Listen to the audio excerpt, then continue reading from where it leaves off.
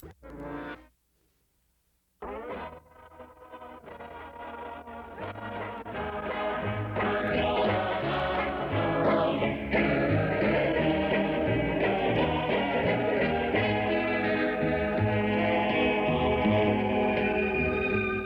out there in Radioland. We invite you to reminisce for a while as we present Those Were the Days, brought to you with fond memories by Northwest Federal Savings and Loan Association in Chicago, Des Plaines, Norridge, and Arlington Heights, and by Nelson Hirschberg Ford, 5133 West Irving Park Road at Laramie.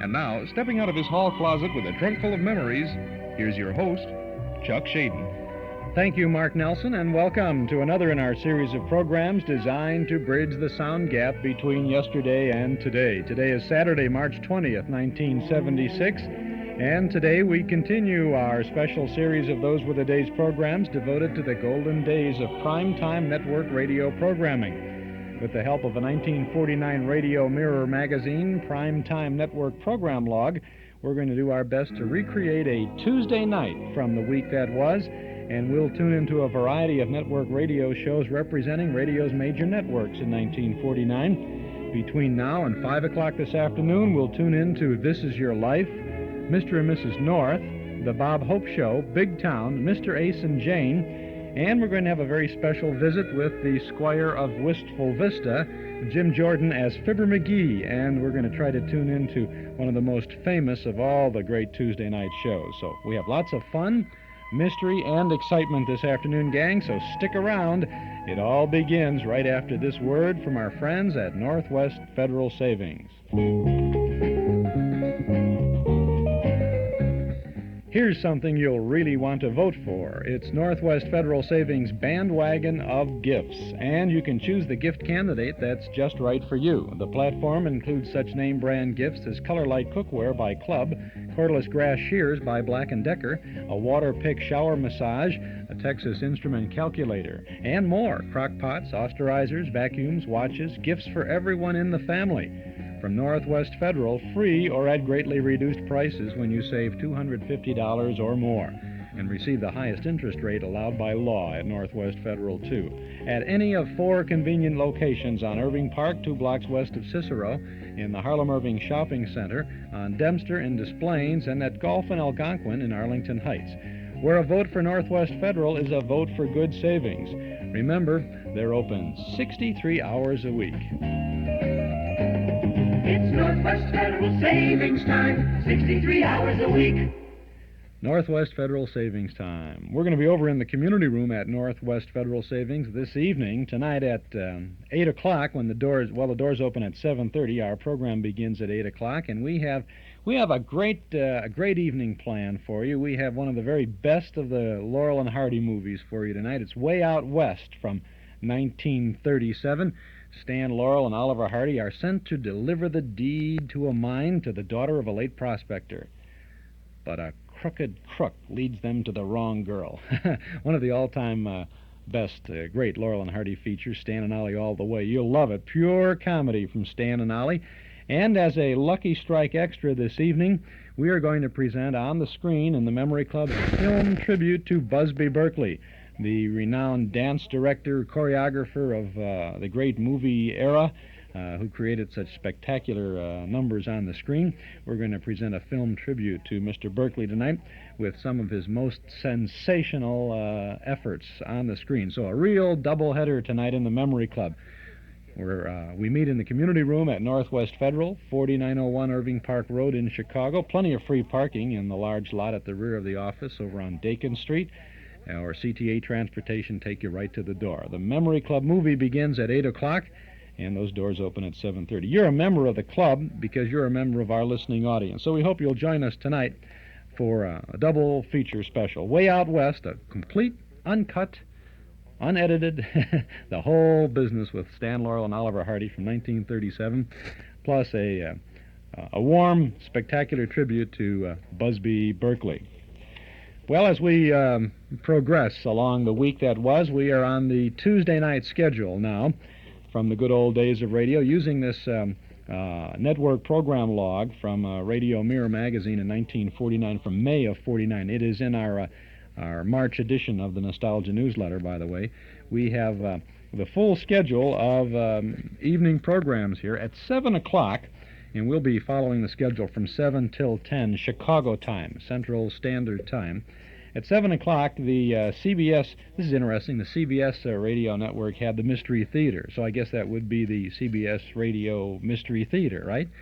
That would probably have been the Mole Mystery Theater at 7 on CBS, which was WBBM in Chicago.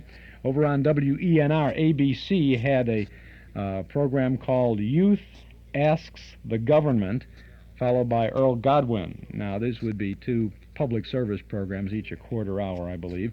The George O'Hanlon Show was on the Mutual Broadcasting System, and I have no idea who George O'Hanlon was. Not the very big stuff here opposite the major show on Tuesday night at 7 o'clock on NBC, WMAQ in Chicago. This Is Your Life, Ralph Edwards, and the predecessor of the TV series of This Is Your Life. He was very successful translating both Truth or Consequences and This Is Your Life from radio to television. We have selected to begin our program this evening a Ralph Edwards This Is Your Life program. Since we're following the program log from May of 1949, we're right on there with this selection. This is a broadcast from May 24th of 1949, and this is the life of world champion boxer Barney Ross. Some very interesting material in here, and there's no surprise because Barney Ross knows about this. As a matter of fact, I think they mentioned it in here. From May 24th of 1949, 7 o'clock in Chicago on a Tuesday night, This Is Your Life. Ladies and gentlemen, stay tuned for This Is Your Life to follow immediately. Before the show is over this evening, 3 world boxing champions will parade before our Philip Morris microphone. A new milestone in radio entertainment, transcribed. Philip Morris presents Ralph Edwards in This Is Your Life.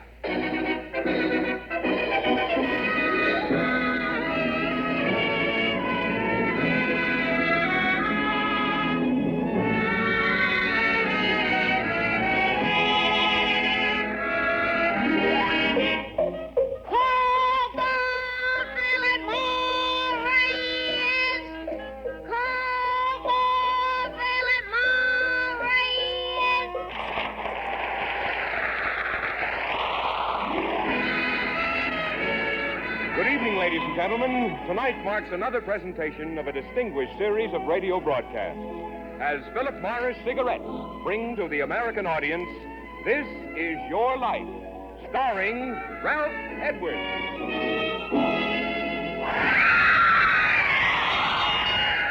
There's the bell. And here to bring you this round-by-round story of a great fighter is our This Is Your Life host, Ralph Edwards.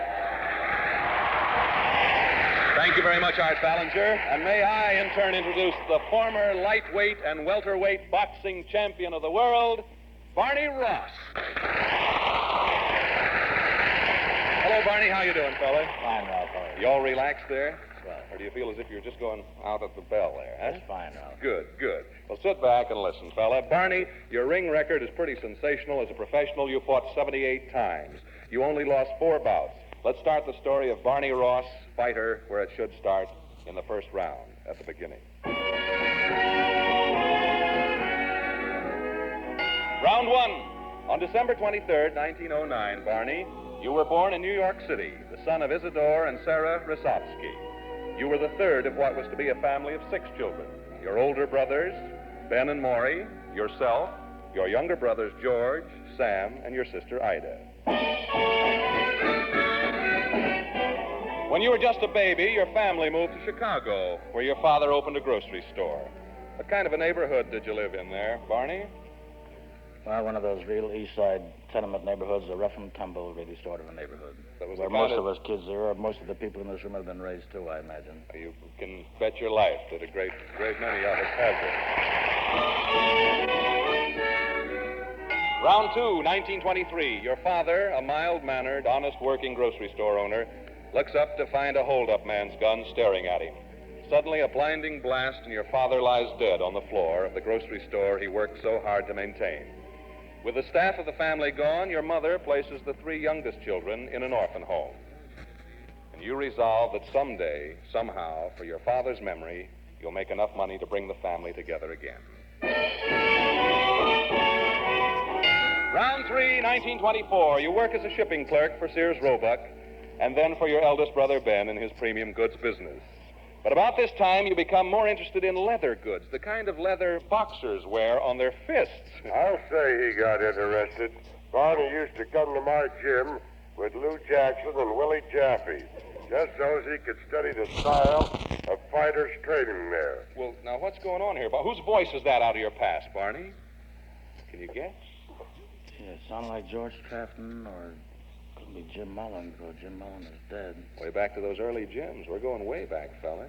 Kid Howard, when I first started. The guy who owned the gym, your close friend and advisor, now one of boxing's most famous referees, Dave Miller. Oh, no. What do you say to him? What do you... What do you usually call him, Dave? I call him my sweetheart. Dave, it's so wonderful to see you. You betcha. Well, sir, so at 15, Barney was quite a student of boxing, eh? When did Barney start scrapping as an amateur? Around 1927, wasn't it, Barney? Just about then, but Ralph, a funny thing, when you said to own the gym, you should have mentioned the fact that he started me out. He's the man who really started me out in boxing. There you are, fella.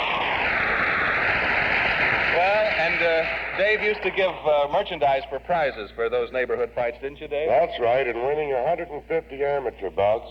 In 2 years, Barney walked off with plenty of those gold watches, fobs, and suits. How many fights did he lose, Dave? None.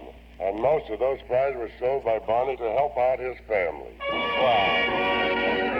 Thank you, Dave Miller. Round 4, March 27th, 1929. What happened on March 27th, 1929? Do you remember, Barney?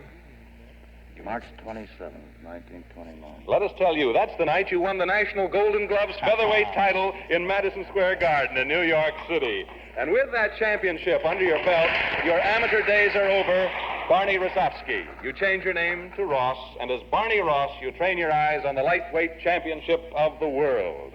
Barney lost a couple of fights on the way up, but that really set him back. Now, who's that, Barney? Do you recognize that voice? Your past is creeping up on you, flown from all parts of the country by TWA, Transworld Airlines Constellations, to take their proud part in your past. Well, let's see now. Come out through those Philip Morris curtains. Art Winch. How are you, Sam? How are you? Glad to see you. Yes, sir, your co-manager. And now Chief Inspector for the State of Illinois Athletic Commission. You bet. It's wonderful to see you. Great to see you, champ. He looks like he could And go you a couple of rounds. can box a few rounds right now for me. You look like you're in good shape. Yes.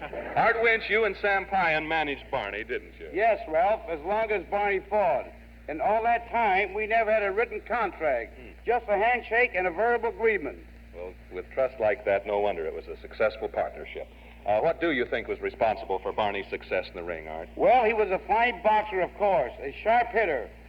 But maybe it was the Star of David.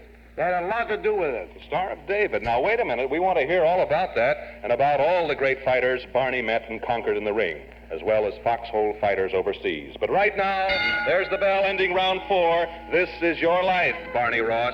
So go to your corner, Barney, for the customary minute of rest. And while your seconds are rubbing you down, here's John Holbrook stepping into the ring with important news concerning Philip Morris. Well, we won't get to hear that news concerning Philip Morris because, as per usual, we have deleted the cigarette commercials in here to comply with present-day regulations regarding that, but we'll get back to This Is Your Life, Barney Ross, in just a moment. When this tune was popular back in 1931, Norm Nelson and Ralph Hirschberg opened their Ford Automobile Agency on a small piece of land at 5133 West Irving Park Road. The first year, they sold about 100 new Fords. Today, 45 years and thousands of new Fords later, Nelson Hirschberg Ford occupies a whole city block at that same location on Irving Park Road at Laramie. And thousands of Chicagoland families have not only bought their first Ford from Nelson Hirschberg, but have returned again and again for all their new Fords. The proof is in the scene. Next time you're out for a drive, notice how many Fords bear the Nelson Hirschberg emblem. And you'll notice how many drivers have seen Nelson Hirschberg, one of Chicagoland's oldest, most respected Ford dealers, at 5133 West Irving Park Road at Laramie. Open 7 days a week, Monday through Friday till 9, Saturday and Sunday to 5. Nelson Hirschberg Ford, Irving Park at Laramie, just across the street from the Metro Golden Memories shop.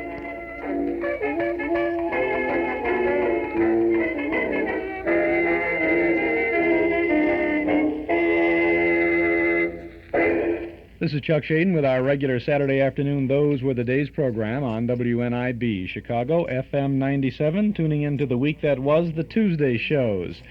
And we're in the midst of This Is Your Life with Ralph Edwards and Barney Ross. Now back to our This Is Your Life host, Ralph Edwards, reviewing the career of one of the greatest boxing personalities of all time, Barney Ross. Round 5, ready to go, Barney? All ready, Ralph. Oh, okay, round 5. You're 20 years old, Barney. You're fighting for keeps now. No gold watches, no suits for prizes. It's for cold cash now. Cash that'll take your kid brothers and sisters out of the orphan home and back to the family. Now, what about that Star of David there Art Winch started to tell us about, eh? Well, Barney's mother's really the one that asked. And since then, I used to sew in the Star of David in Barney's hiding trunks. Do I have to ask you who that is, Barney? No. Yes, indeed. Your mother, Mrs. Sarah Rassoff of Chicago. And here's Mother. Here she is. Say hello to her. Oh, my. Good you are. She's a good flyer, I'm telling you. Barney? I wonder I couldn't get you on the phone yesterday when I was in Chicago. Sure, I called you. Oh, my. Is it true you used to sew the Star of David on Barney's trunks? Is that right? Yes, sure, always. Yes. The Star of David has a deeply religious meaning to you, doesn't it, Mrs. Rassoff? Oh, yes. And since then, Art Finch gets superstitious from his first cup of heights. Yes. And he used to make me sew in the Star of David in every pair of trunks of his. Is that a fact, Barney? Oh, is that right, Art? Yes, sometimes we get the trunks only a few days before the fight. Sometimes only a few hours. A few hours before the fight. Anyway, Mrs. Rassoff, you sew on the Star of David. And Barney'd win the fight, right? Right. Right. Thank you, Mother. You sit right over there by Barney. Round 6, 1930. Your young brothers and your sister are still in the orphan home here in 1930, Barney, aren't they, in 1930? That's right. I guess they were pretty proud of their big brother. Did they ever get to see you fight? I'll say we did, Ralph. Mark, Barney no. saw to that. Well, Hello, Barney. here's Brother George.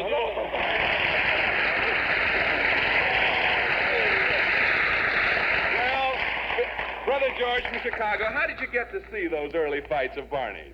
Well, Ralph, they were very wonderful to us at Mark's Nathan Jewish Orphan Home, Yes. and also very, very fair. I'm sure of that. You know, Barney couldn't just leave tickets for Sam and me, so he used to leave a dozen tickets with the supervisor, and they were to go to the boys with the best records, of course, you know, the most deserving ones. And you and Brother Sam sort of saw to it that you were among that group. eh? Oh, what do you think, Ralph? We were always very deserving. I bet you were. How you doing, Barney?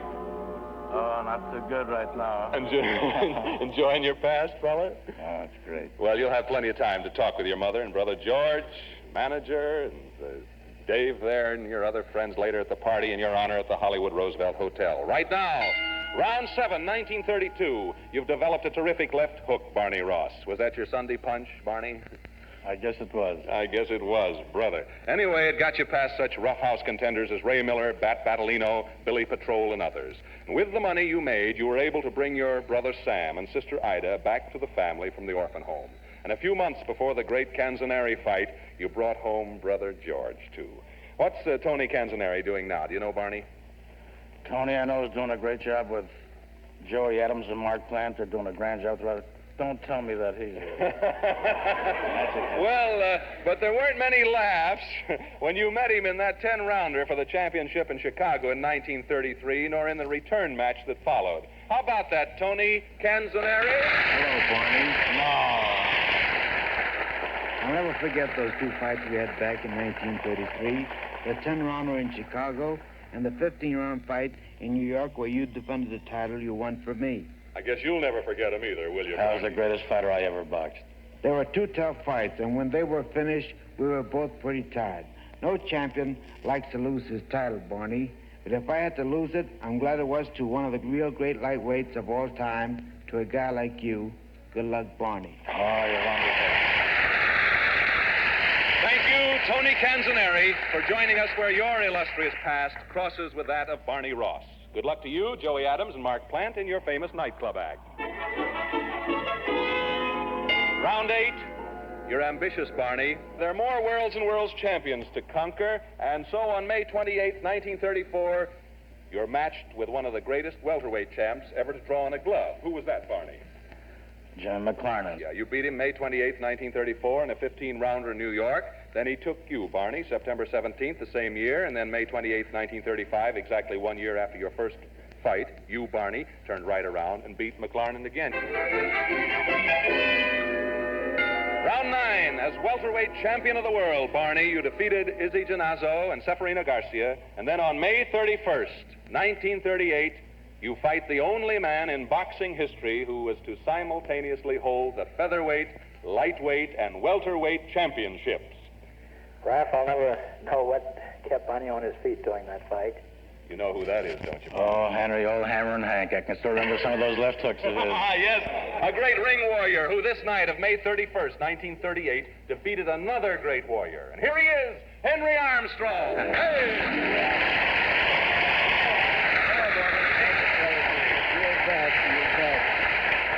Oh, boy.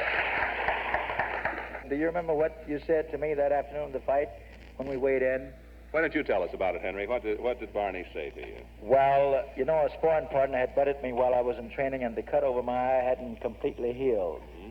It was a pretty cloudy day, and Barney looks up at the sky and said, "I hope it's going to rain, Henry," and the fight's postponed.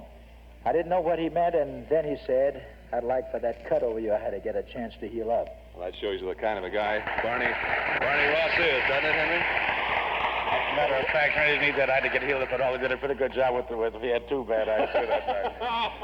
And the way Barney stood up during that fight also shows you the kind of a man he is. I was pretty hot that night, and Barney just couldn't seem to solve my style. Well, you weren't hot, Henry. You were sizzling that night. Well, Barney, you'd made up your mind this was going to be your last fight. And when your managers, Pyan and Winch, saw that you were badly hurt and it was hopeless to go on, they tried to get you to quit as early as the 5th round. And what did Barney say to you, Art Winch? Barney said, "No, I want this title standing up. I'm going to lose it the same way." You really had plenty of what fighters call moxie, Barney. Well, Henry Armstrong, you've been retired from the ring for a number of years. What are you doing now, Henry? Well, Raph, I just finished writing my life story. No kidding. What do you call it? Well, my struggle to 3 Crown. It was a struggle. It's in the publisher's hand, and this time it will actually be out in about 4 or 5 months. Good. And I'm also handling 2 promising fighters, Keith Nuttall, Brigham City lightweight, and Rocky Jones, a little up-and-coming welterweight from the coast here. Well, the best of luck to you, Henry Armstrong. And in all your activities, may your hand always be raised as the winner and still champion. Thank you, Al. Thank you, fella.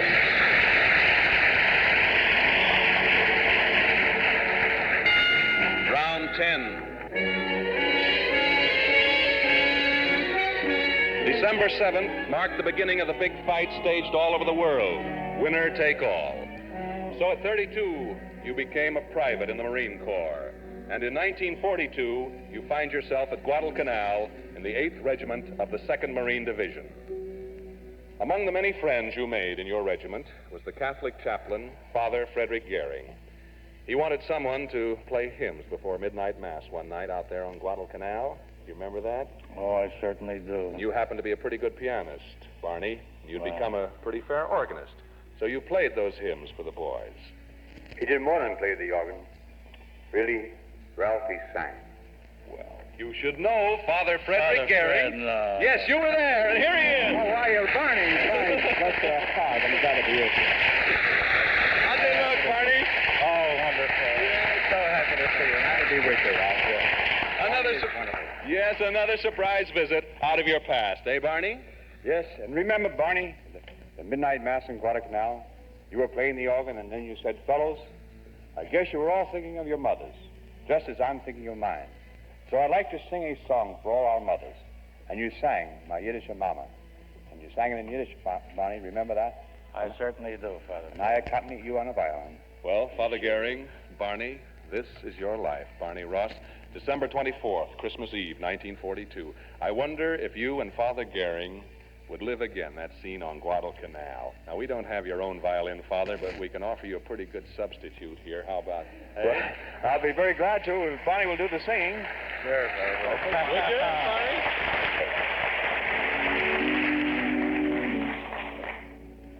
My Yiddish Mama.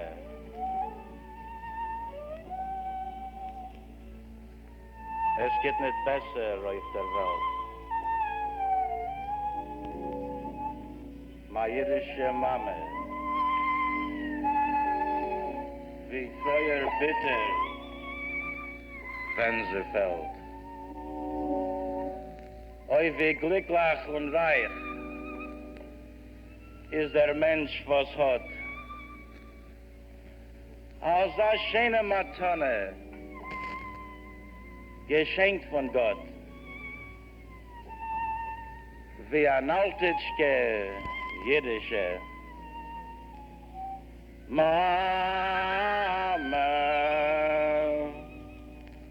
jiddische Mama,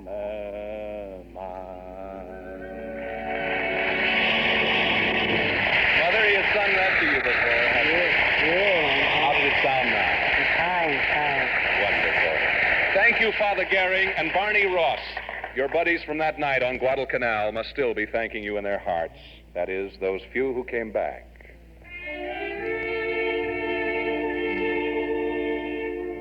Barney, do you remember an afternoon in the middle of November 1942 when you and three buddies, Adkins, Monak, and Freeman, were coming back from the front carrying a boy named Whitey on a stretcher?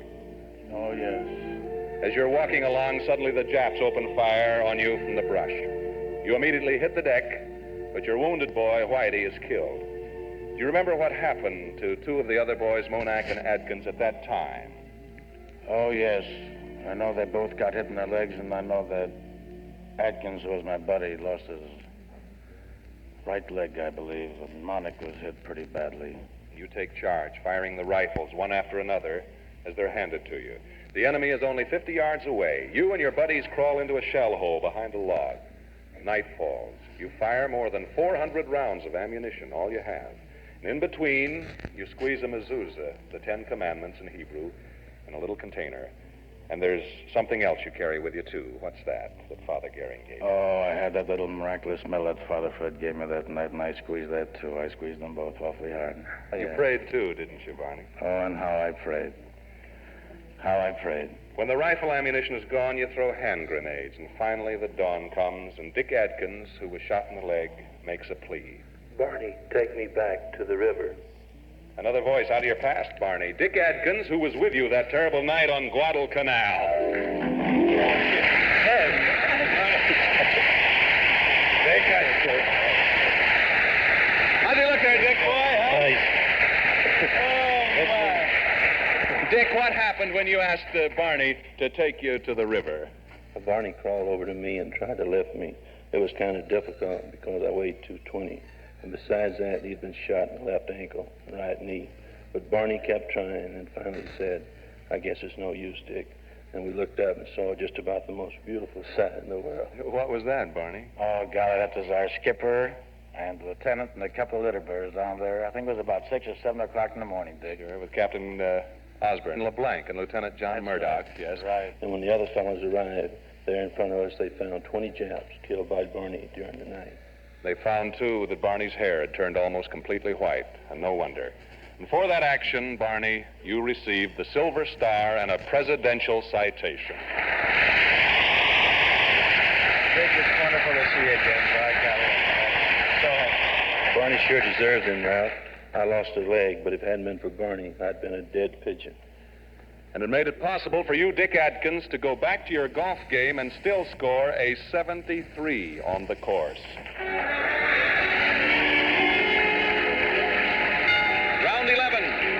Besides your wounds on Guadalcanal, Barney, you fell victim to malignant malaria. Your sufferings were so intense that during your stay in a New Zealand hospital, you were given a drug to relieve the pain. And after you were honorably discharged from the Marine Corps and returned to civilian life, you had more than 30 severe malarial attacks. And to relieve the anguish of these attacks, you found yourself taking the same drug that had been given you. And then in 1946, Barney, you realized that you'd gotten into the habit of using it. You were on the canvas, but you never had taken the count, and you weren't going to this time. And he didn't, Ralph. Well, suppose you tell us about it, Father Gehring. For once, Barney had made up his mind to lick it. There were two things he could do. He could go to a private sanitarium, which he could well afford, or to a United States public health hospital. Barney knew that being a public figure, if he did the latter, it would be spread all over the papers.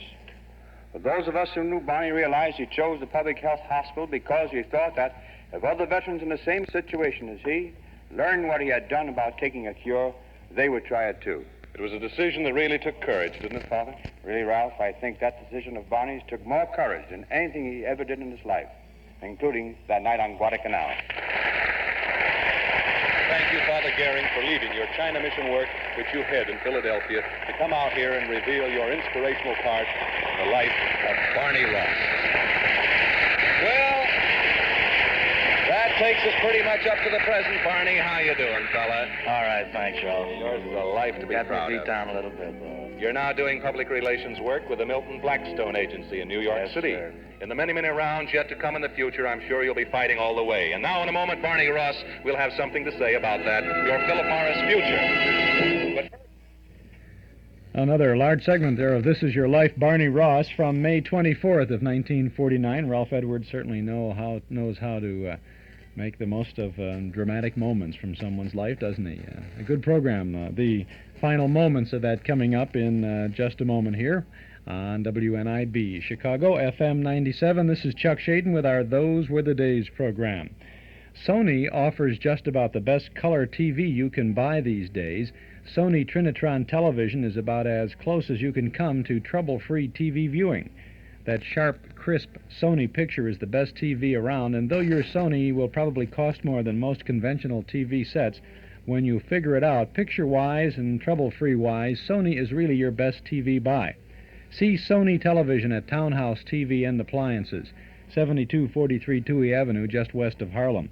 Take a look at the new, exciting Sony Projection TV with a 40-inch diagonal screen. It's the biggest thing that's happened to television in 20 years.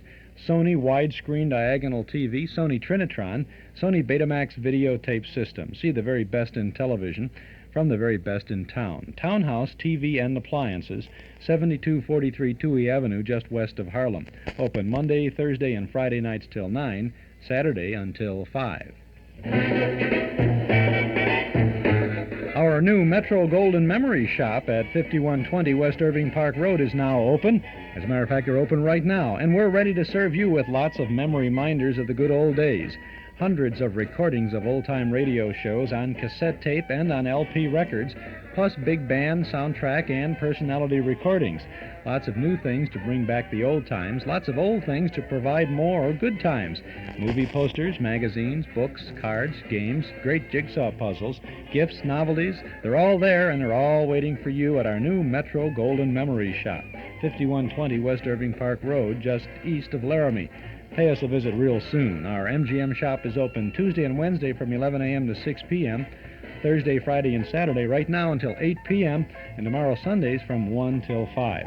Come in and see all the goodies at Metro Golden Memories, 5120 West Irving Park Road. That's 2.5 blocks west of Northwest Federal, just across the street from Nelson Hirschberg Ford. Metro Golden Memories, the MGM shop.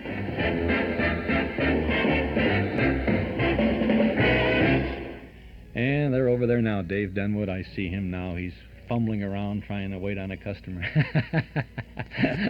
No, he's counting.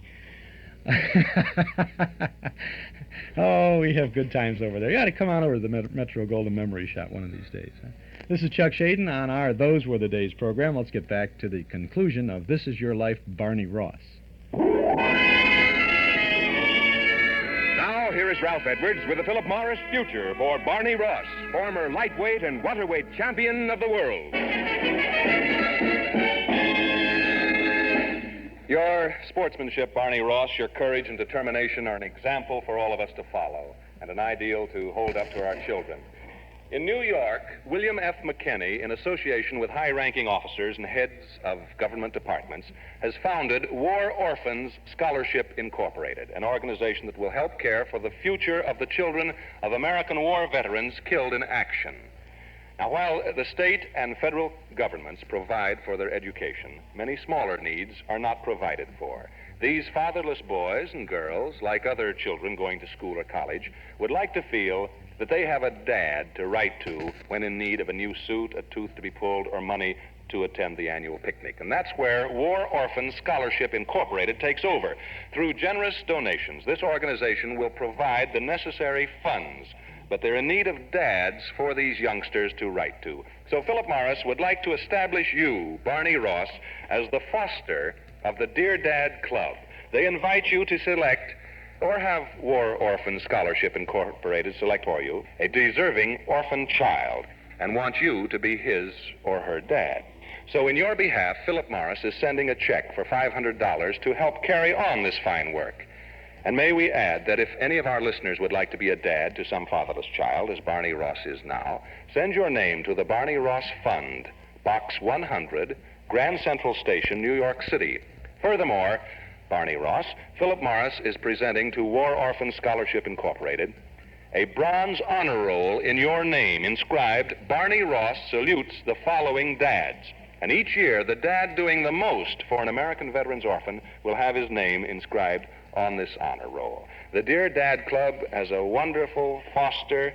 Some child is going to have a mighty fine dad in you, Barney, and the Barney Ross Bronze Honor Roll will inspire a large number of our listeners to respond by offering to serve as dads. Write to the Barney Ross Fund, Box 100, Grand Central Station, New York City.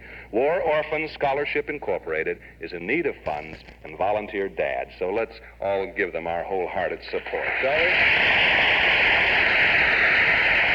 Barney, how does that sound to you, all right? Ralph, I'm so happy and so proud to accept, and I do hope that we will, through this broadcast, we will receive many more fathers, foster fathers, who will take care of all these wonderful boys. Thank you, Barney. And for you personally, Barney, what can it be? Knowing that you've wanted one, Philip Morris has this beautiful Stromberg-Carlson television set, just as a memo for the day, so that you can watch your favorite sport, the boxing matches, a sport in which, as in life itself, you proved yourself a champion. Thank you for being with us tonight, Barney Ross, and the best of everything to you always. Good night. Good night, and thank you, Ralph, and thanks everyone. Thanks to you. Good night, Barney Ross. Good night to you all.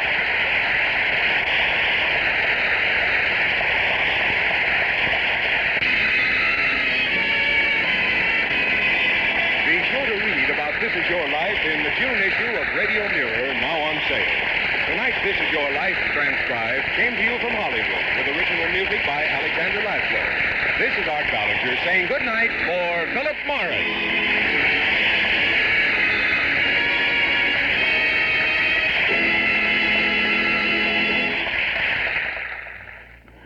Ladies and gentlemen, this is Barney Ross.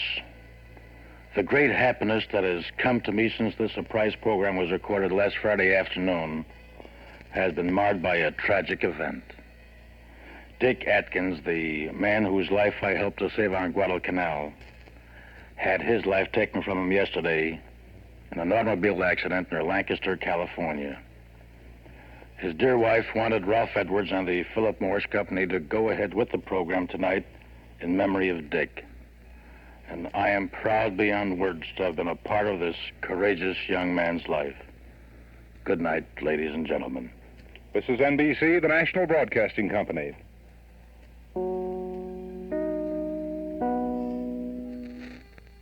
This Is Your Life, Barney Ross. A sad ending to a happy occasion there, with Barney Ross coming in. See, this was a pre-recorded program by 1949. They were taping these things, and he said they taped it Friday afternoon, and then it was broadcast on Tuesday evening at 7 o'clock Chicago time on NBC.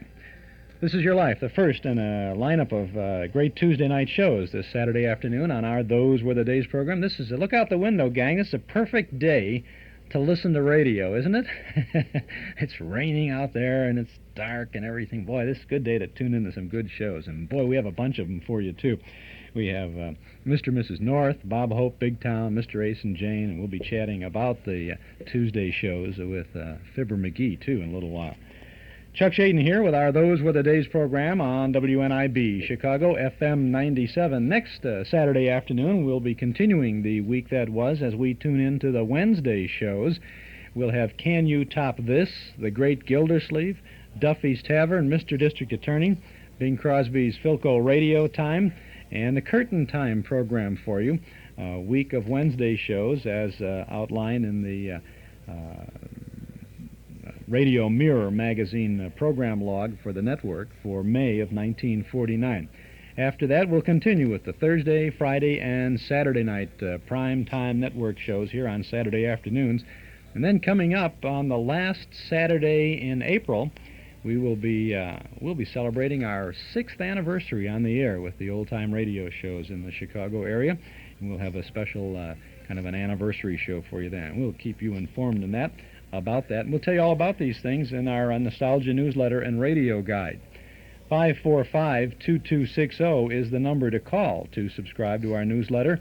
545-2260. A year's subscription is only $6, and each month, before the first of each month, you'll get the complete schedule of old-time radio shows that we broadcast 7 days a week on 6 Chicago area AM and FM radio stations. Day by day, the whole package of vintage radio sounds, plus interesting articles about and from those good old days. Call us now, right here at our studio, at 545-2260. 545-2260. Just give us your name and address and your Nostalgia newsletter subscription. We'll begin with the April issue, which you'll have before the end of this month. We've taken it to the printers. The printers are working on it right now, and when we get it, we'll send it out, and we'll include an invoice for your one-year subscription. $6 for 12 issues. So call us at 545-2260 right now. The April issue of the newsletter, by the way, features a cover picture of Bud Abbott and Lou Costello with Mel Blanc as Bugs the Easter Bunny. We have a 1942 reprint article about Hal Perry as the Great Gildersleeve. Some very interesting items from a very early 1948 television forecast magazine is in this newsletter. We have Mark Nelson's column all about James Cagney and Carl Pearson's big band column all about the big bands in the movies.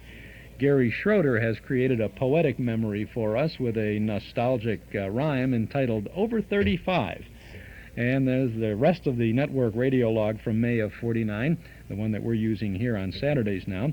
And we have our dime store classified ad page for folks who want to buy or sell or trade something of a nostalgic nature, plus news of our regular Saturday night Memory Club movies.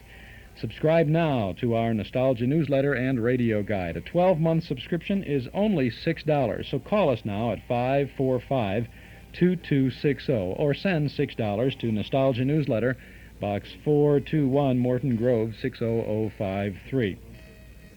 But if you want to get things rolling right away, call us now at 545-2260.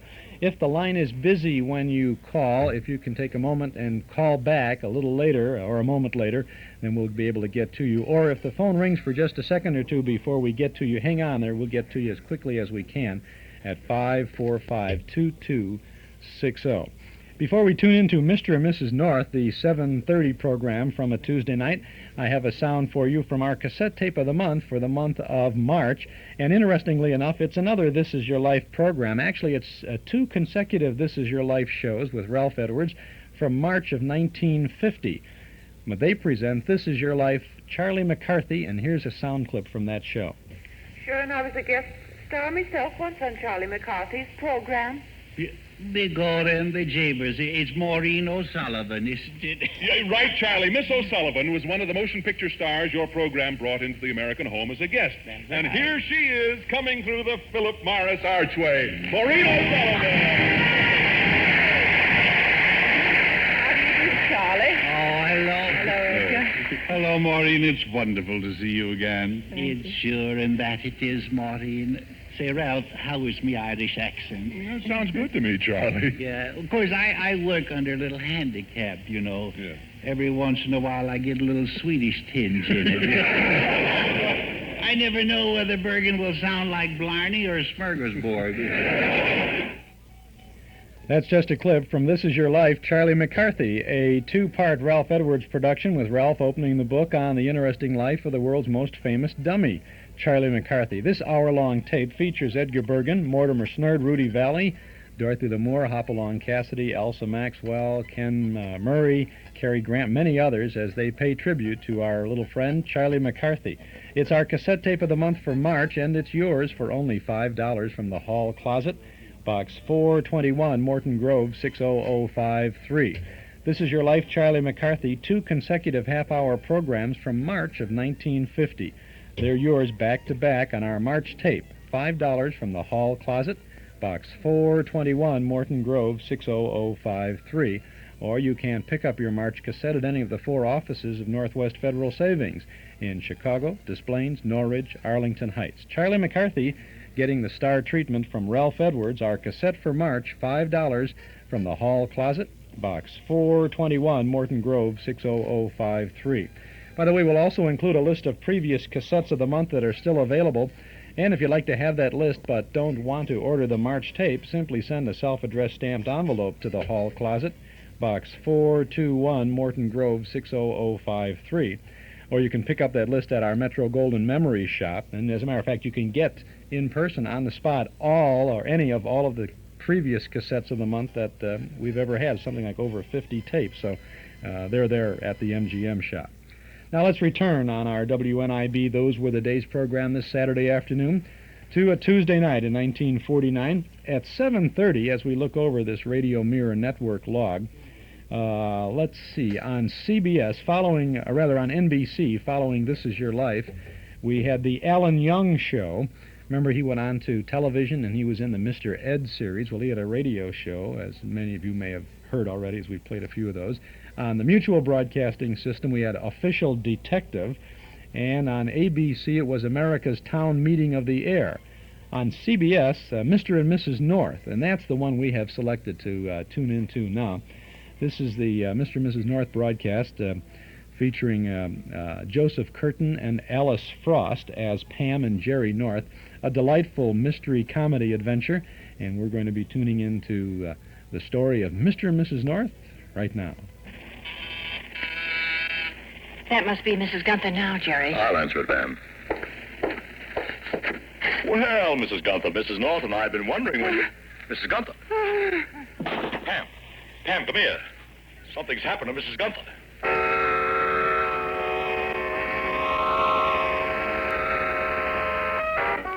Mr. and Mrs. North, starring Joseph Curtin and Alice Frost. Listen as Pam and Jerry solve the mystery, Fool's Gold. Yes, it's Pam and Jerry North with another thrilling transcribed story brought to you by Adler Sewing Machine and your neighborhood Adler dealer. Adler, manufactured since 1860, the sewing machine that needs no attachments. Adler, famous the world over for its magic zigzag stitch. Now, Mr. and Mrs. North. The houses on Stanley Street are as modest and unassuming as the people who own them. People like the Gunthers, for instance. Herbert Gunther, his wife Rose, and their daughter Lois. And yet there's a difference between the Gunthers and their neighbors, a strange and terrible difference. Dad? Oh, yes, Lois. I thought I heard you in here. Well, I couldn't sleep. I came in for a cigarette. No, don't turn on the light. You might wake up your mother. What time is it? After 11. Lois. Yes? Lois, I can't go through with it. Dad. I can't. For heaven's sakes, Dad, get hold of yourself. Mother will hear you. I don't care. Oh, I do. Please, Lois, please.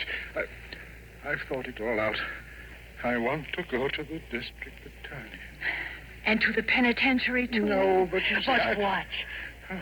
What do you think the district attorney will do when you tell him why you held out against convicting Nick Daniels? He already suspects. What he suspects and what he can prove are two different things. And the people, The people down at work, everybody in the neighborhood, they know. They're not fools. They know there's a reason why I was the only man on that jury that voted for acquittal. And your mother, I think she knows, too. Oh, why did I do it? Why? For $10,000, that's why. I shouldn't have listened to you. I've let you have your own way all your life. Stop it, Dad, stop it. For once, I should have said no to you. Stop it. Oh. Doris. Ted? Oh, darling, I'm sorry. I didn't mean to do that. Oh, please forgive me. It's all right, Doris. Oh, darling, listen. You mustn't torture yourself over what you did. I know how you must feel. I've always understood you. You've told me so yourself, haven't you? Yes. Even more than Mother. She's never cared. She's never understood you. Isn't that true? Yes, Lois. No, now listen to me. We had a chance some people never get, and we took it. And tonight we have $10,000. Oh, darling, think of it. More money than you could ever dream of having by working the rest of your life for the North Publishing Company. Now you can have all the things you've always said you wanted for me and for yourself. And it isn't as though you'd kept Nick Daniels from being convicted of a real crime. A contempt charge, that's nothing. Nothing? Of course not. Why, when I went to see him, I didn't think he'd be willing to pay anything just to stay out of jail for a few months. But he was. We'd have been fools not to have taken the money, wouldn't we? Yes. Yes, I suppose so. And I'm sorry. I'm all right now. I was just a little frightened, a little nervous, I guess. I understand. Now, look, darling, you go on back to bed. What's the matter? Shh. Thought I heard something. Your mother. Stay here. Well? There wasn't anyone there. Lois, what about your mother? She has to be told. She will be. When? When it's safe. Now, you go to bed and let me worry about Mother.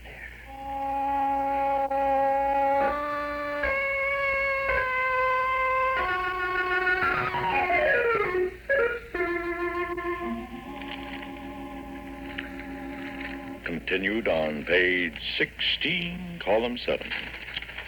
Page 14, page 6. Oh, nuts. Pam! Oh, what is it, Jerry? Where are you? In the bedroom. Darling, where is the rest of the evening paper? The rest of it? Mhm. Well, I don't know, dear. Isn't it all there? It's all here except the upper right-hand corner of pages 15 and 16. Look. Oh, golly. Oh, that's right. There was an ad for the most marvelous sale of dresses on that page, and I tore it out. May I have it? Oh, of course, dear. Well, let's see. What did I do with it? Oh, yes, my purse. I wish there was some way I could keep you from making confetti out of the newspaper until after I've read it. Oh, I'm sorry, darling. I thought you'd finished with the paper.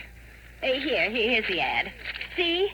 It fits into the torn part perfectly. And look, Jerry, isn't that the loveliest two-piece jersey dress you ever saw for that price? Darling, may I admire the dress after I found out what the president thinks our next step should be in the Far East? Of course. Thank you. What, dear? My bookkeeper is in the news again. Your bookkeeper? Oh, you mean that man Gunther? Yeah, listen. The district attorney's office announced today it was dropping contempt charges against New York gambler Nick Daniels. The decision came 1 week after Daniels' first trial when the jury, standing 11-1 for conviction, failed to reach a verdict.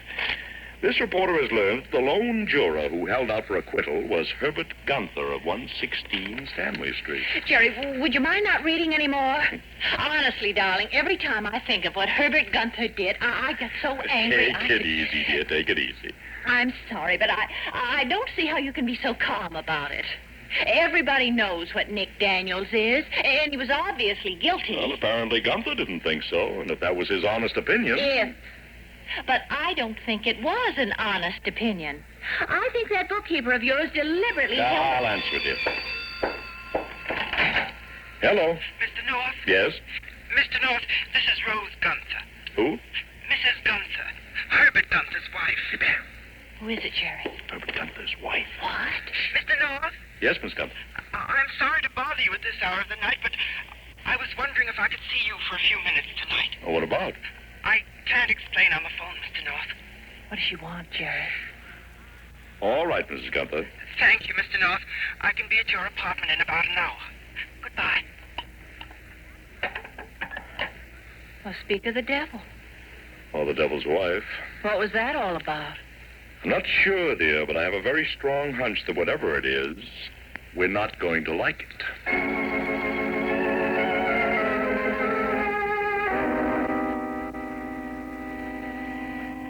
Dad. Dad, wake up. Lois, what is it? What's the matter? Put on your robe and slippers and come with me. And hurry. All right. But where are we going? To Mother's room. To Mother's room? Lois, what is this? Look. There's a light on in her room. Yes. What is she doing up? Dressing to go out. What? Look. Lois. Herbert. May we come in, Mother? Rose, where are you going? Out. Where? Well, if you don't want to tell him, Mother, I will. So you heard me on the telephone. The telephone? Talking to Mr. North. She asked to see him. That's where she's going. Rose, do you know about... Yes. I heard you and Lois in the living room tonight. I'm sorry. If you mean for yourself, you should be. But if you mean for me, there's no need to be sorry. What I heard didn't come as any great shock. I suspected why you'd held out against convicting that man, Daniels. The best I could do was hope I was wrong. Now I can't do even that anymore. Why are you going to Mr. North? Because he's been good to you since the trial. With all that nasty publicity you got, he would have been justified in firing you. But he didn't. Now I want his advice. You already know what that will be. Yes? Listen, Rose, try to understand. I took that money. I made that deal with Nick Daniels for us. Not for us, Herbert. For her. For Lois. For 23 years she's been all you've lived for. I haven't mattered to you from the moment she was born. And I hate you for that, Herbert. I hate you both. Wait a minute, Mother. Get away from that door, Lois. No. Get away from that door. Lois, let go of me. You think I'm going to let you walk out of here? Ruin my one chance to have all the things I've ever wanted. You're crazy. Let me go. I won't. Stop it, Lois. Stop. Goodbye, Herbert. Dad! We can't let her go. We can't let her ruin everything like this. Oh, there's nothing we can do, Lois. You fool! You poor, stupid, violent fool!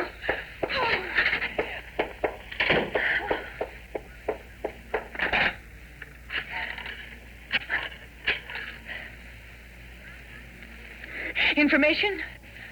I want the telephone number listed to Mr. Nick Daniels on Granley Square. That's right. The name is Nick Daniels.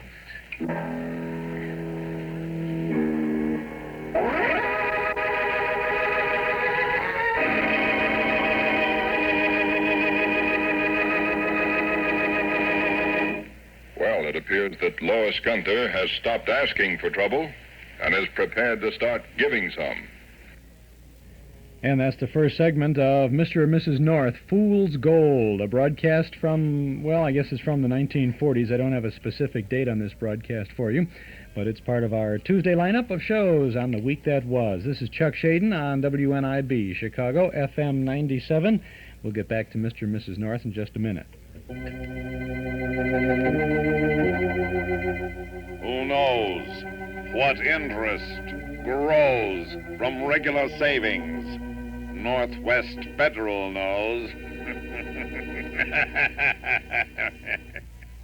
Northwest Federal Savings, that is. Northwest Federal Savings experts will clear up the clouds in your mind about confusing savings plans. Northwest Federal offers a wide variety of savings programs with interest from the day you leave it to the day you need it. You'll get prompt attention and clear, accurate information when you open your insured savings account at Northwest Federal Savings. And remember, The seed of savings bears fruitful rewards. Regular saving pays. Northwest Federal knows. Northwest Federal Savings, serving you 63 hours a week in Chicago on Irving Park Road, in Des Plaines on Dempster Street, in Norridge at the Harlem Irving Plaza, and in Arlington Heights in the Surrey Ridge Shopping Center on Algonquin Gulf Road. You're tuned to WNIB, Chicago, FM 97. Chuck Shaden here every Saturday from 1 until 5 with the great sounds of the good old days of radio. Every Saturday afternoon on WNIB. We continue now with Mr. and Mrs. North. To Mr. and Mrs. North. When I tried to stop her, Dad made me let her go. That's fine. That's just dandy. What's the matter with that old man of yours anyway? He's all mixed up, Mr. Daniels. You bet he's mixed up. And so are you. Mixed up in something that'll send us all to the pen if that mother of yours shoots her mouth off. I told you we should have had the old lady in on the deal. All right, Mr. Daniels, we made a mistake, so what are we going to do? All you're going to do is ride her on your old man. I'll handle your mother. How? It all depends on how well she listens to a reasonable guy with a reasonable proposition. What's the address this guy she's going to talk to? This Mr. North.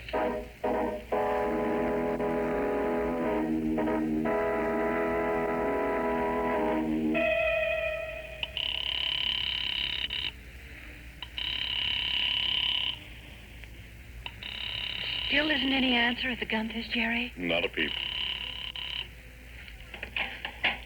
Something's happened to Mrs. Gunther, Jerry. I just know it has. Oh, now, Pam, dear, let's not... Look at the time, darling. It's been almost 2 hours since she phoned. Well, yes, but you had to come from way out in Queens to get here. But it doesn't take 2 hours.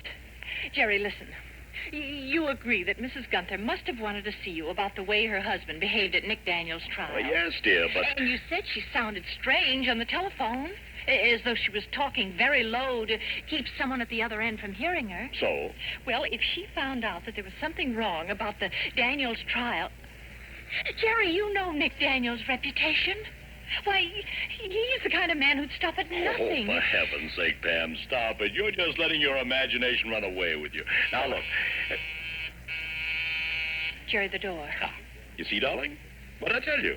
All your worrying for nothing. Do you think that's Mrs. Gunther? Well, of course. Who else would it be at this hour of the night? I'll answer it. Why don't you make some coffee? She might like a cup. Oh, all right, dear. Well, Mrs. Gunther, we've been wondering... Mrs. Gunther? Mr. North. Mrs. Gunther, what is it? Help. What? Pam, come here. What's the matter, Jerry? Oh. Is that Mrs. Gunther? Yeah, What's the matter with her? she's dead. Stabbed to death.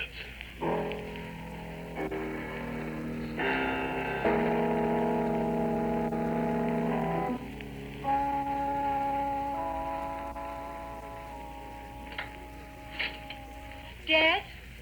Is that you? Yes, Lois. Yes, it's me. Where have you been? Oh, just walking. I heard you go out and I thought... But I'd gone to give myself up. Well, I was going to, but then I thought, what's the use? Rose is taking care of that. Besides, it was nice out tonight, and I wanted a little more time just to walk. Dad, listen. I've packed some bags for us. Bags? We can go somewhere tonight, and then when the bank opens in the morning, you can get the money out of the safe deposit vault and... Run away? Yes. No. Dad? No. I'm going to stay right here. Maybe you are, but I'm not. Then go. You're the only one who can get the money out of the bank. Then you'll have to go without the money. Oh. I'm sorry, Lois. But this is one time I can't listen to you. This once, I can't give you what you want. All right. Have it your way. We should be hearing from your mother soon. Yes. Oh, why did I do it? That's what I can't understand. Why? Just 2 weeks ago tonight, I remembered while I was out walking. I came home from work early, and I had dinner and worked out in the yard. I raked leaves, and while they were burning, Bob Williams next door and I, we stood around and we talked. And then I came in and read the paper and went to bed. That was the way my life was. I wasn't the kind of man who'd do a thing like this. So how did it happen? Why did I do it? Why? Oh, stop it.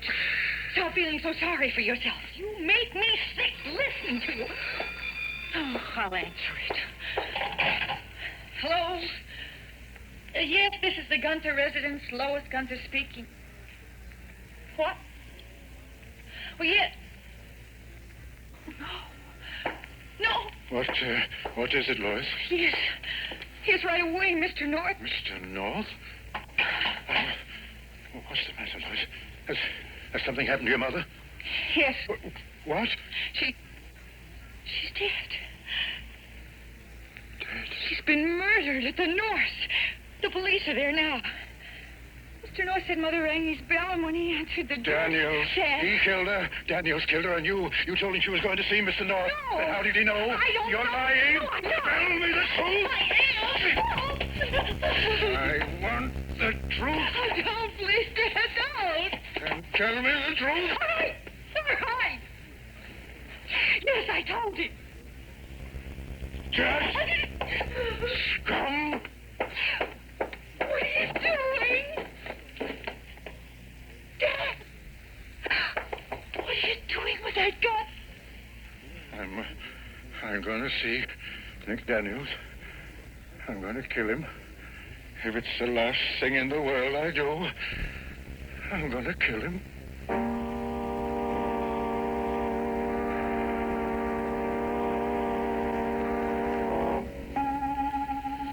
Okay, Leo, you can tell the boys with a basket I'm through. Right, Sergeant. I'll be out in the kitchen talking to Mr. and Mrs. North. Okay. All right, you guys, you can take her away. All right. Got any more, that coffee? Why, sure. Come in, Sergeant Brady, and sit down. I'll get you a cup, Sergeant. Thanks. You're in charge here? Temporarily. Temporarily. Oh, this case will go downtown to headquarters before morning. According to the patrolman who answered your call, you identified the woman as Mrs. Herbert Gunther. That's right. Yes, Sergeant. Cream and sugar? I take it black, Miss North, thanks. Mrs. Herbert Gunther, the wife of the one juror who hung tough and wouldn't convict Nick Daniels, right? Right. And now she's dead. Murdered. I think there's a connection, don't you? Of course we do. And so will everyone else, from the commissioner on down. So that's why they'll take it over downtown. Nick Daniels is big. Nobody knows exactly how big, maybe, but big enough for the department to call on the first string to crack this thing. Meanwhile, it's my baby, and I wouldn't mind having a crack at Daniels myself. We can understand that. So, would you folks like to take a ride down to his place on Granley Square? We can talk on the way. Well, drink your coffee and let's go, Sergeant. Oh, the coffee can wait, Mr. North.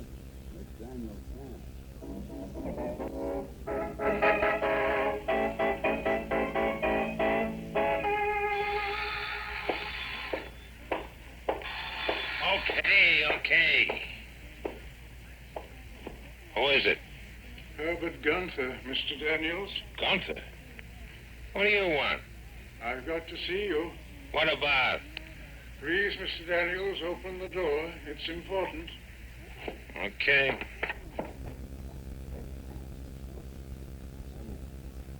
Thank you. Okay, Gunther, spill it. What do you got in your mind? Murder, Mr. Daniels. Hey, what is this? What are you doing with that rod? I'm going to kill you. What? I mean it, Mr. Daniels. What's the matter with you? You jump your trolley or something? You killed my wife. Your wife? To keep her from talking to Mr. North. You're nuts. My daughter telephoned you. She I don't know what you're talking about. Now, look, you crazy old go take that cat pistol and get out of here. Stay where you are, Mr. Daniels. Gunther, listen, use your head. You can't get away with this. I don't want to get away with it, Mr. Daniels. What happens to me now doesn't matter. Now, look, Gunther. Keep quiet, Mr. Daniels. Will you give me? Don't move. For the love of Mike, will you give me that? Open up, Daniels. It's the police. Cops. Hear that, Gunther? You shoot me and they'll grab you before you can move. Daniels, give me that open up. gun, Gunther. Stay where you are, Mr. Daniels. Let go of me.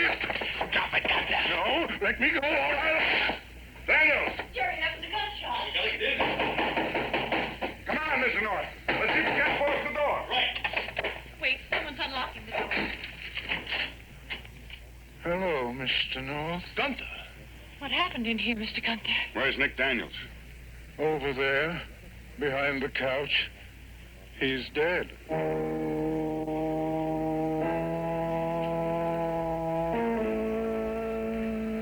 Well, it appears that this time Herbert Gunther found Nick Daniels guilty.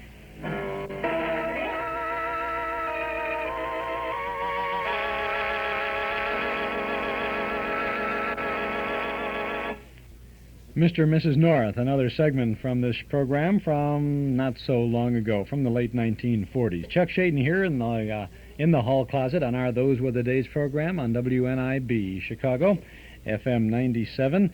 We'll get back to the exciting conclusion of Mr. and Mrs. North in just a moment. Boys and girls, may we suggest that you step into the Paul Meyer shoe store in Evanston and then step out with a pair of Stepmaster shoes. Stepmaster shoes are reasonably priced, yet are made of quality ingredients by skilled shoemakers right here in Illinois.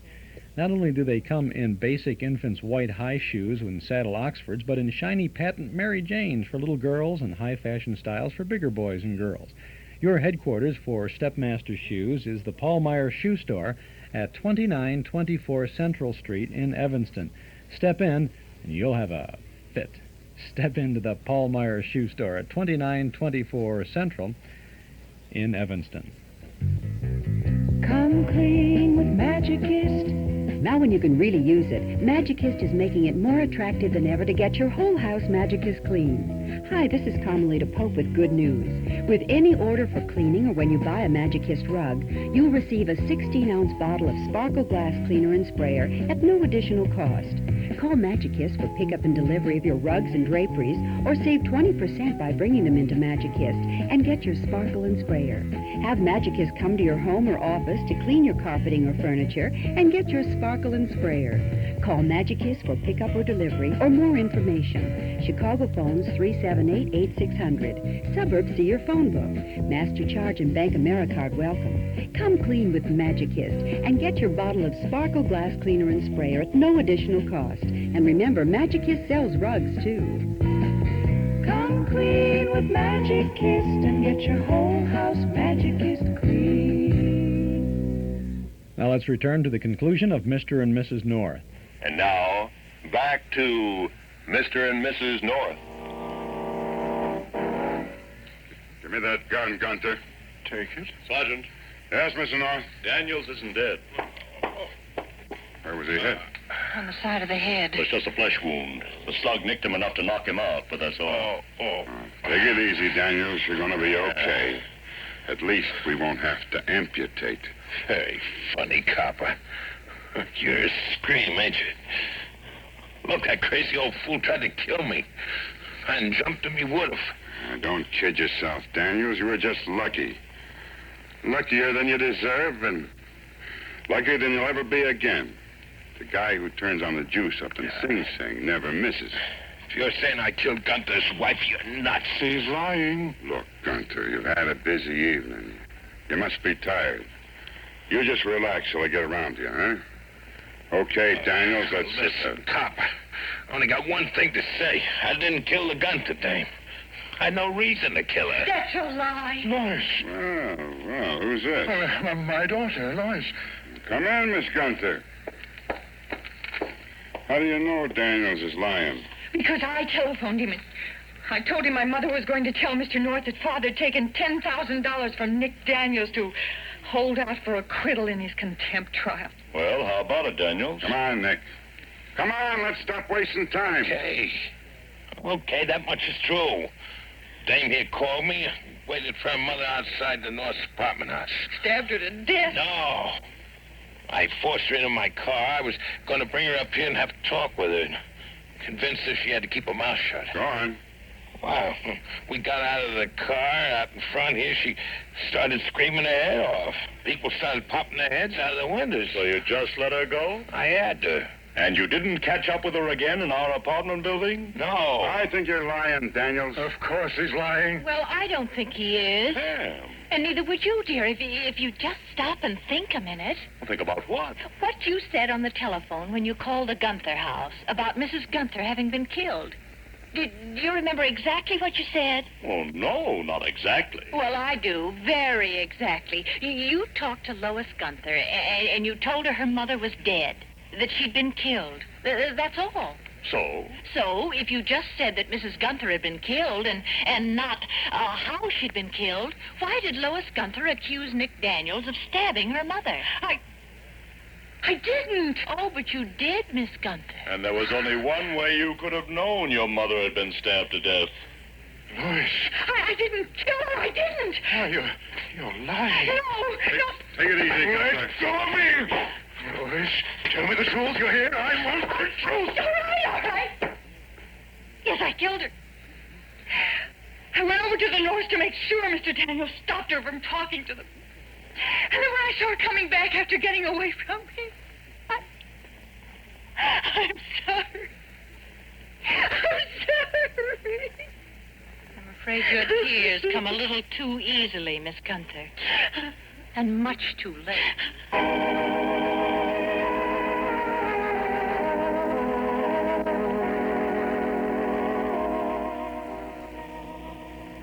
Jerry.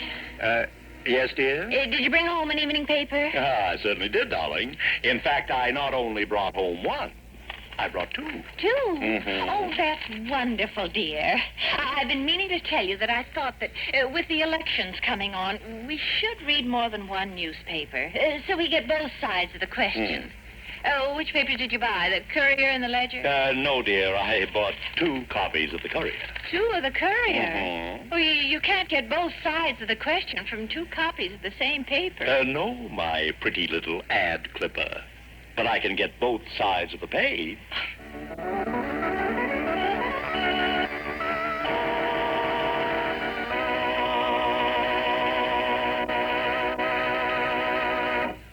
Next week, the Norths see a theatrical performance that is true to life, but truer to death in the mystery Curtain for Regis. The characters of Mr. and Mrs. North are based on those originally created by Francis and Richard Lockridge.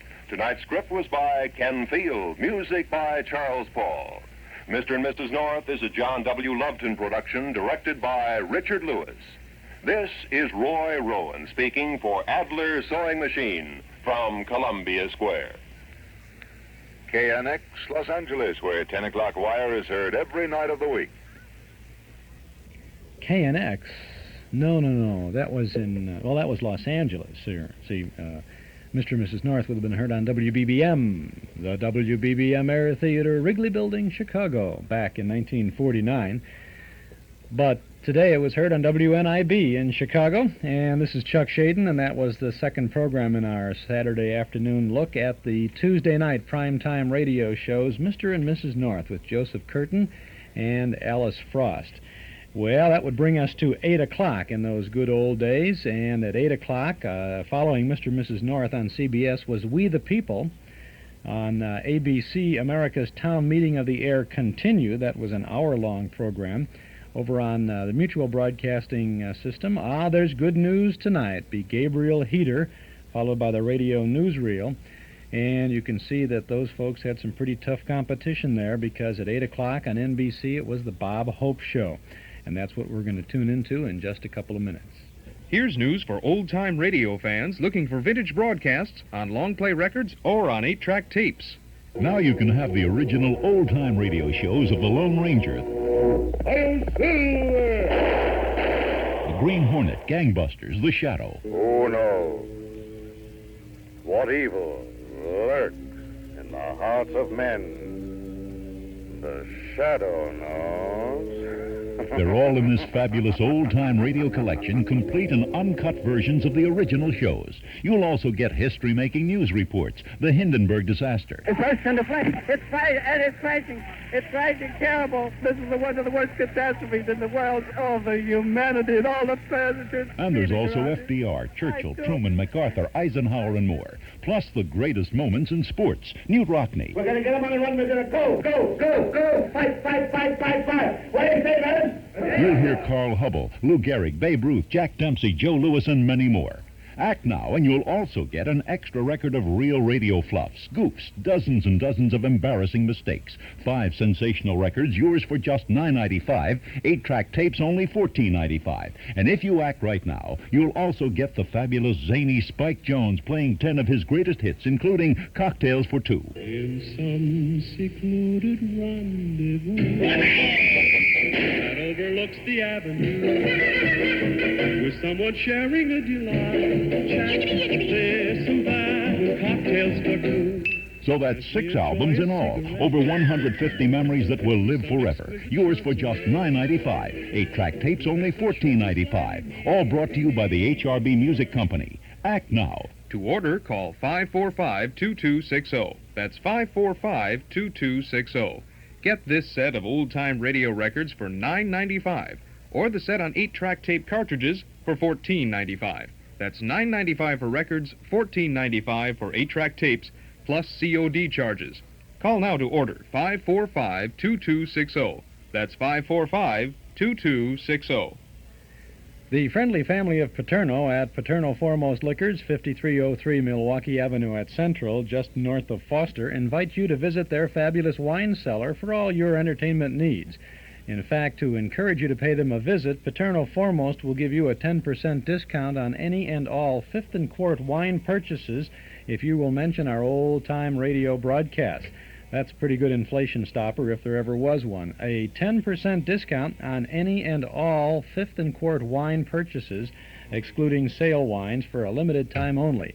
And while you're there, check Chicagoland's one-stop beverage mart for domestic and imported wines, beers, cordials, soft drinks, whatever. Visit the wonderful world of Paterno, Monday through Saturday from 9 in the morning till 10 at night. Sunday from noon until 8. Paterno Foremost Liquors at 5303 Milwaukee Avenue at Central, just north of Foster. This is Chuck Shaden on our Those Were the Days program on this Saturday afternoon from WNIB Chicago, FM 97.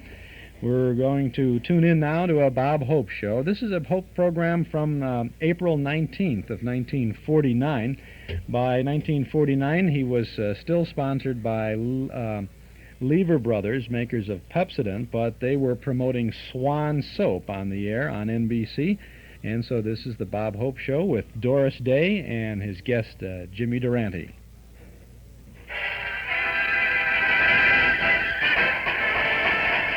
Well, I swore. Me too. So do I. How about you? Yes, it's the new Bob Hope Swan Show, transcribed by Lever Brothers Company, with our great singing star, Doris Day. Jimmy Durante in person. Bill Farrell, Irene Ryan, the Four Hits and a Miss, the Les Brown Band, and yours truly, High Aberback. We get a better break with Swan. How about you? Yes, how about you? Who, me? Yeah, are you an Easter bunny? No, I'm an Easter chicken. I'm getting even with Rita Hayworth for turning me down. I'm going to fly over her house and lay an egg on Ali Khan.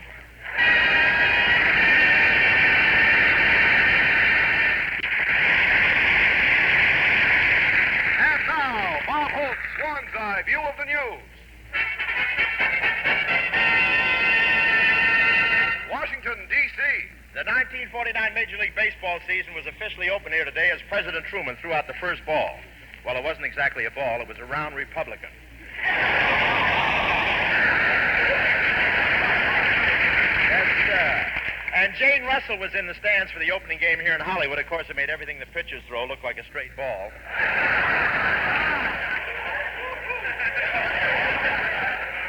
But it's sort of a silly game, baseball. That's where 9 men try to get to first base, and the first baseman's a man.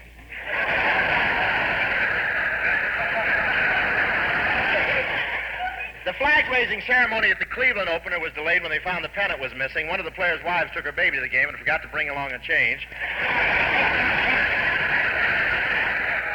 And I wanted to help Cleveland, so I figured out a way where the opposing teams couldn't score a run, but they wouldn't let me use a manhole for home plate. And the movie stars here in Hollywood have their own baseball team. I'm the pitcher, Mickey Rooney's the shortstop, Gene Kelly plays first base, and Sidney Greenstreet's the stadium.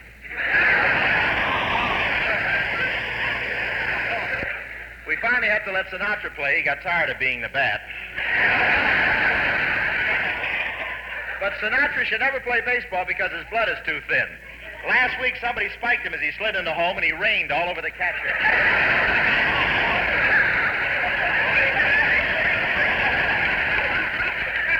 Detroit, Michigan. The National Automobile Survey here disclosed that 15,000 trailers took to the road as the annual caravan of tourists started across the country. Hollywood's really loaded with tourists. I took a walk down Hollywood Boulevard and signed so many autographs, my coin changer was red hot.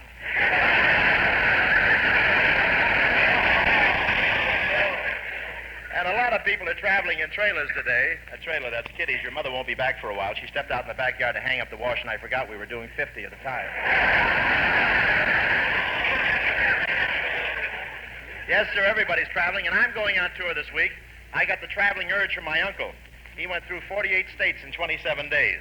He could have gone faster, but a posse was chasing him, and he was carrying a horse under each arm. And on my last trip, that sneaks up on you, doesn't it? And on my last trip, I stayed at the biggest hotel in Texas, the Shamrock, and that place is really big. When I came in, I saw the bleached bones of a skeleton laying in the lobby. The poor guy got lost trying to find the washroom.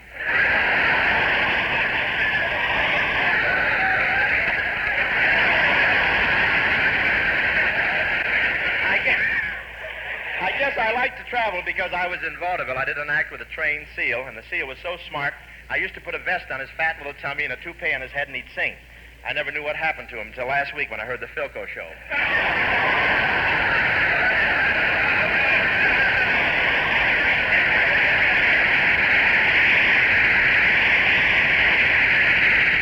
On my last tour, we stopped in Kansas City, and I slept in the same bed President Truman uses when he's there.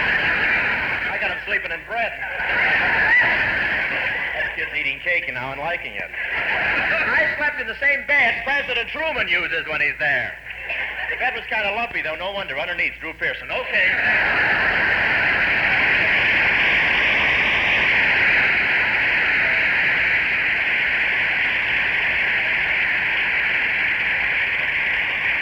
Hollywood, California. The Motion Picture Association announced here this week that the number of drive-in movie theaters in America had more than doubled in the last year. Yes, sir, those drive-in movies are really catching on. Drive-in movie, that's where every car is a balcony. When I go to one of those drive-in theaters, I like to park my car right down close to the screen. That way Charles Boyer's lower lip washes my windshield.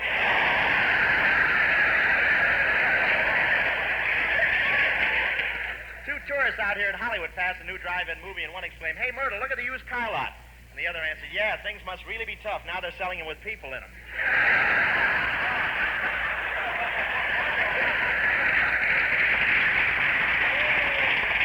They caught one guy cheating in a drive-in theater. He drove in with a new Buick with his 3 kids under the hood. They were watching the picture through the porthole. And I don't know if those romantic pictures have any effect on those automobiles or not, but one guy got out to buy a candy bar, and when he came back, there was a note from his car that said, "I'm sorry, but I ran away with a cute little Pontiac. I know it was impetuous, but I'm a convertible, and I blew my top."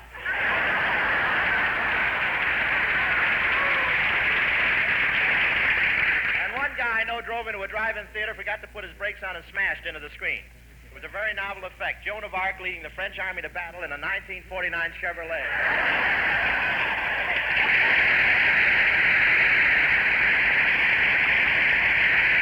And now, the question of the week. Have you discovered why you get a better break with Swan? Have you broken a cake of Swan in two? That's the way to prove Swan gives you a better break. Yes, it's true. The inside of the cake tells you that Swan is the best soap afloat. That you get a better break with Swan. Just break a cake and see. Well, sure, just the way I'm breaking a cake right now. There, a smoother break. Now I press the inside of the cake. It's firm and solid, not soft and spongy. Then I press the edges. Again, firm and solid. No wasteful, crumbling edges, no matter how hard you press. That proves Swan will last longer. It's more economical. That you get a better break with Swan. Just break a cake and see. And, ladies, Swan is better because it's made by an exclusive patented process that no other floating soap can use. So buy some Swan soap tomorrow. You'll discover that for dishes and your hands, for bath and for baby, you'll get a better break with Swan.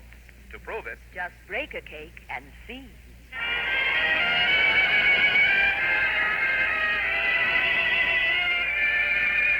The current Warner Brothers picture, My Dream Is Yours, gives our singing star her material for this spot. And here she is, Miss Doris Day.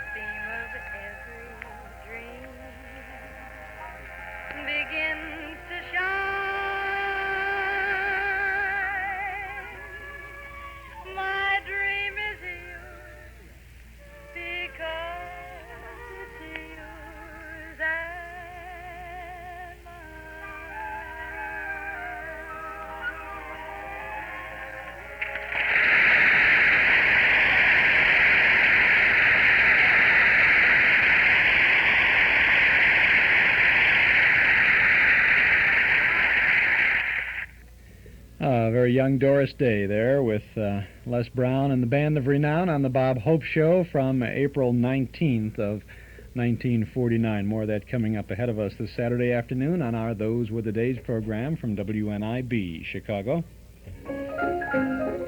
Do you remember Henry Ford's Model T? Do you remember cranking up the motor to start the car? How about that Model A with a self-starter? Do you recall World War II gas rationing and the little A and B stickers you had to display on the windshield? Those are great memories, aren't they? Well, Ralph Hirschberg of Nelson Hirschberg Ford has fond memories, too. Memories that roll back some 45 years to 1931, when he and Norm Nelson first started selling Fords on Irving Park Road. Today, Ralph and Juergen and all the folks at Nelson Hirschberg Ford remember one other thing. That during all those years, the Ford owner who comes again to get his new Ford from Nelson Hirschberg is the Ford owner who's been treated with old-fashioned respect and courtesy. Not only when he buys that new Ford, but while he owns it, too. Thousands of Ford owners come back again and again to do business with Nelson Hirschberg, one of Chicagoland's oldest, most respected Ford dealers. Find out for yourself. Get your new Ford from an old-fashioned dealer. Visit Nelson Hirschberg Ford, 5133 Irving Park Road, 5 blocks west of Cicero at Laramie, right across the street from the Metro Golden Memory Shop on Irving Park Road. By the way, speaking of memories, we have a good movie in the Memory Club tonight over in the community room at Northwest Federal Savings, just about 2 blocks east of the Metro Golden Memory Shop. Our movie tonight is Way Out West from 1937. It's Stan Laurel and Oliver Hardy, one of the very best of the Laurel and Hardy features, a full-length feature, and it's not cut up or anything. You know, when they do have this on television occasionally, they have a tendency to show it in 15, 20-minute segments, cut it apart and take the openings and the closings and all of that sort of business, cut out the little music, and oh, well, we've got the whole thing way out west. It's all together, and it's tonight in the Memory Club over in the community room at Northwest Federal, 4901 Irving Park Road in Chicago. Our doors open at 7:30, and the movie begins at 8 o'clock. Dues are $1 a meeting, payable at the door. And you're a member of the club because you're a member of the listening audience here, so come on over to see that. We have a fine Lucky Strike Extra tonight. We are sad to report that dance director for the screen, Busby Berkeley, died last week at the age of 80, and we are going to have a film tribute to Busby Berkeley, a rather lengthy film tribute to him tonight in the Memory Club. So if you would like to see some of Busby Berkeley's work, some of his best work, come on over. We'll have that immediately following the Way Out West Laurel and Hardy feature. So we got a good doubleheader in the Memory Club tonight over at Northwest Federal. This is Chuck Shaden now with our WNIB Those Were the Days program, returning to this Tuesday night show from the week that was, the Bob Hope program. Well, out at the airport, that big United Airlines plane is all warmed up, ready to take Bob and the cast on his personal appearance tour. Now, Bob's an intrepid flyer. He doesn't even wear a parachute. In case of an emergency, he just pulls a ripcord, which pumps air into his shoulder pads, while 2 wheels slowly descend from the seat of his pants.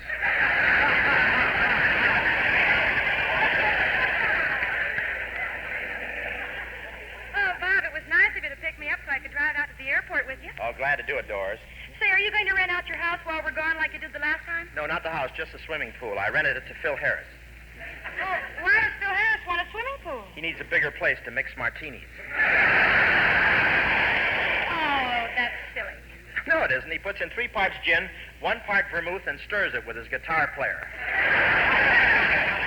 Bob, with the pool that big, how does he get the proportions right? Well, when it's all mixed, he throws in a Cocker Spaniel, and if it comes out a Mexican hairless, that's it.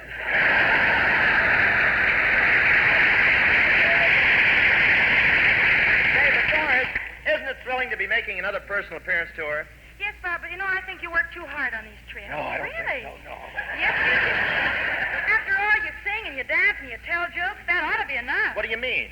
Well, during the intermission, do you have to run up and down the aisle selling popcorn? Well, I make 10 cents on every sale, and it's mostly all profit. You see, I save money by not using bags. No bags?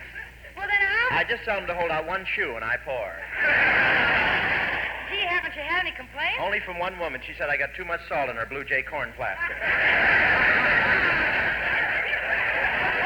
But, Doris, I'm really ready for this tour down south. I just bought a brand new joke that'll kill them down there. When anybody asks me where I'm from, I just say Shamokin, Pennsylvania. Shamokin? Shamokin, where's that? That's where they make the Shamokin tobacco.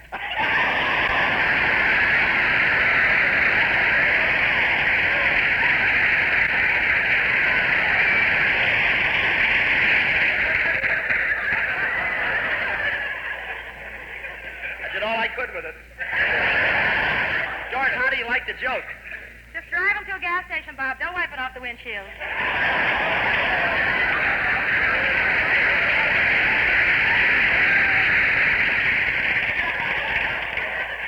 George, don't you get a Shamokin tobacco? I bought that joke from one of Les Brown's musicians.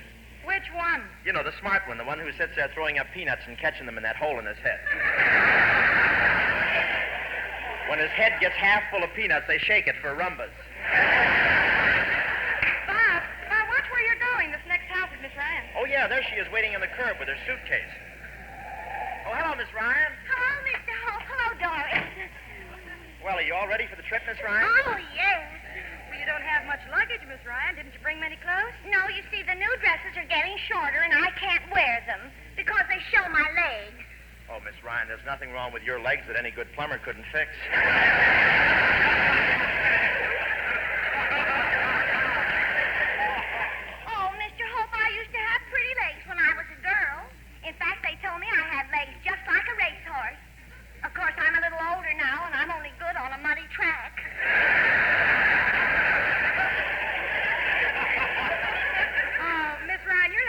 that bad. Oh, yes, they are. I hate to go out on the beach in a bathing suit because I'm so knock-kneed. Knock-kneed? Yes, from the hips down, I look like a collapsible ironing board.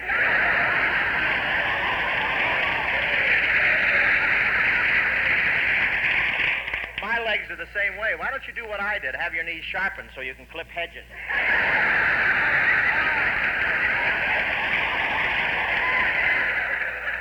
I'm waiting for television. Say, by the way, Mr. Holt. What? Well, I know that you don't think too much of my singing voice, but I wish you'd let me sing on this trip because we're going right through my hometown. Oh, that's funny. We're going right near where I come from, too. We are? Yes. Watch this, Doris. You know, Miss Ryan, I'm from Shamokin, Pennsylvania. Shamokin? Yeah, that's where they make... Oh, I know where it is. It's right near that little town of Shoeing. Shoeing? Where's that? That's where they make chewing tobacco.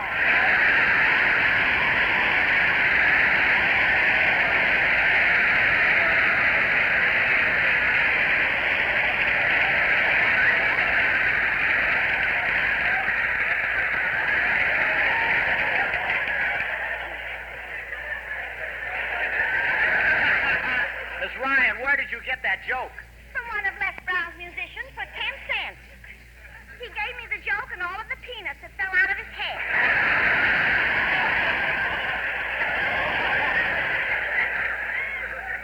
But about my singing on this personal appearance tour, now... I told you before, Miss Ryan, Doris does the song. Well, I can sing popular music, too. Now, you just listen to this.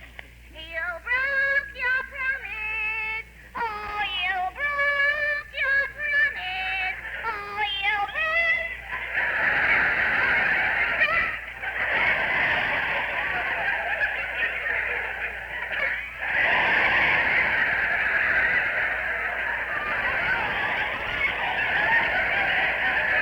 Miss Ryan, just break it. Don't fracture it, please. Well, my singing teacher says that I've got nice pipes. Maybe so, but I think you need new washers.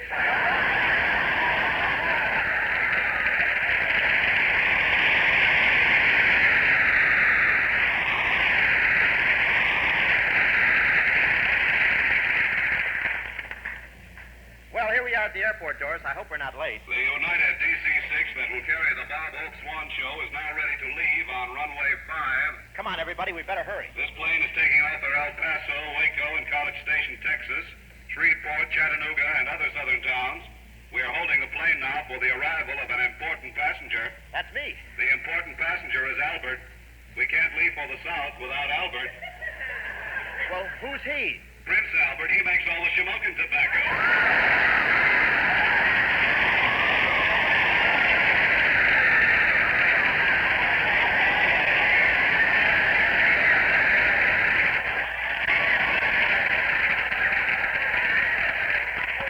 Talk to one of Les Brown's musicians. I'll be right back. Well, Doris, tell me. Now Yeah, I know how. You want me to break a cake of Swan in two right here and now and prove that you get a better break with Swan. Well, not exactly, Doris. I thought we'd prove it together. Together, huh? Sure. Here, now let's break this cake of Swan together. Okay. You hold one half, I'll hold the other. Now we break it like that. Now, tell me what you see inside the half you're holding. Well, I see the same thing I always see every time I break Swan in two at home. It's really firm, solid soap all the way through. With no wasteful, crumbling edges. Yes, Doris, when you break Swan, you see instant proof that you get a better break with Swan. Then press the inside of the cake, never soft and spongy. You can feel how firm Swan is. A better break for thrift. Swan lasts longer in the dishpan. And, ladies, Swan gives you a better break because it's made by a patented process no other floating soap can use. A process that means faster, richer suds for dishes. Suds that are Swan soft to protect your hands. So, ladies, next time, buy Swan soap. And you'll discover for dishes and hands, for bath and for baby, you get a better break with Swan. To prove it, just break a cake and see. Okay, Doris Day there, see, doing a little Swan soap commercial. Yes, remember when they used to be able to break a cake of soap in half like that? The Swan had a little groove right down the middle, a little indentation, and you could break it in half in the bathroom, half in the kitchen, they would say. And there was another soap that floated, too. What was the one that floated? I can't Ivory soap. Ivory soap floated, while Swan soap also floated. It was a whipped-up process, and it was lighter soap, so it would float. And we used to think that was pretty good, because if it fell out of your hand while you were in the tub, it would pop up to the top. Swan soap. I wonder if they still make Swan soap. Does anyone know? Let us know if they do. I haven't seen Swan soap for a long time. Interesting that Lieber Brothers would have Bob Hope on the air at this point for Swan soap, yet most people would remember Hope from radio as the pitchman for Pepsodent. Most people would remember that at any rate. This is Chuck Shaden here with our Those Were the Days program on WNIB Chicago, FM 97. More of Bob Hope coming up in just a moment or so. You probably haven't had a chance to see the new Betamax video recording system by Sony, have you? Why don't you pay a visit to Townhouse TV and Appliances for a complete demonstration of this exciting new way to watch television? No obligation, of course. The new Betamax videotape recorder lets you watch one show while you're recording another, and with the Sony automatic timer, you can even record a favorite program or a special while you're away from your set. It's the all-new Betamax video recording system by Sony. Easy to operate. In fact, if you can operate an audio cassette recorder and an alarm clock, you won't have any trouble with the Sony Betamax. This message isn't designed really to sell you a videotape recorder. You have to see it and prove it, and, well, you have to pay for it, too. Well, we want you to take a look at the Betamax by Sony. Visit Townhouse TV and Appliances, 7243 Touhy Avenue, just west of Harlem. No obligation at all. They'll be happy to show you a 10-minute pre-recorded cassette to let you see all the advantages of the videotape recorder by Sony. See it at Townhouse TV and Appliances, 7243 Touhy Avenue, just west of Harlem. Open Monday, Thursday, and Friday nights till 9, Saturday until 5. Hooray, we're open. The Metro Golden Memory Shop at 5120 West Irving Park Road in Chicago is now open, and we're ready to serve you with a generous helping of memories from and about the good old days of yesteryear. You'll find the complete selection of big band, personality, and soundtrack recordings, as well as those great old-time radio shows on cassettes and on LP records. We offer books and magazines about the stars and the days gone by, plus nostalgic jigsaw puzzles, games, cards, gifts, and novelties. An amazing selection of memorabilia, giant one-sheet movie posters, theater lobby cards, photos, magazines, Riverview, theater, and railroad scenes, and lots more. At our Metro Golden Memory Shop, 5120 West Irving Park Road, just east of Laramie. Come on in and browse. Our MGM shop is open right now, every Saturday till 8, every Thursday, Friday, and Saturday till 8. Sunday from 1 to 5, Tuesday and Wednesday from 11 to 6. Come in and see all the goodies at Metro Golden Memories, 5120 West Irving Park Road, 2.5 blocks west of Northwest Federal, just across the street from Nelson Hirschberg Ford. Metro Golden Memories, the MGM shop. Got a call from Dave Denwood over at the Metro Golden Memory Shop, and he said that they do make Swan soap, still making it today. As a matter of fact, just while we were talking about it, he sold a bar to a customer. Took it out of the washroom there and broke it in half and sold it. Dave will just build slowly and don't sell the soap. Let's get back now to the Bob Hope Show. It's always a thrill to introduce tonight's guest, one of America's favorite people, and mine too, that well-dressed man, Mr. Jimmy Durante, in person.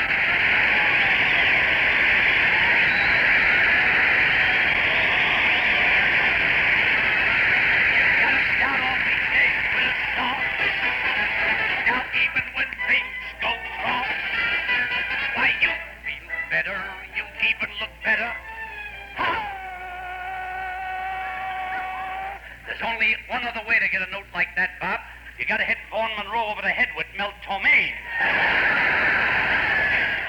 Jim, you're in fine form tonight. And why not, Robert? You'll notice I'm using your maiden name. You know, I'm in the pink. Why, I feel like a 20-year-old boy. Yeah, now all you gotta do is convince a 20-year-old girl. Well, it's sure nice. It's sure nice having you drop in on us, Jim. Thank you, Bob. And while I'm here, I think it's time we cleared up a false impression. You mean? Yes. Ladies and gentlemen, in spite of the fact that Bob Hope and I have the same facial characteristic, almost 12 inches long, Jimmy Durante is not my father.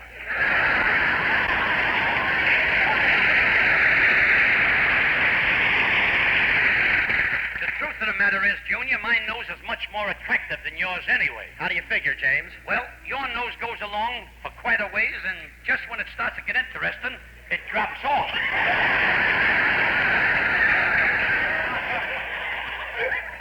My nose continues to the bitter end.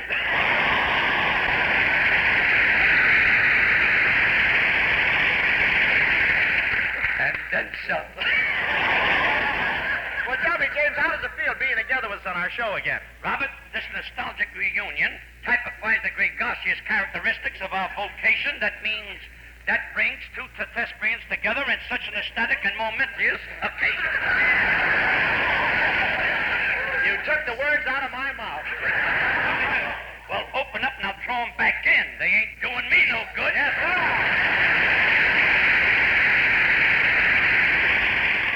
This is the only guy I know whose English isn't housebroken. Tell me, on this trip of yours, what is going to be your itinerary? Itinerary. Funk must be shaking hands with Wagnall tonight. Well, Jim, we're going to El Paso and Waco and College Station, Shreveport.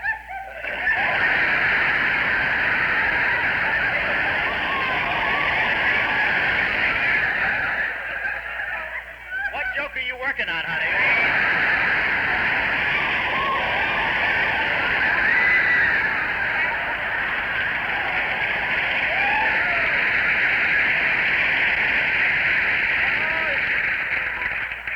Yes, sir. Where'd I stop? Where was I?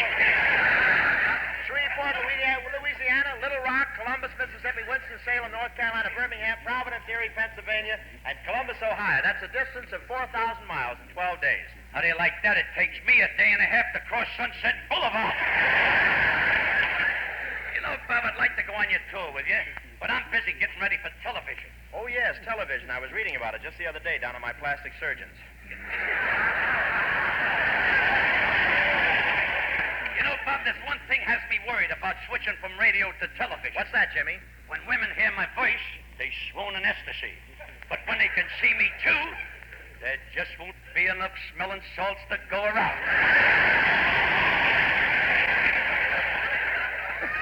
You've heard of Alley Can. Shake hands with Freeway Durante. Robert, I've already started to change my personality for television. Can't you see me as a gay, laughing playboy sitting in my New York penthouse?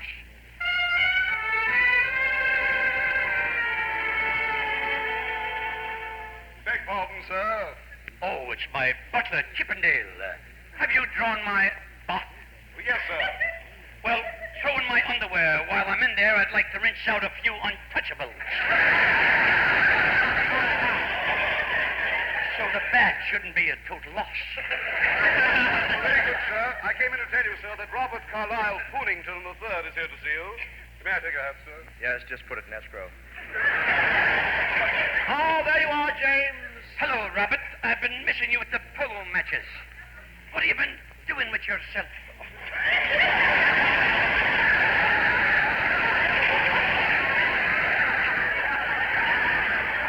And that's a straight line.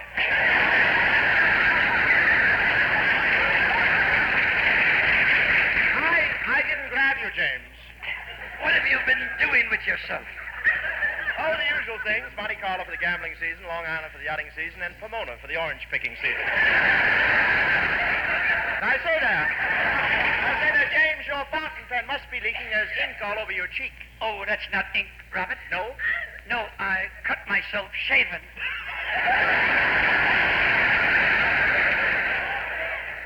Lavender blue, aren't you a dilly-dilly? Say, I'll tell you why I'm here, James. I hear that while I've been out of town, you've been running around with my girl, Doris, and I want you to stop. I think that's for the girl to decide, Junior, and she'll be here in a few minutes. That's funny. I didn't even hear the phone ring. Oh, it's so good to see you, James. You handsome, adorable, virile, curly-headed young Adonis.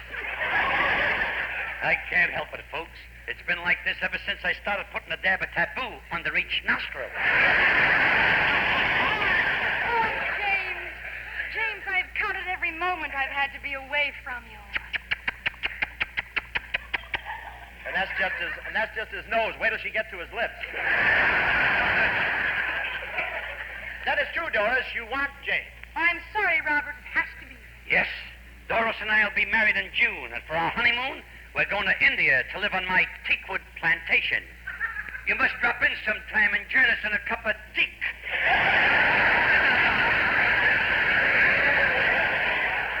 Doris, what is there in Durante that you love so much? Well, it's certainly not his looks or his money, and it's certainly not his mind. Well, what is it? I'll play the piano, and Doris will explain.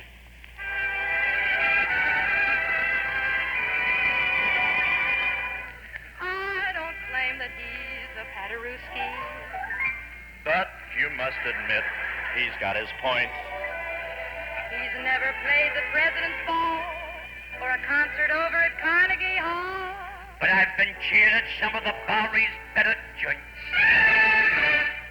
I know that I'm a fool to ever fall. You couldn't help yourself. If you're his type, we want to warn you all. I'll play pianissimo. It's not his mind, it's just his music that makes me mad about that man. He makes them melt. Ah, he's got such magic. And his piano is part of his plan. It's unintentional. He's unconventional. I always play just what I felt. I play my melody upon the ivory like this. Look at that gal melt. How about that piano playing, Robert? Murder, huh? Love to.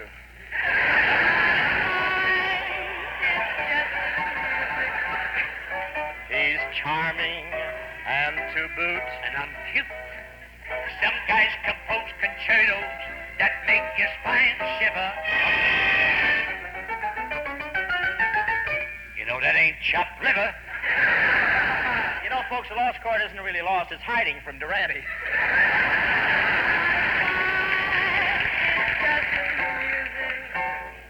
That makes me mad for that man. Oh, what a technique. Oh, another man. Oh, stop it, Jimmy. Oh, Jimmy, please. Jimmy, I can't stand this. Jimmy, stop. I'm only human. Sorry, I show no mercy. You know, this guy's responsible for filling up 2 wards at the snake pit.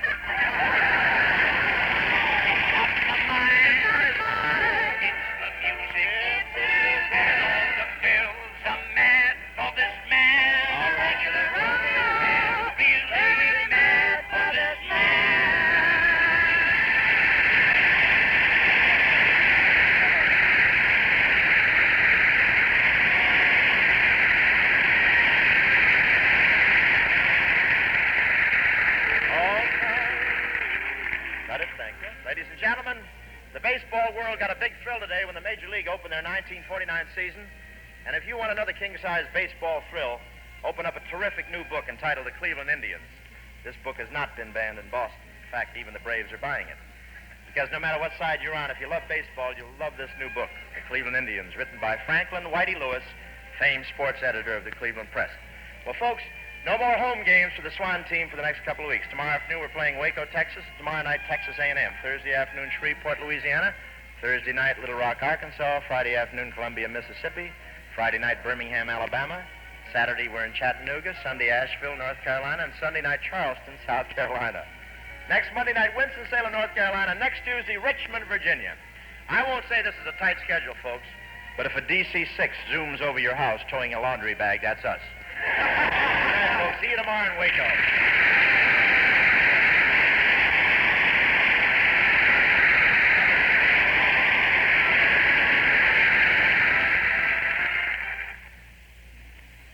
Mirror, mirror on the wall, is my hair fairest of them all? It is when you use Cream Shampoo.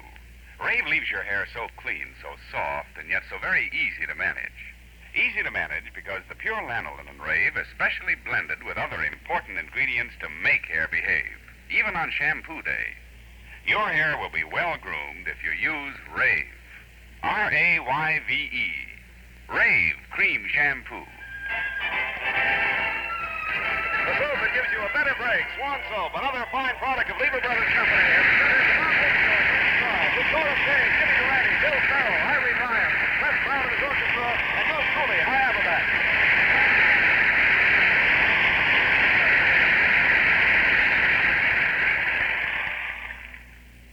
This is NBC, the National Broadcasting Company.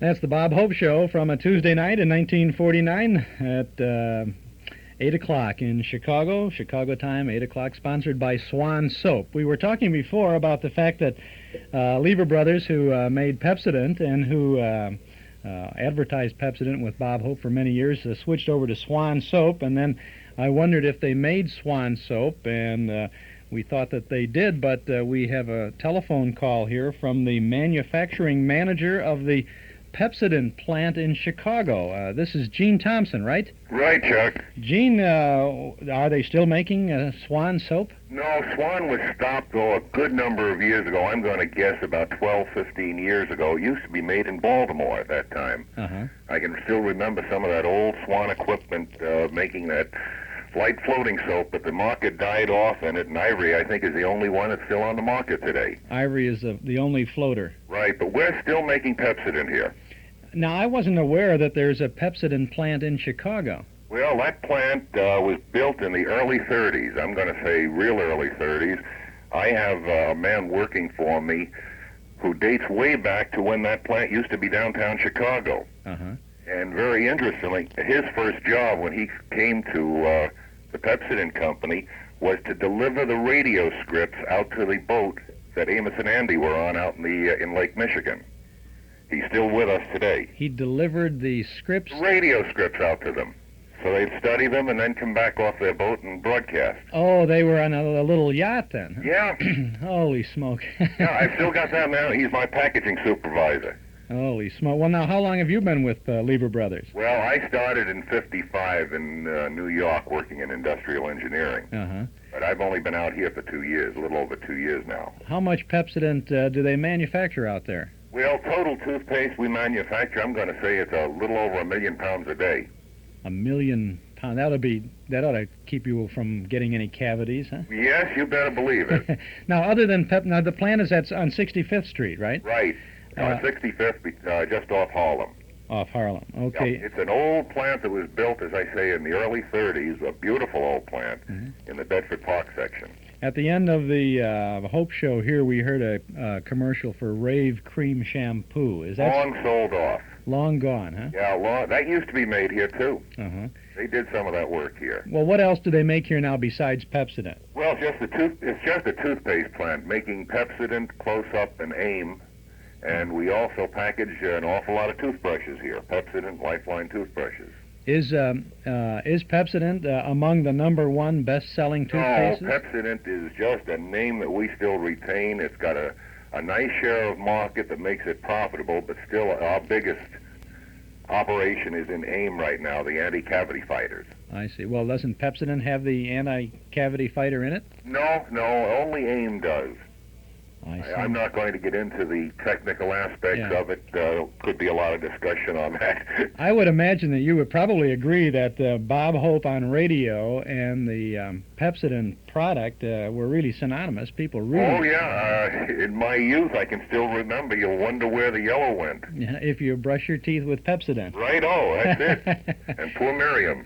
We still use Irium. You still use Irium? Yes, sir. It's still the main thing that gives you that foaming, cleansing action. Do they still call it Irium? Yes, we do. That's what it's purchased under. It's a trade name that we use, but it's still Irium. And do you mention that on the label of the product? Oh, yeah. Oh, yeah. It's still on there. Irium is still one of the ingredients that we make our cleansing claims to. Ah, poor Miriam. She didn't use Irium. Right. Well, I thank you very much, Gene Thompson, for calling us up today and popping in on this. Very interesting sidelight to this, and I'm sorry that they don't make Swan soap anymore. We might have sold a couple of dozen bars today. Yes, you probably could have, but long gone. Thanks very much. It was nice talking to you. Same here. Have a good day. Right, you too. Bye now. Nice of that man to pop in here and they give us a little bit of stuff like that. They're all out there, folks, aren't we? Makes me feel good when we talk about something like that, and we go right to the top man. He was the manufacturing manager of the Pepsodent plant over at 6901 West 65th Street in Chicago. We're going to have to find out about that fella who took the radio scripts out to Gosden and Corral on their boat in Lake Michigan. Can you imagine that? Those guys in a yacht in Lake Michigan. I wonder if they were on this side or that side of the breakwater over there. Ooh, those were the days. Well, we're going to be tuning in. Oh, we've got Tuesday night shows here. We're going to see if we can't tune into one of the best Tuesday night shows of all in just a little while, the Fibber McGee Show. Got some interesting comments about that, too. But I have to give you a telephone number now. It's 545-2260. That's the number to call if you would like to subscribe to our Nostalgia newsletter and radio guide. 545-2260. A year's subscription is only $6, and each month, before the first of the month, you'll get the complete schedule of old-time radio shows that we broadcast 7 days a week on 6 Chicago area AM and FM radio stations. Day by day, the whole package of vintage radio sounds, plus many interesting articles about and from those good old days. You can call us right now, right here at our studio, our Nostalgia Broadcast Center, at 545-2260. Just give us your name and address, and your Nostalgia newsletter subscription will begin with the April issue, which you'll have before the end of this month. It's at the printers now, and we'll be getting it back at the end of next week, and we'll zip it out to you right away. We'll include an invoice for your 1-year subscription. $6 for 12 issues. Call us at 545-2260. You can do that right now. The April issue of the newsletter features Bugs Bunny. He's the Easter Bunny with Bud Abbott and Lou Costello in an interesting little look at the three of them. We also have a 1942 reprint article about Hal Perry as the Great Gildersleeve. And some very interesting items from a very early 1948 television forecast magazine. Mark Nelson's Film Clips column about James Cagney this month, and Carl Pearson's column all about the big bands in the movies. Gary Schroeder has created a poetic memory for us with a nostalgic rhyme entitled Over 35.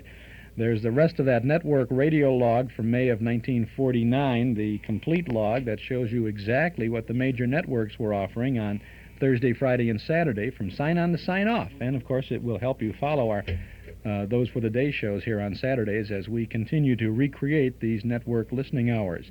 All of this plus our dime store classified advertising page for people who want to buy, sell, or trade something of a nostalgic nature. And to this we add news of our regular Saturday Night Memory Club films. Subscribe now to our Nostalgia newsletter and radio guide.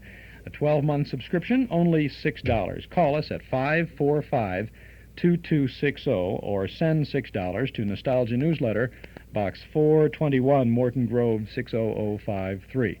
But if you want to get things rolling right away to make sure that you get the April issue before the 1st of April, call us now at 545-2260.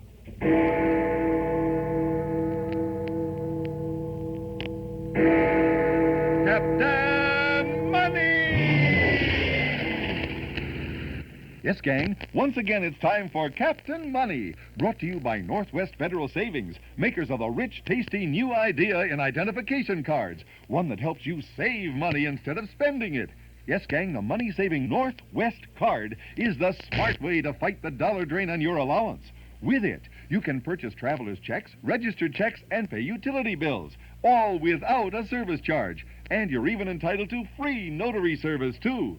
With the new creamy rich Northwest card, you'll not only eliminate service fees and save yourself extra money each month, but you'll also have a positive means of identification, because your actual signature and a keen new photo of yourself in full color will both appear on your Northwest card. It's yours free when you maintain a $500 balance in your savings account at Northwest Federal Savings. For all the details, ask your mom to call, write, or visit Northwest Federal. And now, here's Captain Money with today's secret message.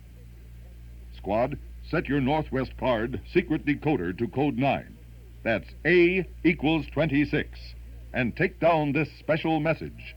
23, 9, 18, 13, 16, 12, 5, 26, 15, 7, 18, 13, 22. Got that? Happy landing! Northwest Federal Savings serving you 63 hours a week. In Chicago on Irving Park Road, in Des Plaines on Dempster Street, in Norridge at the Harlem Irving Plaza, and in Arlington Heights at Algonquin and Gulf Road. This is Chuck Shaden on our Those Were the Days program on WNIB, Chicago, FM 97. And we are listening into the week that was, and we're tuning into the Tuesday shows. For those of you who have been with us for a number of years, you may recall a couple of years ago, we went out to California to visit with Jim Jordan, who portrayed Fibber McGee on the radio.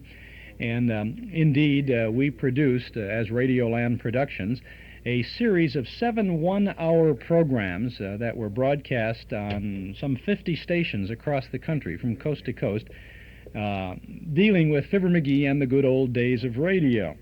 The concept for Chrysler Airtemp, celebrating their 40th anniversary, was, for me, a radio fan, just as you are, to visit 79 Wistful Vista, Mr. Fibber McGee, where he had a 1934 Super Heterodyne radio. And each week, for 7 weeks, I popped into Mr. McGee's place to hear his fantastic radio, because it was a radio that had the ability to tune into a specific day of the week. And then while he was tuned into that day of the week, we would hear little excerpts, really, of many of the shows that were generally heard over the years on a Sunday night or a Monday night or a Tuesday night. Well, I would like to share with you the visit that I had with Fibber McGee back, well, it was a couple of years ago now, and it was a time when I was trying to get him to get his radio tuned in to the Tuesday night shows, because, of course, Fibber McGee and Molly were on Tuesday night for as long as almost anyone can remember, and I thought the greatest thing of all would be to hear the old Fibber McGee and Molly show on Fibber McGee's Super Heterodyne radio.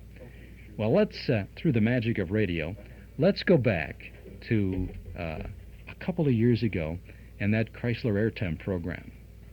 Return with us now to those thrilling days of yesteryear, to the living room at 79 Wistful Vista, where, singing happily to himself as he tinkers with his old 1934 radio, we find the biggest tinker of them all, Fibber McGee. Oh, I had a pair of billy goats. I called them Jeff and Mutt. I took them to Las Vegas, and we all three lost our money playing the slot machine. Oh, the monkey and the coconuts. Doggone it, what's the matter with this dad-rat radio anyhow? I promised Chuck Shaden we could tune in some old shows tonight. Come in. Hello, Mr. McGee. Oh, hi, Chuck. Well, come in and sit a spell. How's that old radio of yours? Still picking up the old shows? Well, it will as soon as I get it. Because I've been looking forward to Tuesday night, those really great Tuesday nights way back in the 30s. Oh, no, not Tuesday, Chuck. When I do get this thing fixed, we'll try some other night. Some other night? Oh, you got to be kidding. Why, for you, Tuesday ought to be the easiest night of the week to find on that old radio. After all, you and Molly were on Tuesday nights, and... Yeah, sure. We were on for about 100 years, seemed like.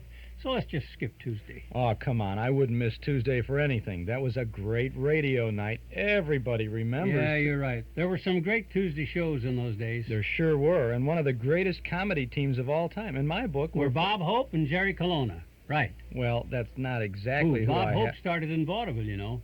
Then went to movies and then to radio. Yeah, well, he's been going every place in the world ever since. I don't think he'll ever stop. Remember Professor Colonna? He'd always call Bob Hope from some ridiculous place, like from a barrel going over Niagara Falls. Hope was always great for the sponsors, too, you know it? Because when he pitched a product, people remembered it. That's for sure. Like, you take that little rhyme he used to use when he was on for that toothpaste company. Oh, that must be 20, 30 years ago, but everybody remembers it. Toothpaste? Oh, you mean Pepsi? Sure. If you brush your teeth with Pepsi-Cone, you'll wonder where the yellow's going. Message like that stays with you, boy. Guess I must have heard it wrong. Must have sold a jillion tubes of that Pepsi-Cone toothpaste. Let me see what I can get here now. We just got to get this set working. Come on, can I help you? What can I do? Well, let me see. Here, you can hold this wire for me. Oh, all right. I got it. While I adjust this knob here. Feel anything? Feel anything? No, nothing. Well, let's see here. Maybe if I put this tube here and tighten this tube. Now, anything? No. What am I supposed to feel? Does it get warm or something? Oh, I'm not sure. Just a second. Oh, let me turn this dial here and... Oh! Ah, that's it. Now it's working. Thanks, Chuck. You know the show I want to hear. My favorite couple. Sure, you don't mean My Favorite Husband with Lucille Ball, because she started back in radio. No. This was a man and wife, all right, but it wasn't... Oh, sure, I love that show. Ethel and Albert. Oh, Ethel and Albert. They were on the old Blue Network. Ethel was Peg Lynch, and she wrote the shows, and they were just great. Yeah, I remember. Another show I used to love on the Blue Network was Major Hoople. Yes, that was on Mondays, though. Major Hoople was played by Arthur Q. Bryan. Is that right? Yep. Arthur Q. was a great actor. And you know where he went from the Major Hoople show? Oh, you're darn right I do. He played Doc Gamble on Fibber McGee and Molly show. Yeah. Now, why don't you tune that radio back, and let's see if we can't get the McGee show, because... There were some swell variety shows on Tuesday in those days, Chuck. Remember Al Jolson? And Parky Carcass was with him for a while. Yeah, that was a big variety show in its time. Martha Ray was on that. And Marie Wilson. Right. And that was long before Marie Wilson had her own show, My Friend Irma. There were all kinds of shows on Tuesday nights in those days. Crime shows, police shows. Oh, and one show starring a fireman. A fireman? I don't think I ever heard that one. Oh, actually, he wasn't just a fireman. He was the chief. Oh, sure. Ed Wynn, the Texaco fire chief. Yeah. There were so many shows I loved as a kid, Mr. McGee. Some of them I can't even remember, but others Well, actually, when I was a kid, Chuck, I didn't have time to listen to much radio. I was too busy working. Working? You? I can't picture you as a working man. What do you mean by that crap? I mean, you seem to be more the artistic type. You know, creative. Oh, naturally. You see, being in business is like ballet dancing. You got to be on your toes every minute. On your toes. You got to watch for opportunity and grab it. Like the time I worked on my uncle's truck farm one summer. A truck farm? Raised vegetables, did he? No, he raised trucks out of mud holes with a team of mules. When them trucks got stuck and we unstuck them, we stuck the drivers $10 a truck. $10 to pull a truck out of the muck, huh? Not bad. Business got so good during the rainy season that we bought ourselves another pair of mules. Opened a branch mud hole down the road. And started expanding, did you? Betcha. We spread out like butter on a hot waffle. Bought ourselves another bulldozer and started digging our own mud holes all over the county. Good thinking. But you know how it is when you get too successful. Washington moved in and gave us trouble. Trouble? From the government? No, Barney Washington. Drove a truck for the brewery. Oh. I was mining the mud hole one day when this guy slammed his truck into it. And when I come out from behind the bushes with the mules and offered to pull him out, he got downright nasty about it. No kidding. I can get just as nasty as any 200-pound truck driver, especially when he's still sitting in his truck. So I says to him, I says, "You got a lot of nerve slamming that big rig into my mud hole and splashing half the mud out of it. What are you trying to do, ruin a good business?"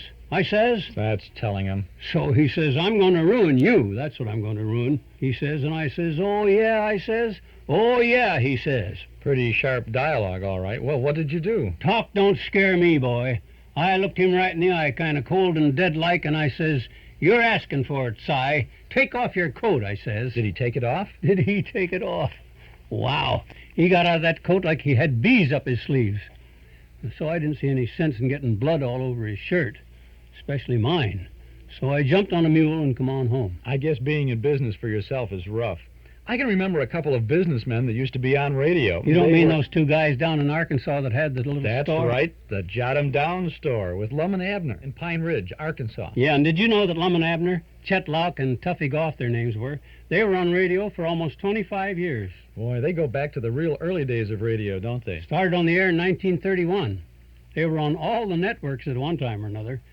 And they were on every night of the week, too, not just Tuesday. Was there really a Pine Ridge, Arkansas, Mr. McGee? Not when they started, there wasn't. That's an interesting story, Chuck. Tell me about it. Lum and Abner got so popular on the radio that the people in a real town in Arkansas, a town called Waters, Arkansas, voted to change the name of their town to Pine Ridge. Ah. Yeah, that was in 1936. So since then, there really has been a Pine Ridge, Arkansas. Oh, that's really nice. Yep. And isn't this nice, being able to tune into those great old days and listen to Lum and Abner again? Yeah, the nostalgia is getting so thick in here you could cut it with a shovel. And if I had a shovel, I'd... Wait a minute. I think I'm getting something here. No, fade it out again. Keep trying, please. There's so many Tuesday shows that I want to hear. I remember Date with Judy.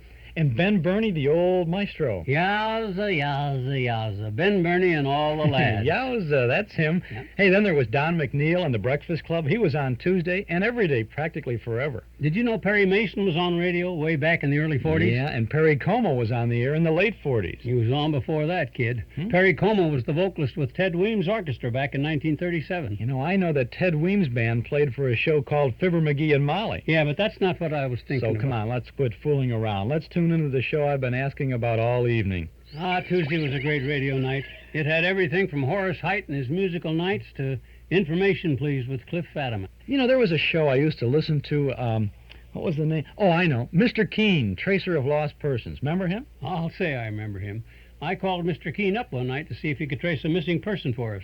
Molly's Uncle Dennis disappeared. Uncle Dennis? Isn't he the one who had a sort of a drinking problem? Are you kidding? Drinking was no problem for Uncle Dennis. That was the easiest thing he did. That and falling up the front steps every night. I remember hearing about that. But you say he disappeared one night? The 17th of March, 1945. He was marching in the St. Patrick's Day Parade, you see, playing the piccolo in the band. Mm-hmm. Well, sir, he'd played about 89 bars of When Irish Eyes Are Smiling when he come to a place in the music that says, take a 5-bar rest. A 5-bar rest? Uncle Dennis took a rest in the first 4 bars he come to, but in the 5th bar he fell sound asleep. Must have been tired, huh? You'd be tired, too, if you had a load on like he had. Anyway, when he hadn't showed up by the next day, we put Mr. Keene, Tracer of Lost Persons, on his trail. Ah, Mr. Keene never failed. He did a perfect job for you, right? He did a lousy job. What? He traced Uncle Dennis down, brought him home, and had him falling up the front steps again in 20 minutes. I never listened to that guy Keene again. Come on now, Mr. McGee. You've stalled long enough. Tune that old radio in the 79 Wistful Vista. But you're already here at 79 Wistful Vista. Sure, I'm here now, but I want to be here way back then, through the magic of radio. That's not how Molly and I got here, I'll tell you that. No? We got here the hard way, boy. How did you two find this place? Well, when Molly and I were young, we had ourselves a vaudeville act, see, and we traveled just about everywhere. Went from Peoria right direct to Paris. Paris? France? Paris, Illinois. From there, we went to Frankfurt. Germany? Illinois. Evanston, Salem, and from there to Ottawa. Canada? Illinois. And from there, we took a long jump to Athens. Ah, Athens, Illinois, huh? No, Athens, Ohio. You did get around. Finally, we wound up in Chicago and started doing radio. We worked on Carlton Meyer's Kindergarten, The Smith Family, and then Smack Out. Gee, a lot of people remember those shows. Finally, when we started our own show in prime time, we decided we need a house. So you bought this place in Wistful Vista? Bought it? Are you kidding? Molly and I didn't have enough money to buy a birdhouse, much less a people house. We won it. You won this house? Yep. We scraped up just enough dough to buy a raffle ticket, and what do you know? We won. And you said you didn't get here by the magic of radio. Anyway, you've been living here then ever since. Huh? Yep. And we've had some interesting neighbors through the years, Chuck. I've known most of them. Throckmorton P. Gildersleeve. He lived right next door for a while, didn't he? Yeah, but I could have done without him for a neighbor. All Gildersleeve and I ever did was argue. We were at each other's throats like a couple of necktie salesmen. He moved to Summerfield and had his own radio show, didn't he? On Wednesday nights. Yeah, but I didn't miss him. Everybody in the neighborhood used to drop in here on Tuesday nights. Wally Wimple'd come over with his bird book and show us his collection. Of birds? No, bruises. Sweetie Face, his big old wife. I remember. She used to really thump him full of lumps. Well, Old Timer came over every week. And Horatio K. Boomer, remember him? Always going through his pockets trying to find something. Ah, yes, a check for a short beer. You and Molly certainly had a wide variety of friends. Yep, all the way from Ole the janitor at the Elks to His Honor himself, Mayor Latrivia. You and Molly used to give the mayor a pretty bad time. You said it. We used to needle Latriv like acupuncture.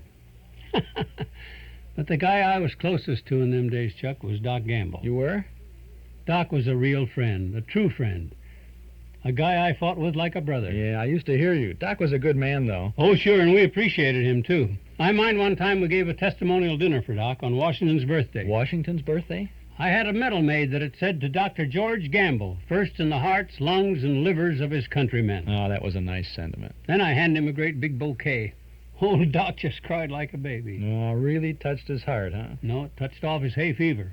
My bouquet was goldenrod, and Doc had the worst case of hay fever I ever Hey, this set's warming up again. It's working. Oh, okay. I'll see if I can get No, I'll do it this time. Let me tune it. I'm finally going to hear it Tuesday night at 79 Wistful Vista. When a housewife like Mrs. Molly McGee starts gazing thoughtfully around the living room with that "I wonder how much it would cost to redecorate" look in her eyes, it's high time that a man like Mr. McGee, who's been pinching the budget for a new bowling ball, did some fast thinking. Like right now, as we join Fibber McGee and Molly.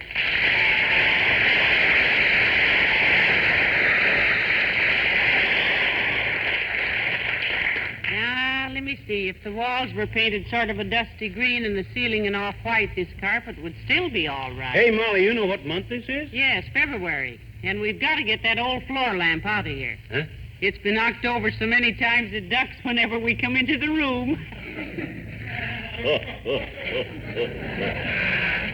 Now, I've been thinking that if we have the walls painted a dusty You green... said it, kiddo. That floor lamp is a nuisance.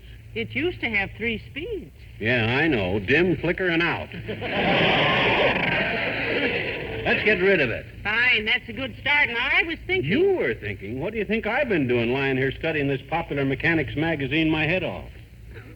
I've been studying how to make a beautiful new lamp, Molly. A new lamp out of an old spittoon. Ain't that a coincidence for you? Well, it's a coincidence, sweetheart, but not for me. Huh? In the first place, while cuspidors may have a certain historic charm and look cute in the windows of antique shops, I want none of them in my living room. Even made into a lamp with flowers growing out in it? I wouldn't want one if it were made into a crystal chandelier with sunny tufts growing out of it.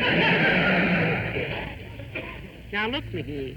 This living room needs a new lamp. You bet it does, baby. And I'm just the guy that can whip one up for you. Who was it that made all the best stuff in my 8th grade manual training class back in Peoria? Little Charlie Carell. Yeah, and he had the bench right next to me, and I saw how he did everything. Throw that old floor lamp out, Snooky, before the sun sets tonight. I'm going to make you a new one. A new lamp now, and maybe next year we can have the whole room redecorated. Huh? We can't do it this year? I don't see how, baby. I'll know better after March 15th. And if you see me laughing while I pay our income tax, don't get alarmed. I'll be reaching so far down for the dough, I'll be tickling my own feet. Oh, boy. Every year. Come in. Oh, hi, old-timer. Hello, Mr. Old-timer. Hello there, kids. What you doing? I was just about to start making a new table lamp out of something old, Timer. You know anything about handicraft? Nope. Only member of my family that took manual training was my brother. What was his name? Manual. Manual trained to be a blacksmith. Yeah? Mighty good one, too. I can close my eyes and see old Manual yet. Standing in the barn basement on a stepladder, reaching up to shoe a horse. On a ladder in the basement? Reaching up to shoe a horse. Well, now, kids, a horse don't just sit in a chair and stick his foot out and say, "That's very nice, but have you got the same thing in alligator like people do?" A horse just stands there. Yes, but... So, Manual, he cut a hole in the barn floor, hired a kid to lead a horse over the hole till the proper hoof was showing. Then he'd run downstairs, climb up the ladder, and glue the shoe on. Look, old-timer, in the first place, all that stuff isn't necessary. You just pick up one foot at a time and put the shoe on. And you don't glue the shoe on, you nail it on. Yeah, nails. Nail it on? Oh, daughter, I'm disappointed in you. Huh? Standing there so sweet and gentle-looking and suggesting somebody hammer nails into a dumb animal, man's best friend. Oh, but it don't hurt them. They haven't got any feeling in their hooves. How do you know, Johnny? You ever been a horse? Why, of course he hasn't. Well, I have. I don't want anybody nailing my shoes on. What do you mean you were a horse? Well, It wasn't a complete horse, Johnny. Just the front end.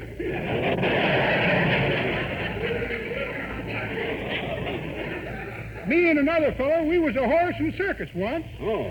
But he got the heaves one summer and had to quit the act.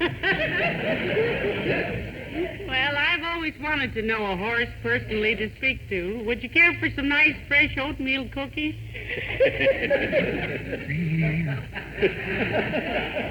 That's pretty good, daughter. That ain't the way I heard it.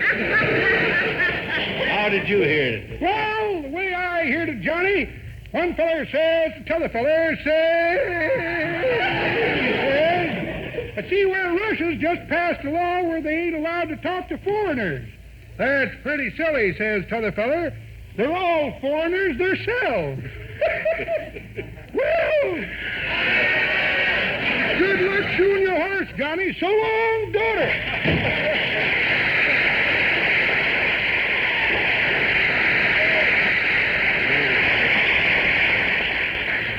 Well, now, let me see. First I get the shoe red hot and then the nail. Hey, what am I? I'm not shoeing a horse. I'm going to make a table lamp. That's what you said anyway, but out of what? Oh, I'll find something. Well, while you try to think of it, I'll run upstairs and vacuum the guest room. Okay. Let me know now what you decide to use. Okay, Tootsie. Ah, there goes a good kid. What does she care if I'm not very handy at making things? As long as I'm kind and generous and tactful and sweet and quiet and understanding and tolerant and patient and gentle and unassuming and modest. Hey, my gosh, here's just the thing to make a lamp out of. This old pewter teapot. Oh, boy, this'll be a cinch. All I got to do is get the... Uh-oh. Come in. Hi, mister. Oh, hi, Teeny. Where's Miss McGee? Where is she?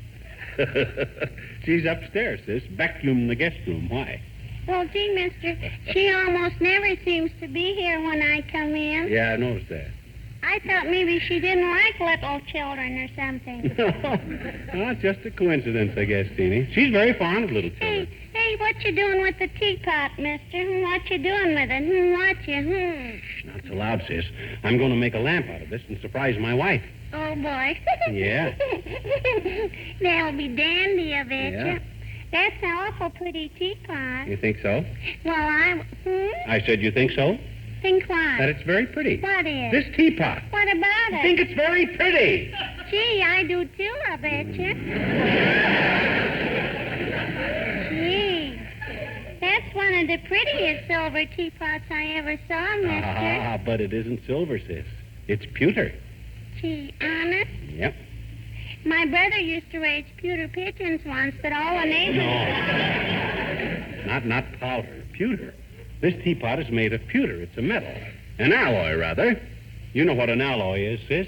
Oh. Oh, everybody knows that, mister. An alloy is a little thin street that runs behind people's garages.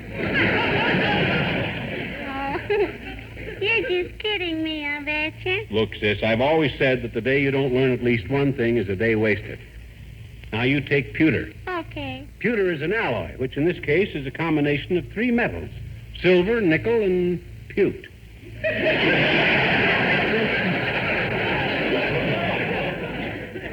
Pewt is a rare metal that is found only on the west coast of Patagonia.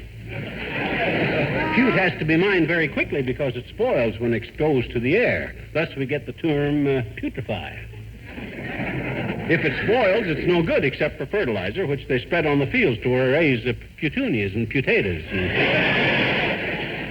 Isn't that interesting? It sure is, mister. Thanks ever so much. That's okay, Taney. You'll learn more about it when you start studying botany and geometry and stuff. Oh, I know what geometry is now, I bet you. Oh, you do, eh? Well, what is it? Come on. Tell me, what's geometry, if you know? Geometry is... Well, geometry is what the little acorn said when it grew up. Huh? Geometry. Goodbye now. Now I'm back to work. Now, see, where's my hacksaw? Oh, here it is. Oh, I had a little marmoset, a handy little sinner. He'd help Marmor set the table almost every night for dinner. Oh, the monkey and the coconut. Hey, Molly, we got any Scotch tape? No, Uncle Dennis used it all up when he was packing his bags to leave. What do you need all that Scotch tape for? He said his scotch was always shaking loose. Oh. Oh, I had a little crocodile. Come in. Well, hello there, Mr. Wimple. Do come in. Hi there, Wimp. Be with you in just a sec. Hello, folks. This is a familiar scene. Husband in one room, wife in the other room, sitting with their backs to each other. Makes me kind of homesick. He's making me a table lamp, Mr. Wimple, but he doesn't want me to see it until it's finished. Yeah. She knows I'm making it, Wimp, but she don't know what oughta. You ever do much handicraft work? Well, no, not much, Mr. McGee. I just watch birds and write greeting cards. Still making a bum out of Longfellow, eh? Mm-hmm. Have you written a valentine to your wife yet? 2 of them. Oh? Would you like to hear the one I'm sending her anonymously? Oh, I'd love to, Mr. Wimple. I've always been fond of poetry anyway. Edgar Guest came to visit us once. The room he slept in, we still refer to as the guest room. Go ahead, Wimp. Let's hear the poem. All righty. It goes to Sweetie Face, my Valentine. Here's to you, my sweet Valentine, with the heart and the lace and the old familiar line. For year after year, I've been writing this stuff. If you had any sense, you would know it was guff. But no, you just grab it with tears in your eyes and read it like it was a tremendous surprise. I'm afraid it's the last you'll be getting from me, because Cupid is stupid. Do you have to be?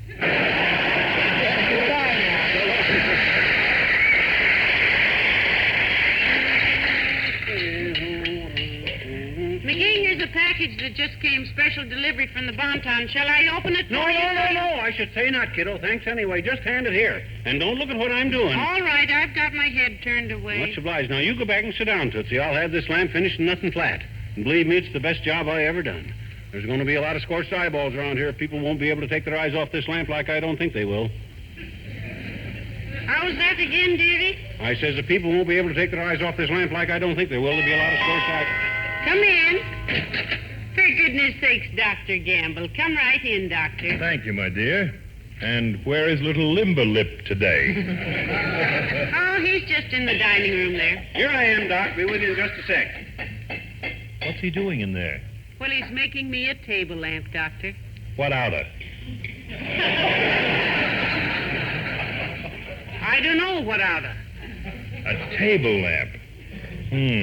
I hope you won't be hurt, my dear, if I get under the table the first time he turns it on. Oh, no. Just make room for me is all, because I... Hi there, old fever blister. What made you run away from the hospital at this time of day? Somebody come in with a contagious disease? To me, Slackjaw, germs are far less repulsive than some of the larger forms of animal life. Anything personal in that remark? What do you think? I don't think so. You're just modest. Thank you. Not at all.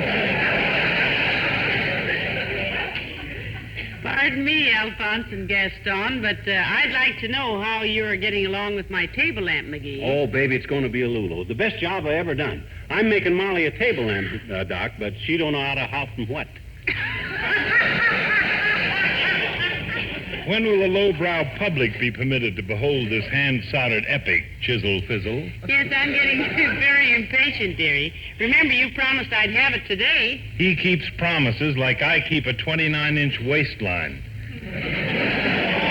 Nevertheless, Medicine Ball, when I make a promise, I make a promise. My motto is never break a promise to a child or a woman. Grown men can look after themselves. Give me 5 minutes, Molly. 5 minutes it is, McGee. Come on, Doc. You can lend me a surgical hand. Oh, are you using hands on this? Everything you've built up till now, I thought you made with your teeth and your elbows. You have 4 minutes and 50 seconds, dearie. Oh, come on, Docie. Come in when I call you, Molly. Take a peek under that tablecloth, Doc. That's the lamp. I filled it with cement to give it some weight, and then I bored a hole through the bottom, wired it up through here, see? And I bought this blue and silver lampshade at the Bonton. Hand me that wire, will you? Here you are. And while it hurts me to say this, my boy, that is really a beautiful lamp. Betcha. A pewter teapot with that blue and silver shade was pure inspiration. Yeah, you said it. Now let me turn it on, see if it works. Perfect. Perfect. Well, here's the shade. And a handsome one it is, too. Thanks. It cost me $3.79, but when I get in a creative mood like this, cost means nothing. Hold her steady while I screw it on. Okay. Ah, there we are. Time's up, McGee. And it's all finished. Throw that tablecloth over it again, Doc. We'll unveil it like the beautiful thing it is. Okay. My dear, you have a great surprise in store for you. Heavenly days, I'm so excited. Don't keep me in suspense any longer, McGee. Let's see it. Okay, now you stand right over there where you can get the best view of it. When I count to 3, Doc, you yank the tablecloth off. It will be a pleasure to yank the sheet off something that won't peer up at me and ask how big the incision will be. You ready? 1. I was just going to say, McGee, it's a good thing you're finished with that because I've got to run over to Mrs. Williams. Over to Foggy Williams's? What for? Just to return an antique pewter teapot she loaned me for my party last week. A pew? She says it doesn't look very valuable, but it was made by Paul Revere himself back in 1768. A pew? Come on, boys. What are we waiting for? A pew? Better get his bed ready, my dear. A pew? I think I've got a patient on my hands. A pew?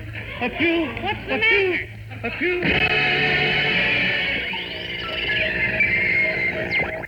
You know, we got some pretty great sounds out of this old radio tonight, Chuck. You really put some great sounds into that radio, Mr. McGee. You and Molly, every Tuesday night. Oh, shucks. Tuesday night at 79 Wistful Vista was always the greatest night of There were lots of good shows on in them days, every night of the week. I know, but on Tuesday with the McGees... Hey, as long as this baby's working so good, let's try some other day here.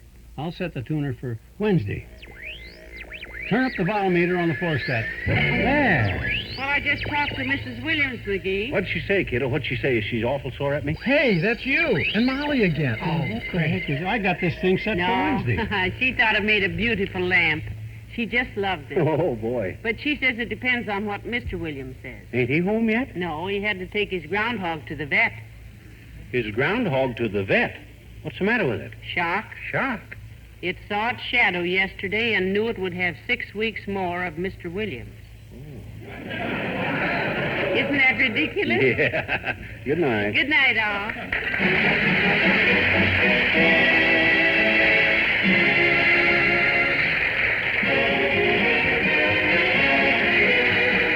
The makers of Johnson's Wax Products, Racine, Wisconsin, bring you Fibber, McGee, and Molly each Tuesday night. Be with us again next week, won't you? Good night. This is NBC, the National Broadcasting Company. Oh, those were the days. Fibber McGee and the good old days of radio. That was from the Radioland Productions Chrysler Air Temp series, the good old Fibber McGee and the good old days of radio. And that was the night that yours truly paid a visit to Fibber McGee at his home at 79 Wistful Vista, and we tried to get him to tune in finally, and at last we were successful in getting to hear that great sound from a great Tuesday night show. You know, Fibber McGee and Molly were on at 8:30 Chicago time on WMAQ, National Broadcasting Company. You know what kind of competition they had? None. Well, that's not to say there wasn't anything on opposite them, but Mutual was broadcasting the Air Force Hour, and the American Broadcasting Company was presenting the Detroit Symphony Orchestra, and CBS had the Maury Amsterdam show. So you can see they tossed in the towel and let Fibber McGee and Molly have their way with us on a great Tuesday night. How great it was, too. This is Chuck Shaden on our Those Were the Days program this Saturday afternoon, looking in on those great Tuesday night shows on WNIB, Chicago, FM 97. We have lots more ahead of us. We're going to be tuning into Big Town and Mr. Ace and Jane, the rest of the Tuesday night lineup. We'll continue with that right after this. Here's news for old-time radio fans looking for vintage broadcasts on long-play records or on 8-track tapes. Now you can have the original old-time radio shows of the Lone Ranger, the Green Hornet, Gangbusters, The Shadow. Oh, no. what evil lurks in the hearts of men. The shadow knows.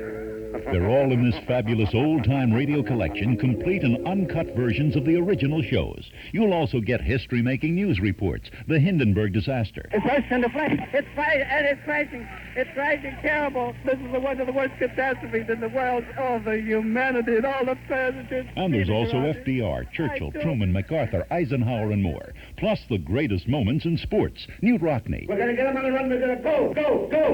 Fight. What do you say, man? You'll hear Carl Hubble, Lou Gehrig, Babe Ruth, Jack Dempsey, Joe Louis, and many more. Act now, and you'll also get an extra record of real radio fluffs, goofs, dozens and dozens of embarrassing mistakes. 5 sensational records, yours for just $9.95. 8-track tapes, only $14.95. And if you act right now, you'll also get the fabulous zany Spike Jones playing 10 of his greatest hits, including Cocktails for Two. In some secluded rendezvous that overlooks the avenue, with someone sharing a delight. This and that, cocktails for two. So that's 6 albums in all, over 150 memories that will live forever. Yours for just $9.95. 8-track tapes, only $14.95. All brought to you by the HRB Music Company. Act now. To order, call 545-2260. That's 545-2260. Get this set of old-time radio records for $9.95, or the set on 8-track tape cartridges for $14.95. That's $9.95 for records, $14.95 for 8-track tapes, plus COD charges. Call now to order 545-2260. That's 545-2260. I can remember it obviously wasn't in 1949 when Fibber McGee and Molly went off the air. I always remember the Red Skelton show coming in after Fibber and Molly. That was a great lineup, as I can recall. We had Bob Hope, and then Fibber and Molly, and then Red Skelton. In 1949, Skelton was on at a different time of the week, and I think we'll be having a Skelton show for us later on in this Saturday afternoon series. But Jim Jordan told me once that it was Red Skelton would come into the studio where Fibber McGee and Molly was being broadcast, and he would sit by the door, and he would just enjoy most of the Fibber McGee and Molly show before going into the studio to do his show live. And that's quite a tribute to Jim and Marion Jordan. But on Tuesday night in 1949, following Fibber McGee and Molly, NBC came in with the Big Town program. Steve Wilson of the Illustrated Press and Lorelei Kilbourne. You know, opposite Big Town on Mutual was, well, I guess it must have been a country western kind of a program called Corn's a-Crackin'. And ABC had It's in the Family, a situation comedy, and the quiz show was on CBS called Hit the Jackpot. CBS kind of tossed in the towel, I think, to NBC back in 1949. We have a Big Town program for you. Originally on the Big Town series, Edward G. Robinson played Steve Wilson, and Claire Trevor was Lorelei Kilbourne. Later on in the series, and in this particular broadcast, we have Edward Pauley as Steve Wilson, Fran Carlin as Lorelei Kilbourne. They worked for the Illustrated Press, and we're going to read all about it now with this Big Town broadcast. Extra, Big Town, read all about it. Extra. Another exciting adventure of fighting editor Steve Wilson of the Illustrated Press, whose newspaper creed stands for freedom and justice against the forces of violence and evil. The power and freedom of the press is a flaming sword, that it may be a faithful servant of all the people. Use it justly, hold it high, guard it well.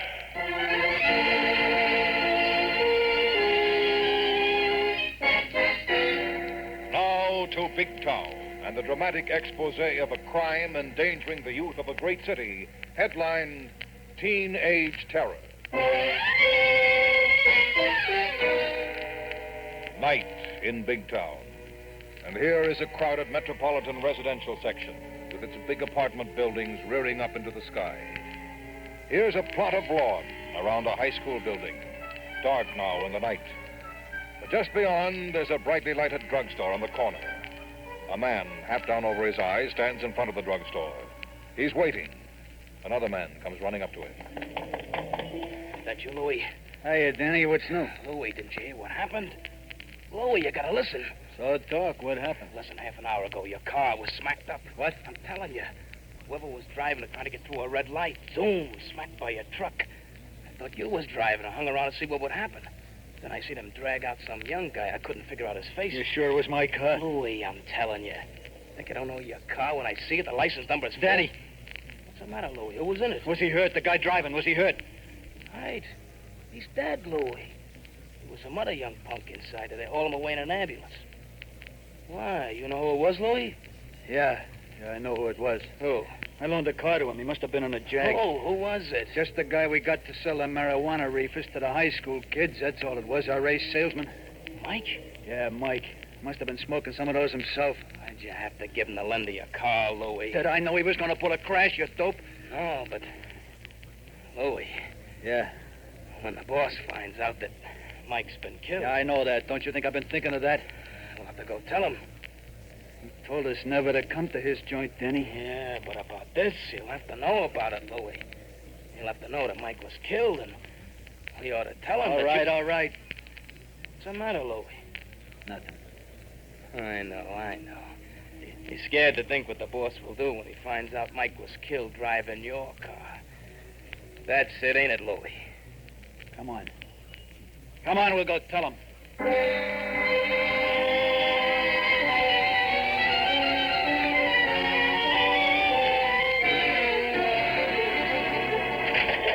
You busy, Steve? Not a bit, Lorelei. Press run began a couple of minutes ago. What can I do for you? You want to buy supper? Thanks, Steve, but there's a woman outside wants to speak to you. She's in trouble. I'll ask her to come in, Lorelei. We'll see if we can help her. She said she waited until she figured you'd be through work. Come on in, Mrs. Mack. Oh, thanks, Miss Kilburn. This is Steve Wilson, Mrs. Mack. I hope you're not too busy, Mr. Wilson. Well, not at all, Mrs. But Mack. I'm just at my wit's end. And I didn't want to go to the police, but still I just had to have help from somebody. Well, whatever I can do now. What's the trouble, It's Mrs. my boy, Johnny. Oh, sit down, Mrs. Mack. Johnny's really a good boy, Mr. Wilson. Honest he is. Now, Mrs. Mack, you just get yourself comfortable. Now, how old is your son, Johnny, Mrs. Mack? He's 17. He's a senior in high school and such a good boy. But in the last few weeks, well, I could tell there was something going wrong. It was Mike got him started running around with that bad crowd. And who is Mike? Mike graduated out of high school last year. Johnny always looked up to Mike and got in with his crowd, but it worried me. And in the last few weeks, Johnny just hasn't been the same boy. I could tell, but I didn't know why until tonight. Tonight? What happened tonight? Just the worst thing of all, Mr. Wilson. Tonight, Johnny and Mike, they went out in a car, see, and they smashed it up. Mike was killed. Oh, and Johnny? He wasn't killed, Miss Kilburn. An ambulance came and took him away. He was hurt bad, but it's worse than that. Oh, please. Please go on, Mrs. Mack. The doctor says it's obvious Johnny had been smoking marijuana. What? He said they found a reefer in his pocket. Oh, Steve. Mrs. Mack, are you sure of that? Yes, I'm sure. Johnny started going around with the fellows that sell it, don't you see, Mike and the others, and that's the trouble he's been in. That's what I want to stop him from. Oh, just a moment, Mrs. Mack. You say that there are men selling school children these drugs on a regular basis. That's right, Mr. Wilson. That's why I came down here. I didn't want to go to the police because it's my son. Do you have any idea who these men are? No. Does your son Johnny know who they are, Mrs. Mack? Maybe he does, Mr. Wilson. I don't know. I hope he's not too close to them. Will you help me, Mr. Wilson? Will you help Johnny? I certainly will, Mrs. Mack. And in the process, we must do something about finding these despicable men. And I mean despicable.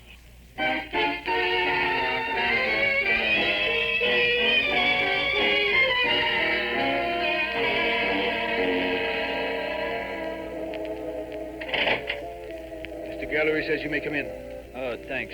Go straight across the floor. His office is over there. Just walk right in. Okay, thanks, bud. Danny, Louis, come in, both of you. Close the door behind you. Thanks, Gallery. What do you mean by coming to my club? How many times have I told you I don't want you around here? Don't want to see you within 20 blocks of here. How many times? We had to come, Gallery. It's important. Now, Louis. Oh? Sit down, both of you. Like he says, boss, it's important. What is so important you disobey my instructions? Hmm? So? Tell him, Louis. Yeah. Well, you know Mike, the kid was selling stuff at Central High School? He took my car and smacked it up tonight. He was killed. Oh? He took your car, With your permission, Louis? Well, no, I didn't exactly... Was he on the stuff, Louis? Maybe later, boss, but I don't think he was when he took the car. Where was the registration of the car, Louis? I keep it in the glove compartment. No. Louis? Yeah, boss? This business we're in, the profit we make off one single marijuana reefer is at least 10 cents. You know that? Yeah, sure. I pay you, Danny, a dozen others like you, 10 times what you can make anywhere else. Why? Because we sell enough of those reefers to make it worth my while. Right, Louis? Yeah, boss. Yeah. First, marijuana. Later, to the same young customers, we sell more expensive items. Heroin, cocaine. Our profit is higher, demand greater. A supply creates an even greater demand. Now, much money is tied up in this business, Louis. Yeah, I know it, boss. That's why I came down Only tonight. two things can interfere with this business, which is so profitable, Louis. One, cops. Two, stupidity. You've been stupid, Louis. Now, boss, listen, Some days you can't do anything right, eh, Louis? Yeah, that's right, One, boss. you loan him your car. Two, when he's on the stuff. Three, you leave the registration in the car. Four, this means the cops know it's your car. It's smacked up. Five, you come down here, maybe tying me up to the whole thing. And six, one of our best salesmen is killed. 6 mistakes, Louis. 6 mistakes. All in one night. Now, boss, wait. No, listen, Gallery, you can't.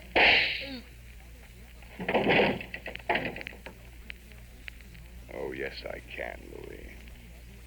Yes, I can.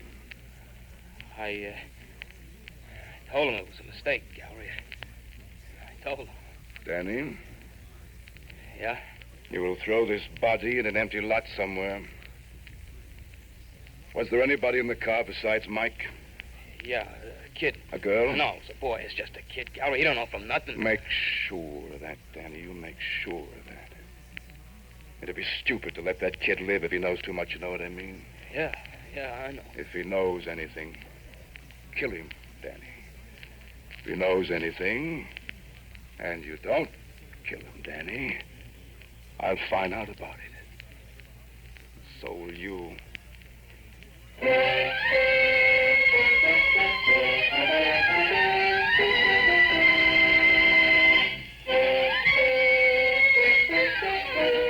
And to Steve Wilson and Lorelei Kilburn, who, together with Mrs. Mank, are now in the big town hospital, standing beside Johnny Mank's bed. Are you okay, Johnny? Do you hurt bad, Johnny? Okay, Mom. But the bandages... I'm okay. Let me out in an hour or so. Oh, no kidding. I just got a whacking around. No bones busted. Johnny, I brought Mr. Wilson and Miss Kilburn with me because they wanted to ask you some questions. You don't mind, do you? I don't mind anything except for how awful I feel about Mike and getting into that wreck and all it meant. We know about the marijuana, Johnny. Yeah, that's what I meant. That's what I feel awful about. How do you mean you feel awful, Johnny? Shame. I wish it had never happened. I wish I'd never bought any of that stuff off of Mike. I think I know better now. Well, for your sake, I hope so, Johnny. Oh, I just want a chance to prove I'm through with it, Mr. Wilson. I'm not asking anybody to give me a chance. I'm going to make a chance for myself. I'm glad you're thinking straight now, Johnny. You say you've been buying the reefers from your friend Mike. Yes, sir, that's right. You weren't the only one in the school to buy them? No, sir. There were others. Oh, listen, anything I can do to help break the ring up, believe me, I want to do it, sir. Good, Johnny. Now, first, do you know where your pal Mike got the reefers he sold you? I kept his mouth shut about all that, Mr. Wilson. All I know is that Mike sold the stuff. Can you remember the names of any of his friends? Oh, I remember the name of one guy. You see, Mike used to hang around with two guys in front of a drugstore about a block from school. I never knew who they were, but I could recognize them, I think. Now, one had a scar across the bridge of his nose, right here. The other one, he was a guy Mike called Louie. Louie? Yeah, he's the guy that loaned Mike his car last night. Isn't that a help, Mr. Wilson? Not much, I'm afraid, Mrs. Mack. You see, the police found Louie's body in an empty lot near the river early this morning. He'd been shot. Shot? The police are sure his murder is tied up to the fact that Johnny and Mike were in his car last night. But won't that mean... Oh, maybe they'll go after Johnny, too. No, don't worry about that, Mrs. Mack. Johnny's in no danger. He'd be in danger only if he knew about this dope ring and its operations, his personnel. Just the fact that he knows nothing keeps him safe. Hey, Mr. Wilson. Yes, Johnny? Gives me an idea. Now, look, I could hang around that same drugstore, see, until I run into the guy with a scar on his nose. Then well, look, I make out I know a lot more than I do, that I got a little black book, maybe, that Mike used to write names and phone numbers into, see? Absolutely not, Johnny. You'll do nothing of the kind. Yeah, but maybe they take me right to the head of the gang, Mr. Wilson. I won't permit anything that puts you in danger, Johnny. Yeah, but absolutely no. Johnny gets pretty stubborn sometimes, Mr. Wilson. And if you're there to help him, how can he be in danger? It might work at that, Steve.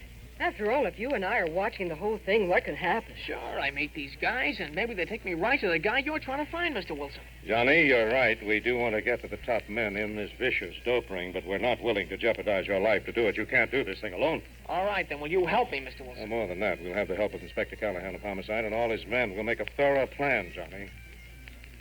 Now, first, where do you think you can contact the gang? At the drugstore up at the high school, I think. Now, look, there's a restaurant across the street from there, see? You could be sitting there. Then when you see this man with the scar, when you start talking to him, you make us a signal. Right, Mr. Wilson. I'll brush my hand against my nose, like this. Then we'll jump in the car and follow you wherever he takes you. All right. And from now, I'm getting out of the hospital. I'll go right up and hang around the drugstore this afternoon. Right, Johnny. In the meantime, we'll line up Callahan and his men, then we'll go up to that restaurant. We'll be watching and waiting for you. And the man with the scar.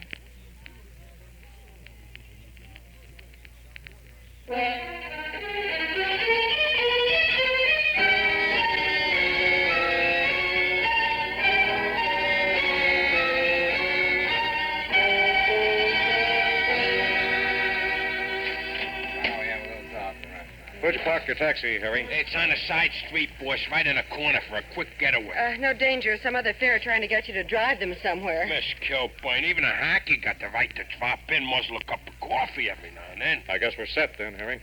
Is that the kid, the one across the street there? That's right. Just waiting. He's been waiting there now for over an hour. I don't know about these kids. You sure you can trust them, boss? Well, we have to now, Harry. Steve. I see him. Well, what's that?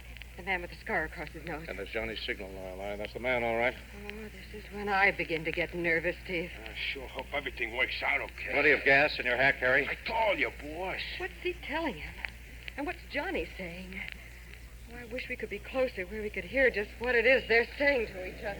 Hey, what's that you said, kid? Well, I said I've been waiting to see you. Been hanging around here waiting to talk to you. Yeah? What's on your mind? Well, you know Mike, didn't you? Mike? Mike who? I used to see you around with him, so I figured you were a pal of his. Maybe you'd want to help me with something. Keep talking. Oh, I thought maybe before the cops got too interested in Mike. Cops? Why cops? Come off it. You know as well as I did about how Mike was selling the stuff in the school, and don't try to kid me. Now, the way I figured was before the cops start getting too interested in Mike or any papers he may have left around, that I better see if I can't get myself fixed up in Mike's job. Say, pay, of course. You know quite a lot for a little punk, don't you? Yeah, plenty. What Mike told me, and the names and numbers in Mike's little address book, too. Yeah, you know quite a lot. Now I want you to take over his job, don't you? Yeah, sure, that's what I figured. Say, look, my car's right up the street there. Uh-huh. Come on. You and I are going for a little ride. Come on, Lorelei. There they go. Hurry, quick. Let's get your cab. Don't let them out of your sight, Harry. Don't worry, Miss Kilburn.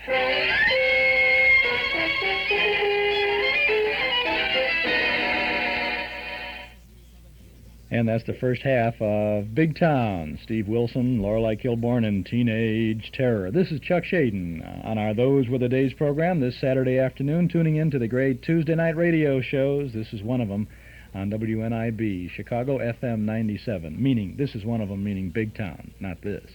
This is a good show. Good show at the Metro Golden Memory Shop, 5120 West Irving Park Road. They're now open. When you pay us a visit, you'll find some memory-jogging things to take you back for a nostalgic trip to the good old days of not so long ago. You'll find good new stuff and good old stuff. Tapes, records, books, magazines, cards, gifts, games, and novelties. You'll have a good time remembering Riverview, Saturday afternoon at the movies, Rainy Days, and Monopoly, the big band era, the golden age of radio. Metro Golden Memories, 5120 West Irving Park Road, just east of Laramie. Come on in and browse for a while. Coming to the Memory Club tonight? Come on over. We're open till 8 o'clock on Thursday, Friday, and Saturday, from 1 to 5 every Sunday afternoon, and Tuesday and Wednesday from 11 to 6. Metro Golden Memories, a nice place to visit. 5120 West Irving Park Road, 2.5 blocks west of Northwest Federal, just across the street from Nelson Hirschberg Ford. Metro Golden Memories, the MGM shop.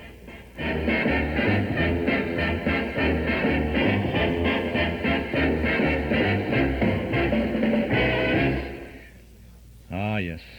Roll up your sleeves? No. Roll down your hose. No, what? The girls, what did they do? The flappers, what they do?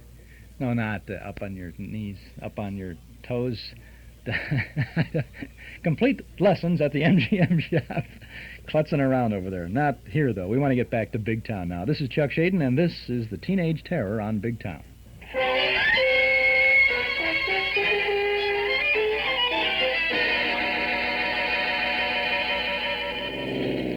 I'm still wondering, Mr. Wilson, how much you can trust that kid. Maybe he's planning the old double cross, you know. He's turning in that corner, Harry. I see him. You don't think you could hurt Johnny right there in the car, do you, Steve? Alone with him, Lorelei. He's got to pay attention to his driving. At least I hope so. Ask me, Mr. Wilson. I don't think he's going much of anywheres right now. He's tying and twisting, taking about 20 blocks to go 12. Ah, that's bad. You mean you think he suspects he's being followed? I was hoping he wouldn't suspect that, Lorelei. He's pulling over, boss, by the candy store. Drive halfway down the block, Harry, and pull up yourself. Johnny's staying in the car, Steve. It's just his scar-faced man that got out. You'll just have to wait, Lorelei. Wait for his next move.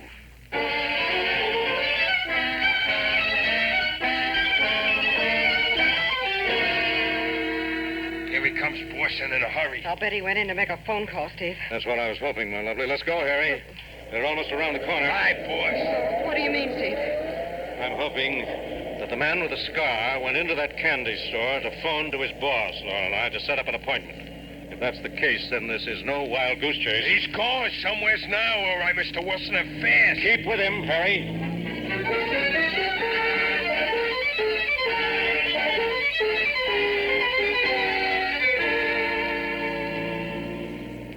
Beats me, Mr. Wilson. He must know by now we're following him. I can still see Johnny beside him, so he's all right. Uh-oh, he's going across the bridge. He's leading us out of town. No law against his boss living out in the country, I guess. Oh, you sound worried, Lorelei. Oh, don't pretend to me, Steve. You know as well as I do that the road he's taking off the bridge leads east to the marshes, not to any place where his boss might live. Hey, boss. What is it, Harry? Now that he's getting on this here open country, I ain't sure I can keep too close to him. Do your best, Harry. We've got to keep that boy in sight.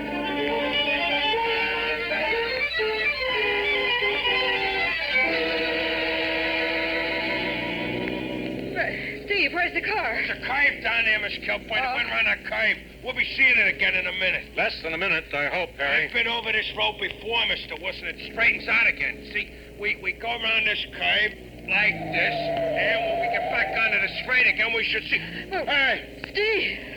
It's gone. But where could it have gone? There's not a car in sight. Nothing but that truck coming toward us.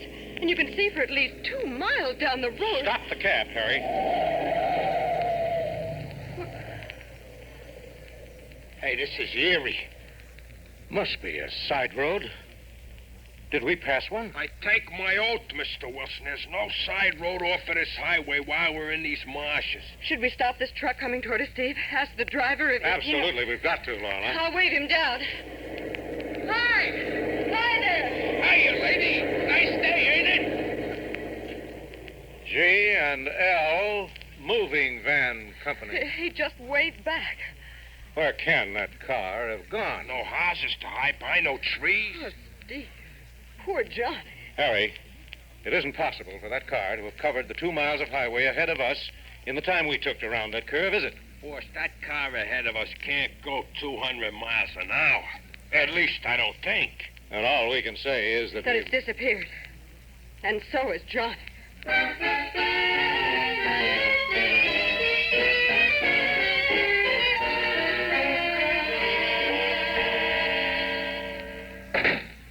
Hello, Gallery. Here he is. Good work, Danny. So, this is the little punk, hmm? Hey, what's the matter? What's going on here? Talk to this guy about a job, and the first thing I know... Shut he's up. got... Don't try your imbecilic adolescent fibbing on me. But listen, Shut Mr. up. You listen. Trying to finger Gallery, hmm? A little punk like you, still wet behind the ears. Following Danny around, having a taxi follow him through the streets like in some dime novel. I knew he was following me from the first block, Gallery. Naturally. So you shake them off your trail according to our prearranged plan. Good. Now we have our young mastermind here.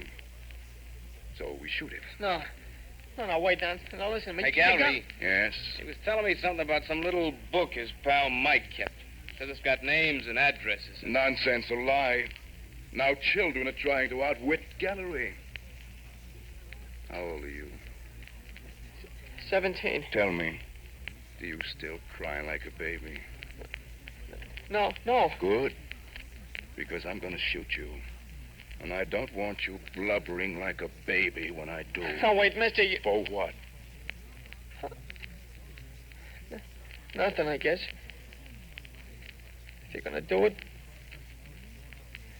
you're gonna do it.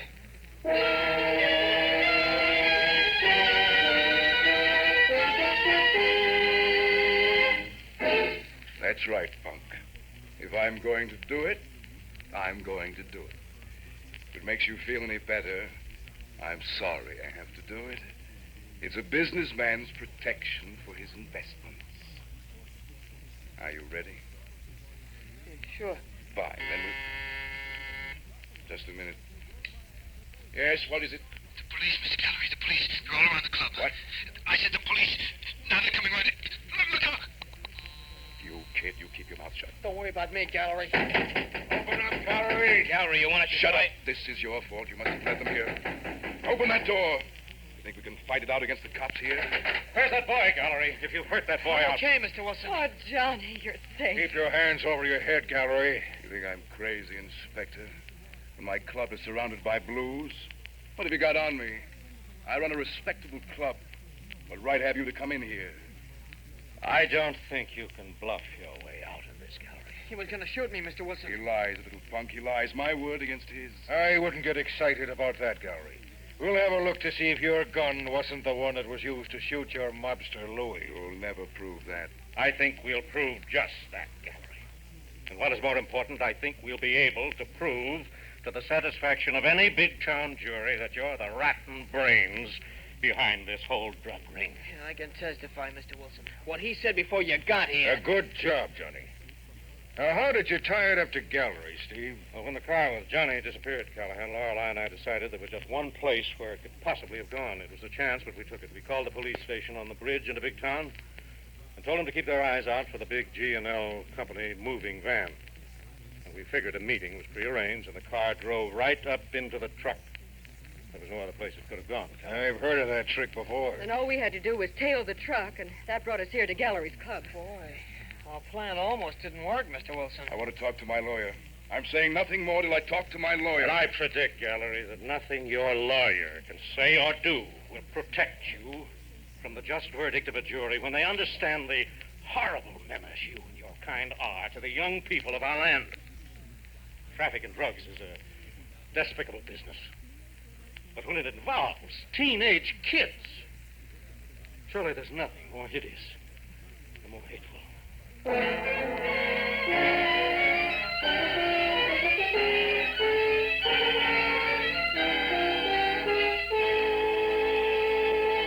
In our story, all names, times, and places are fiction. Big Town features Edward Pauley as Steve Wilson with Fran Carlin as Lorelei Kilburn. Music is composed and conducted by John Garth. And that's Big Town, Teenage Terror. Sorry about the abrupt ending on that, but that's all we had of it. But enough of it to share with you the sounds of the Illustrated Press.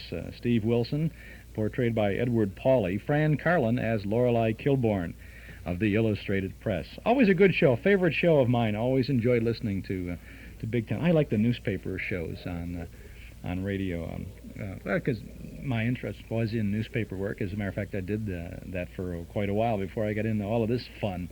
What else? Other newspaper shows we had? Well, Superman, of course. Clark Kent worked for a newspaper like that, and they had The Big Story, Pell Mell, Outstanding, and They Are Mild. Remember? Stories, The Big Story of a newspaper reporter, and they would dramatize it each week.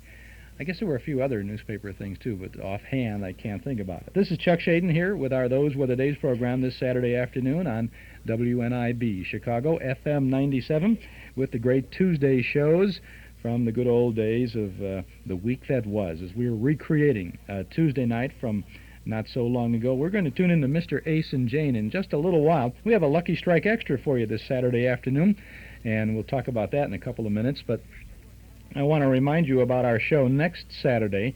We'll be tuning into the Wednesday shows here at 1 o'clock on WNIB. We'll have Can You Top This?, The Great Gildersleeve, Duffy's Tavern, Mr. District Attorney, Bing Crosby on Philco Radio Time, and the Curtain Time broadcast.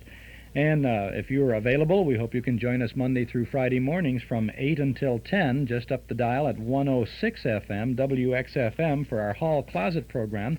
We have an interesting assortment, we think, of good old radio shows to share with you as you start your day. And then on Sunday evenings, if you're out in the Arlington Heights area, tune us in on WWMM.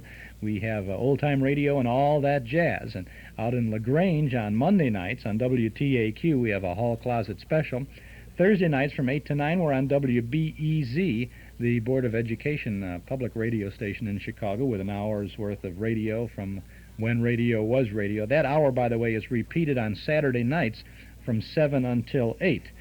And then through the week, we have some clips from our Hall Closet collection on the radio station WAIT. So there's a lot waiting for you on your good old radio dial, wherever you may turn if you are interested in the old-time shows.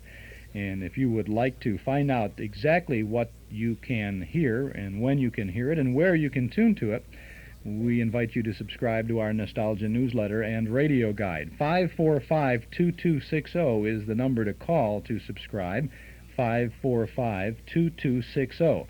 A year's subscription, 12 issues, is only $6, and each month, before the first of each month, you'll get the complete schedule of old-time radio shows that we broadcast 7 days a week on those 6 Chicago stations. Day by day, the whole package of vintage radio sounds, plus interesting articles about and from those good old days. Call us right now, right here at our studio at 545-2260. 545-2260. Just give us your name and address, and your Nostalgia newsletter subscription will begin with the April issue, which you'll have before the end of this month. We'll include an invoice for your 1-year subscription. $6 for 12 issues. Call us at 545-2260. Call us right now. The April issue of the newsletter features a cover picture of Bud Abbott and Lou Costello with Mel Blanc as Bugs the Easter Bunny.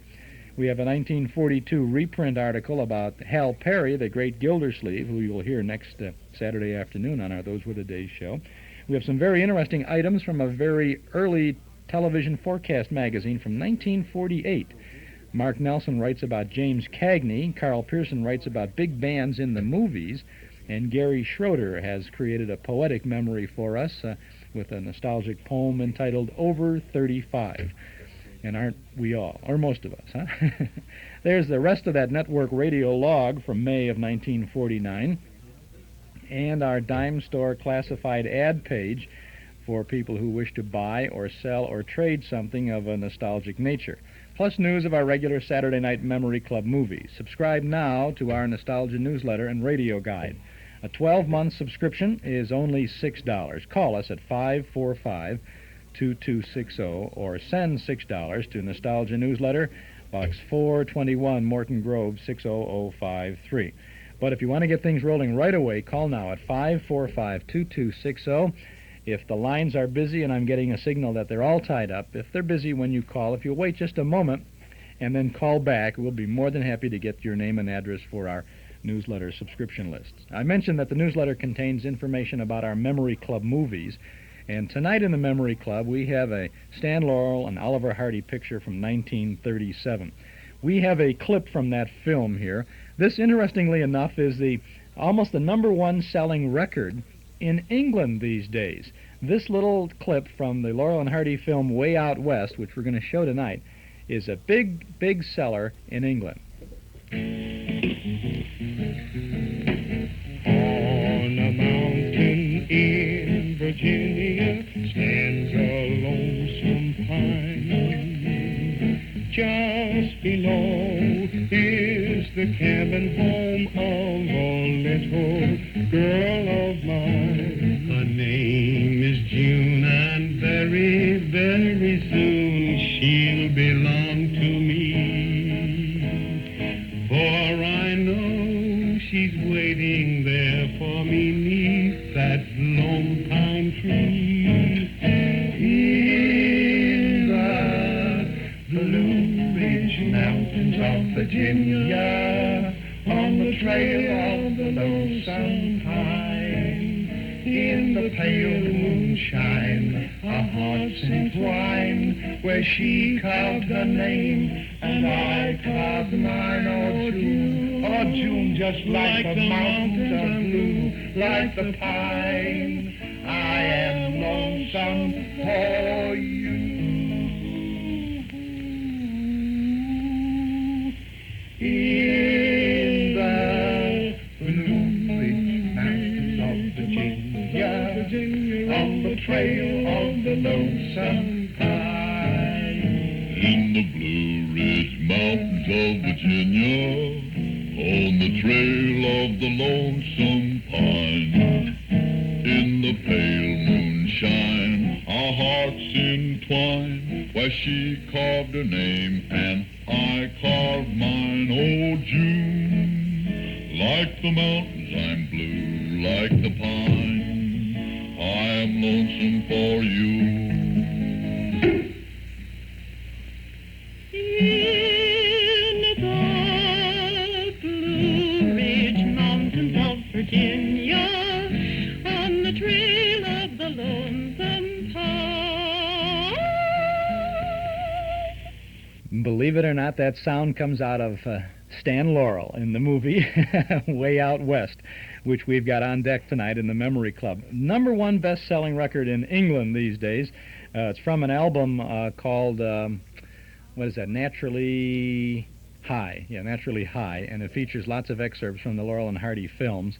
And they excerpted that little thing, and they put it out on a single, and they're playing it all over in London, and they expect it maybe will become a bestseller in these states, too. So we'll have to see. But you can see the way they did that originally. There's a beautiful little dance that Stan and Ollie do in front of this group, the group of cowhands on this, to accompany this.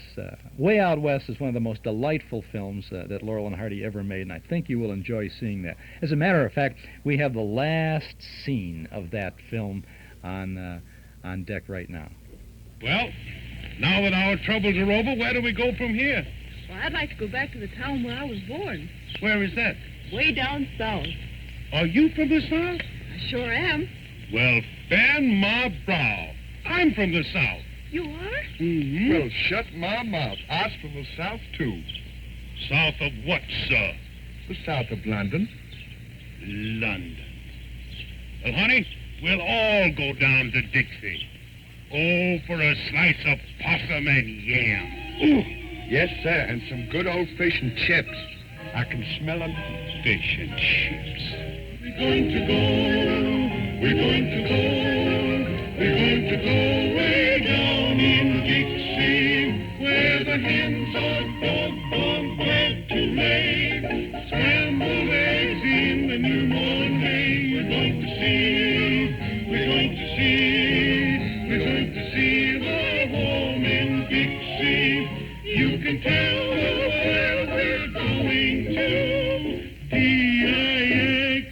I know how to spell it. Then we're going, you know we're going to a home in Dixieland.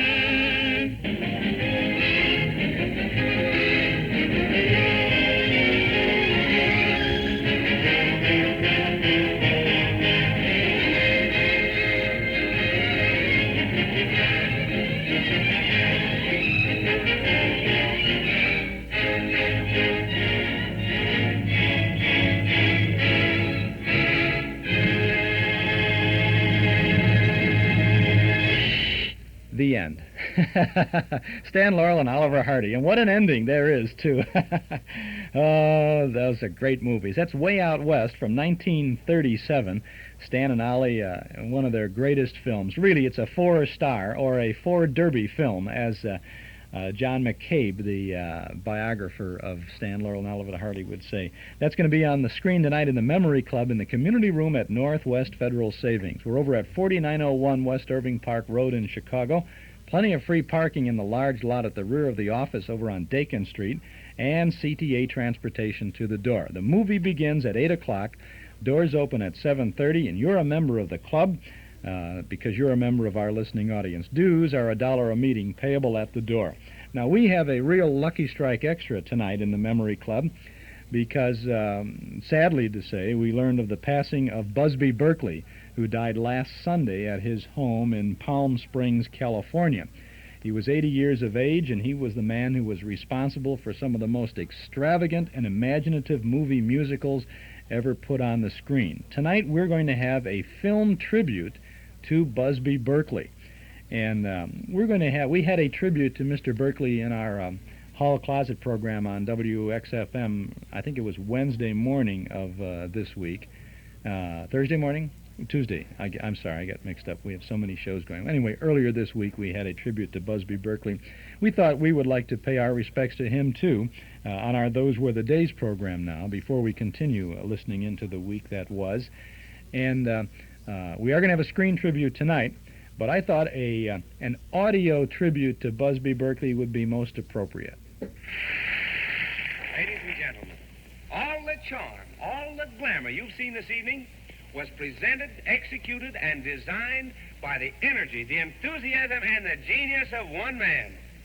Would you like to meet him?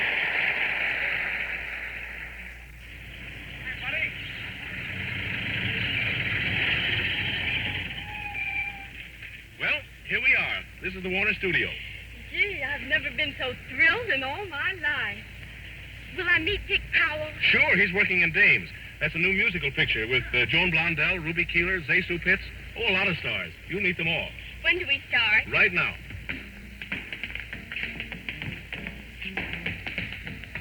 Oh, what's that up there? Oh, that's Busby Berkeley on his flying trapeze. He uses that to get all those overhead shots he's so famous for. There's Ruby Keeler, rehearsing one of her dances.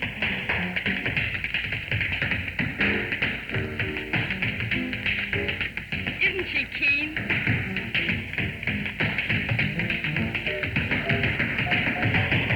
Hello, Lyle. How are you? Buzz. Buzz, this is Miss Howson. Mr. Berkeley. Well, glad to know you, Miss Howson. Another candidate for the chorus? No, just a visitor. But I've often wondered where you get all those beautiful girls. You do, huh? Well, they come from all over. You see, they might come from California, Maine, New Hampshire, Vermont, Texas. Really doesn't matter. See, there are beautiful girls everywhere. Who writes the words and music for all the girly shows? No one cares and no one knows who is the handsome hero. Some villain always frames, but who cares if there's a plot or not when they've got a lot of dames? What do you go for? Go see a show for? Tell the truth, you go to see those beautiful dames. Yes, you spend your dough for bouquets that grow for all those cute and cunning young and beautiful dames. Oh, dames are temporary flames to you, dames. You don't recall their names, do you? But their caresses and home addresses linger in your memory of those beautiful days. Yes? Mr. Earl Farrell to see you. Can't see him. Also, Mr. George Hirschwin. Tell him tomorrow. Now, gentlemen. Well, Miss Dolly DeVoe to see you. sure right in.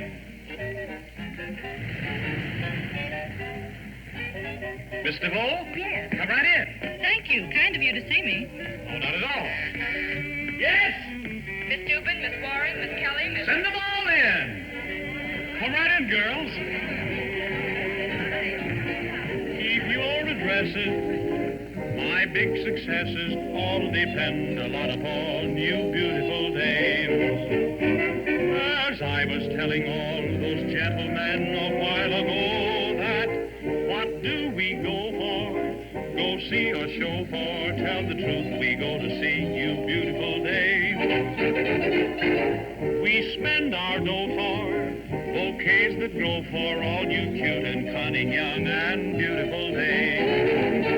Oh, dames are necessary to show business.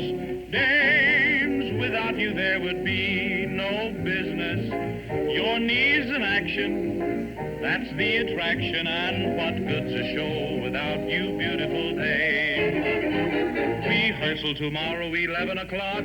Be there promptly by then. Better set your alarm clocks for 9. At least no later than 10.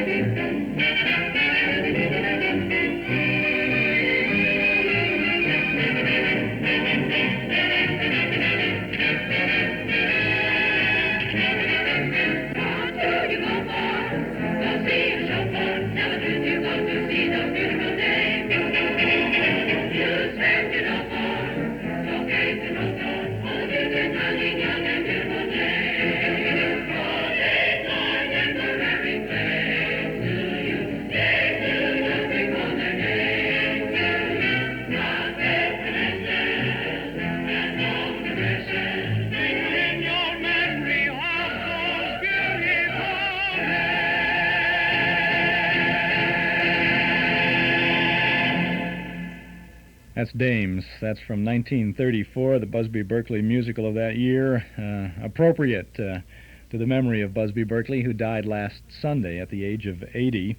He was the man who directed those beautiful dames in a dozen or 24, I don't know, a score of great movie musicals. And he did for the woman on the screen. He glorified the American girl on the screen, much as Flo Ziegfeld did on Broadway on the stage. We will have a tribute, a film tribute to Busby Berkeley tonight, along with the Laurel and Hardy feature Way Out West in the Memory Club in the community room at Northwest Federal Savings.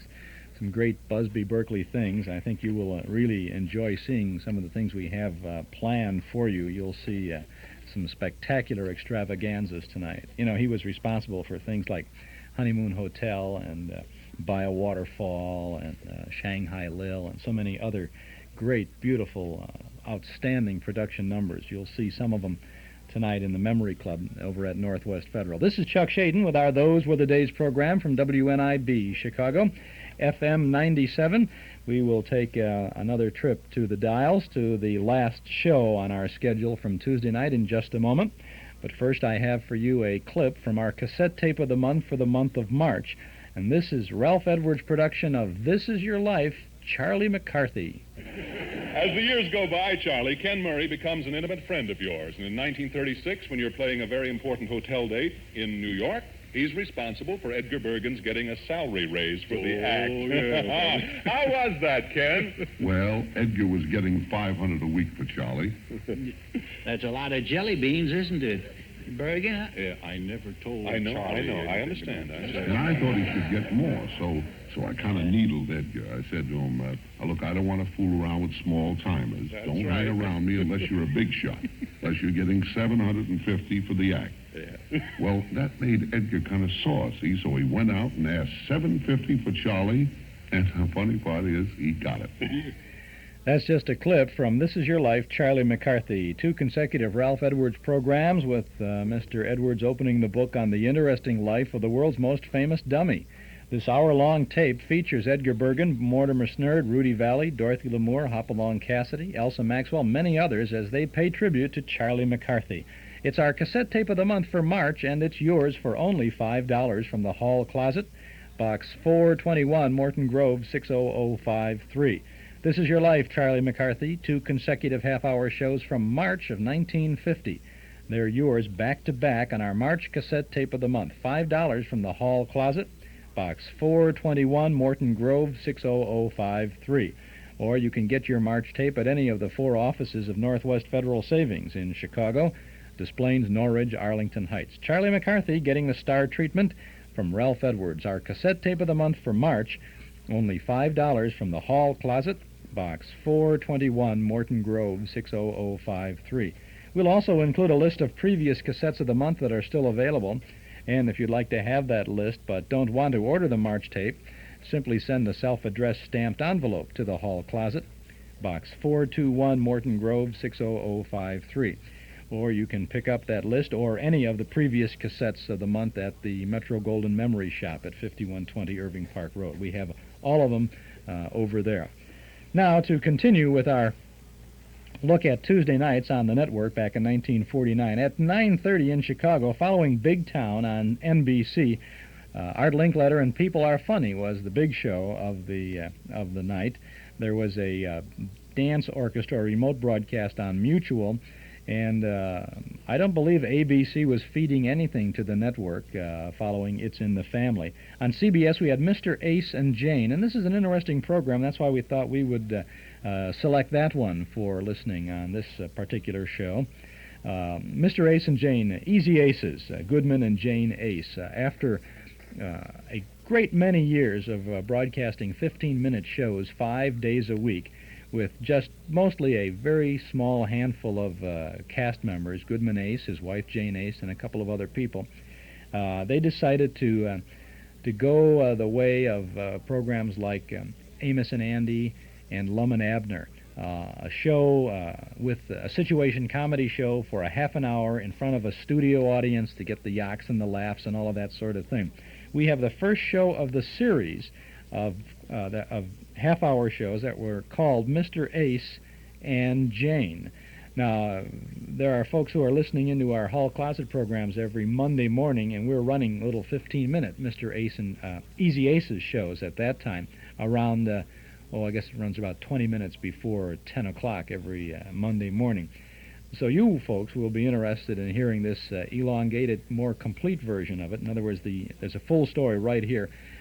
The great comedy was written by Goodman Ace, and of course the wacky sayings that come from Jane Ace are just as funny, even though they are in front of a studio audience. So we don't laugh alone with this, we laugh with everybody else. From January 16th of 1948, Mr. Ace and Jane.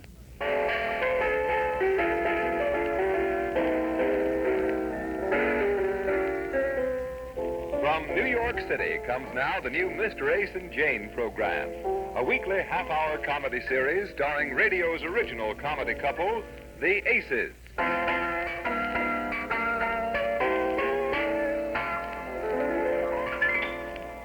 Once again, the strains of Manhattan Serenade introduce the story of Mr. Ace and his wife, Jane. Tonight, Chapter 1. Entitled Jane's Brother Paul, who hasn't worked in 12 years, tries to borrow $200 from Mr. Ace. And Mr. Ace says, why don't you go to work? And Paul says, don't use that four-letter word in front of my sister. Or, as Mr. Ace would put it, am I my brother-in-law's keeper? Let me tell you exactly what happened.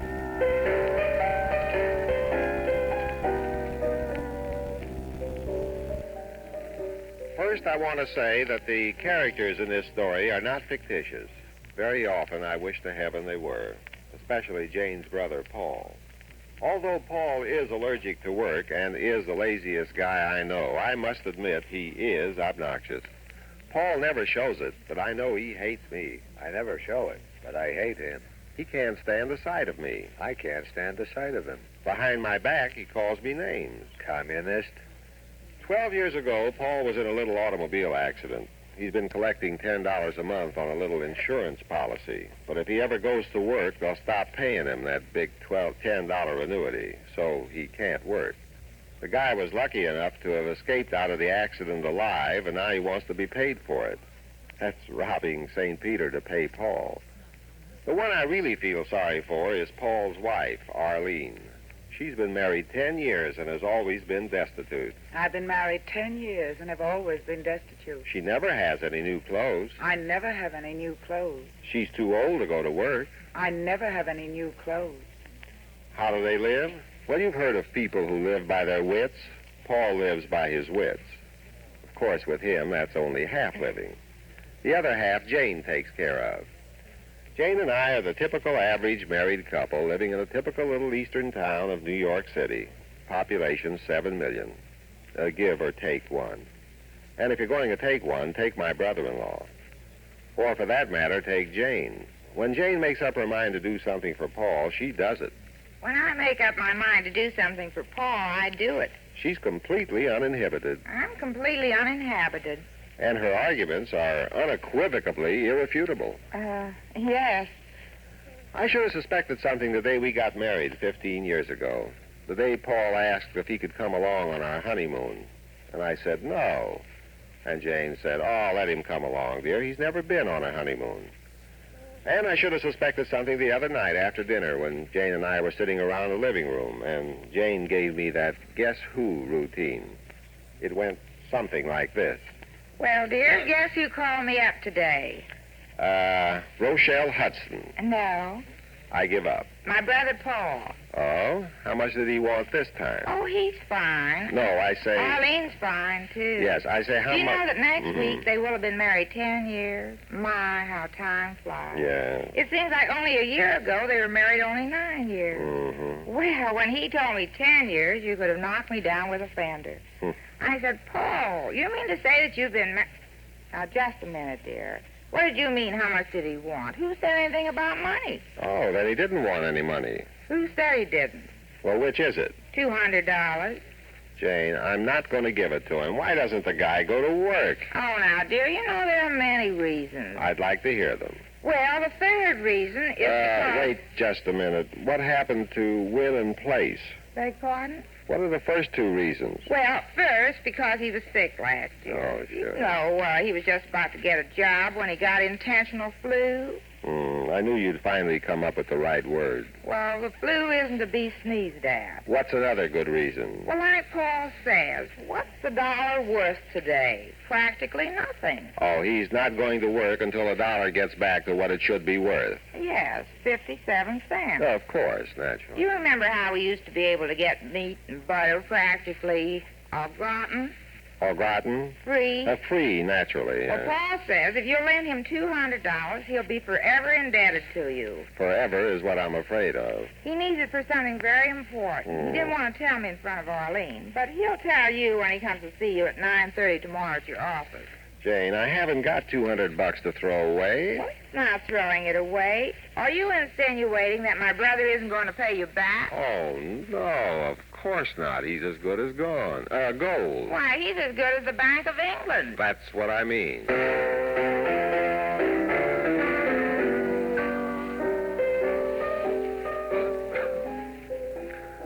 As usual, when I get into an argument with Jane about her brother, I ran second and paid $2.80 to place. Because the next morning when I got to my office, I ought to tell you this, I work in the advertising business. Make a nice living, minus withholding and Social Security. It's a pretty fair job. Of course, Jane always exaggerates my importance there by telling everybody I'm a big cog in the machinery. He's a big clog in the machinery. The only thing I can't stand about the job is my secretary, Miss Anderson. Why don't I get rid of her? She's a cousin of Jane's, twice removed. That is, I removed her twice, so Jane got her back 3 times. With the score now 3-2 in her favor, Miss Anderson practically runs the office her way. I practically run the office my way. She never thinks of me as her boss. I never think of him as my boss. She considers me primitive in my business methods and practically a Neanderthal in this atomic age. He's a schmo. Oh, she's a doll. D-U-double-L. So I got to my office about 9:30 the next morning, and I asked Miss Anderson if there had been any calls. Oh, yes, Sam Davis called. Sam Davis? Who's he? What did he want? Well, he wanted a date for Saturday night. So I told him I was going to the movie Saturday night with Bill Wilson. Yes, I know. And I gave him Wednesday night. We're Yeah. going dancing. Sam's an awfully good dancer, much look. better than Bill. And Sam... Miss Anderson, please, any sideline calls? I mean, for me, the advertising business, you remember? Oh, let me see. There was somebody. What was it now? Isn't that awful? Well, if it comes to you, Miss Anderson, you'll be in touch with me. I'll just go into my office and wait. Oh, sure. I'll let you know if it comes to me. Isn't that awful? Well, there you are. Is that a nice thing to do? Keep your brother-in-law waiting. Oh, Miss Anderson, is this the... Oh, yes, that's it. Your brother-in-law is waiting in your office to see you. Yeah. Miss Anderson, take a letter. A letter? To China, and don't hurry back. Very funny. Well, brother, how's the world treating you? Not very often. Yeah, I haven't seen you in some time. How long has it been? Oh, about $25 ago. 25... Oh, yeah. Say, yes, it has been 90 days, hasn't it? You're not worried about that 25, are you? Oh, no, I took it off my income. Oh, deducted it from your income tax, huh? No, just from my income. Paul, would you mind taking your overcoat off my desk? Oh, I've sure. work here. Excuse me. Recognize the overcoat? Yes, I do. 2 winters ago. Remember that cold winter and you were going to get a new coat and you decided you might as well give me this one Jane told you? Look, Paul, I'm quite busy this morning. You know what I wish you'd get? A camel hair polo coat. You know what I wish you'd get? What? To the point. You want me to give you $200. Is that it? Not give, lend. The answer is no. Oh, now, wait a minute, brother. It isn't for myself I want the 200. I haven't got 200. It's for Arlene. We have a 10th wedding anniversary next Wednesday, and I want to get her something she needs pretty bad. For $200? Yeah. I'm getting her a tonsillectomy. You're going to have your wife's tonsils removed as an anniversary present? Why not? It's something practical. Something she wouldn't buy for herself. Yeah, that's it. So how about it? Let me have the 200? No. Well, that's a fine way for a Paul, brother-in-law I'm through giving you money. I haven't got $200 to throw away. Well, could you make it 100? Oh, you're going to have what of her tonsils out? Yeah. No. I could pay $100 down And then get the rest from me later. Nothing doing. I can't afford it. It's not the principal, it's the money. And all the other money I've given you. Well, I'm going to pay you back. I keep track of every cent I'm sorry, Paul, no. And look, if you have to come to my office and sit around with your feet scratching up my desk, I wish you wouldn't be wearing my shoes.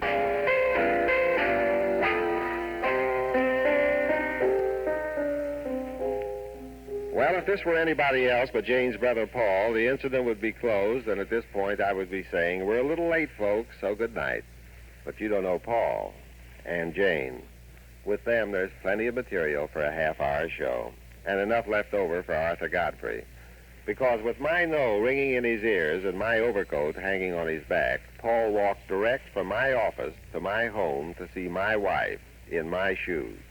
Oh, yes, before we look in on this tender little scene, I want to tell you that, like the typical average family, we happen to live next door to a radio announcer, a fellow named Ken Roberts.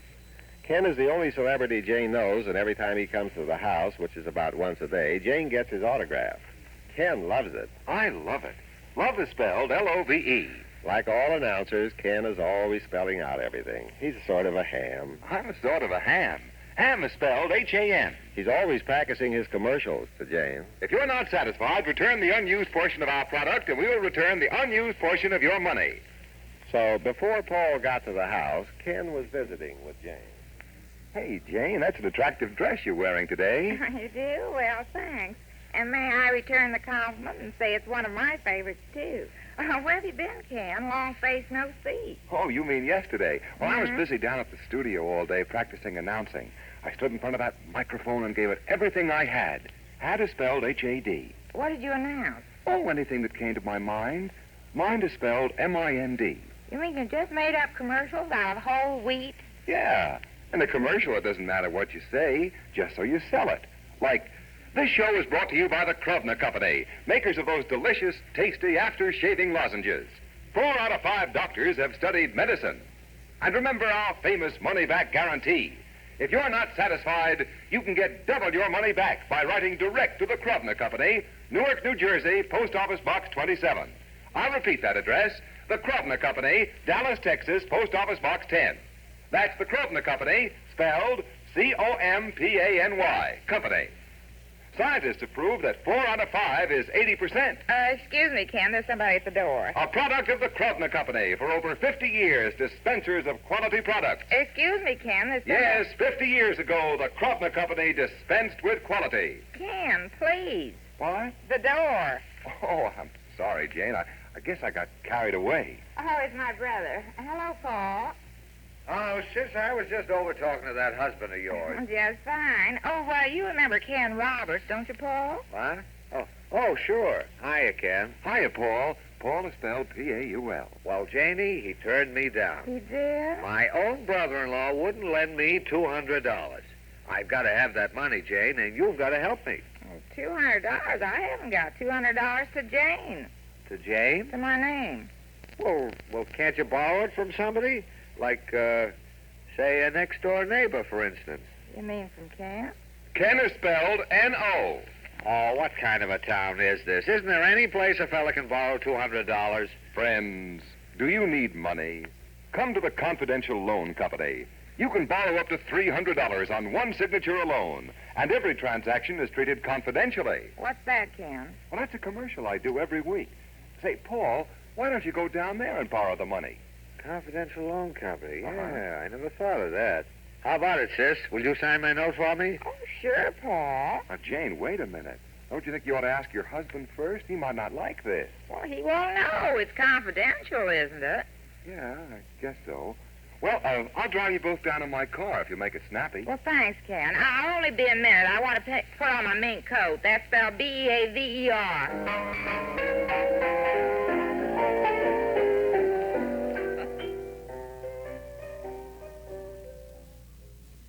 And that's the first half of Mr. Ace and Jane. I gave you a little bit of wrong information on this. I said I talk about a studio audience, and then there isn't a studio audience. I have heard this show with a studio audience, and this is not it. But you know what this is? This is the audition show for the series. And then when it went on the air, there was a studio audience for it. So you got a treat here because you heard a non-commercial there with Ken Roberts simulating a commercial in here, obviously written by Goodman Ace because it was hilarious. You didn't think so? Well, I thought it was. Anyway, that's the first half of Mr. Ace and Jane, the half-hour series from 1948. Also, we were trying to recognize the voice of Jane's brother, Paul, and we all agree that that is Jack Albertson doing that, playing that role. He, of course, is in Chico and the Man on Television. I don't think you will agree, too. We had a couple of calls from people asking if that was right. And since so many of us agree, and if you listen closely, you will recognize, if he pops in on the next half, you will recognize him as Jack Albertson.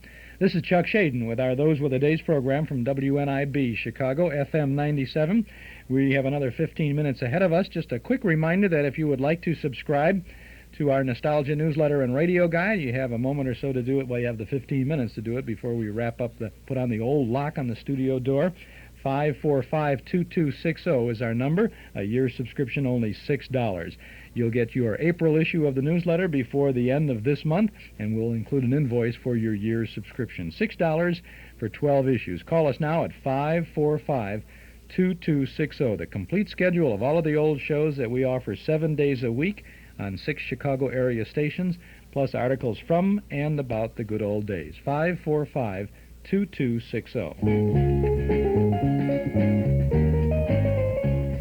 And here's something you'll really want to vote for. It's Northwest Federal Savings Bandwagon of Gifts, and you can choose the gift candidate that's just right for you.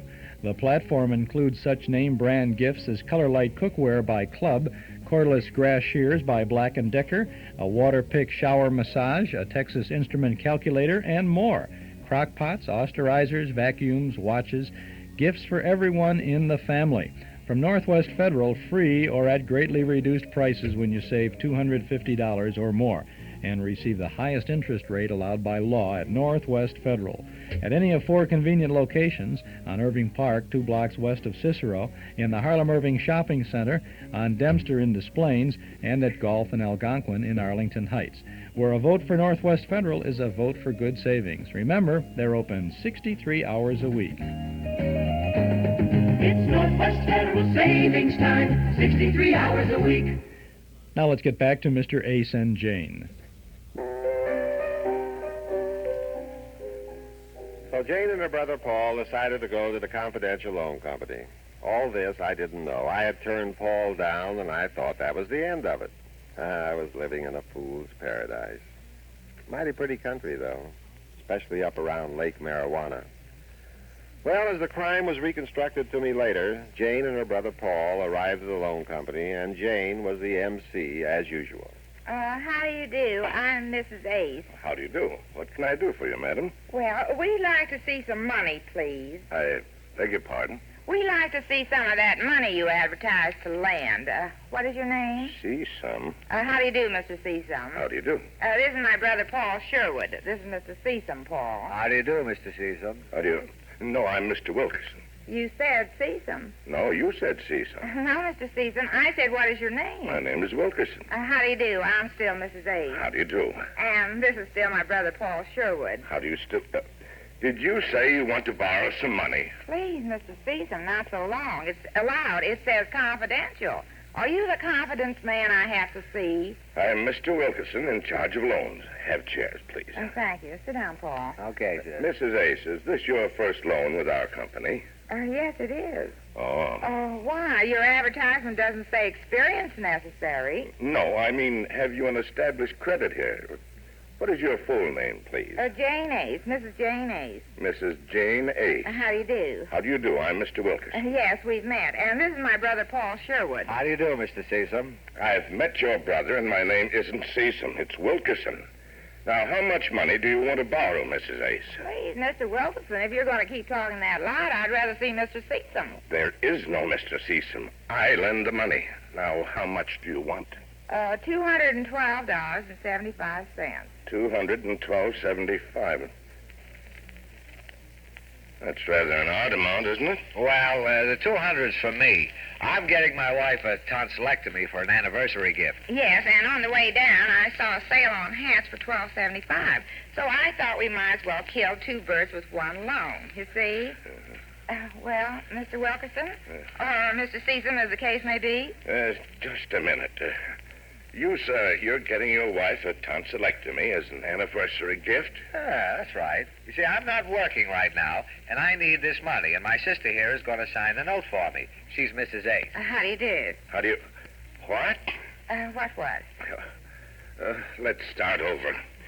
How do you do? I'm Mr. Wilkerson. You want to borrow some money. Please, not so loud. I told you my brother wants to borrow $212.75, and I'm going to sign the note for him. I see, but he isn't working, and what is your business, Mrs. Ace? Sister to the defendant. What's that? I'm his sister, and if he needs the money, the least I can do is sign a note for him because I haven't got any money to lend him. And what good is your signature on a note? What good? Well, I don't know who would sign for a person if his own sister wouldn't. And if I'm wrong, I'm not far from it. Doesn't it to you, Mr. Cecil? Let me see what happened. I was sitting here in my office quietly reading Dick Tracy when you came in and said you wanted to borrow $212.75. And you want to sign the note, and you have no security. That's it. Do you have any charge accounts in any of the stores, Mrs. A? Oh, sure, but I wouldn't want them to know about borrowing this money because it says confidential. Just a minute. I'll call upstairs and check on your credit. Yes, Martin speaking. Over. Martin, this is Wilkerson. I have a Mrs. Jane Ace here who wants to borrow $212.75. Will you check her credit for me? Mrs. Jane Ace wants to borrow $212.75. Over. Fine, confidential. That's right, Martin. $212.75. That's a rather odd amount, isn't it? Over. Well, $200 is for a tonsillectomy her brother is giving his wife for a wedding anniversary. Testing. 1, 2. Testing. 1, 2. Sounded like you said he's giving her a tonsillectomy for a wedding anniversary. Over. That's right, Martin. And the other $12.75 is for a hat she saw in a clearance sale on the way down here. Check it, will you, Martin? Will do. Roger. There you are, Mrs. Ace. How's that for confidential loan service? Mr. Wilkerson, was that coast to coast? That's our efficient credit system. It'll only take a minute. While we're waiting, you can look over this application. And here are the weekly rates. For a loan of $212.75, you have to pay back $4.40 a week for 1 year. $40.40 a week is reasonable. Oh, there's Martin again. This must be the repeat broadcast for the West Coast. Yes, Martin? Mrs. Ace is NG. All charge accounts are in her husband's name. He's okay. Over. Roger. Thanks, Martin. Sorry, Mrs. Ace, you're NG. What's that? Not guilty? Yes, no. It means your signature is not acceptable. But if your husband will sign this note, we'll make the loan.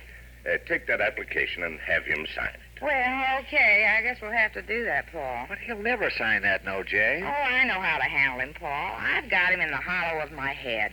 Just leave it to your Uncle Dulcie. We'll see you later, Mr. Season. My name is Wilkerson. How do you do? How do you do? And this is my brother. Yes, I've met your brother, Mr. Season. I'm not Season. You said you were Season. How do you do? How do you... No, now, just a minute. Everybody cool down. When you first walked in here, you said you wanted to see some. I said, how do you do? I'm Mr. Wilkerson. Yes, we've met. Yes. No, I thought you said Season, and you thought I was saying I'm Mr. Season.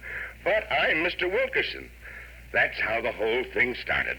Now, isn't that clear, Mrs. Ace? Oh, I get it now. You see the mistake we made, Paul? Yeah. Let's go, Jane. Yeah, let's go. Well, see you later, Mr. Season. Oh, murder.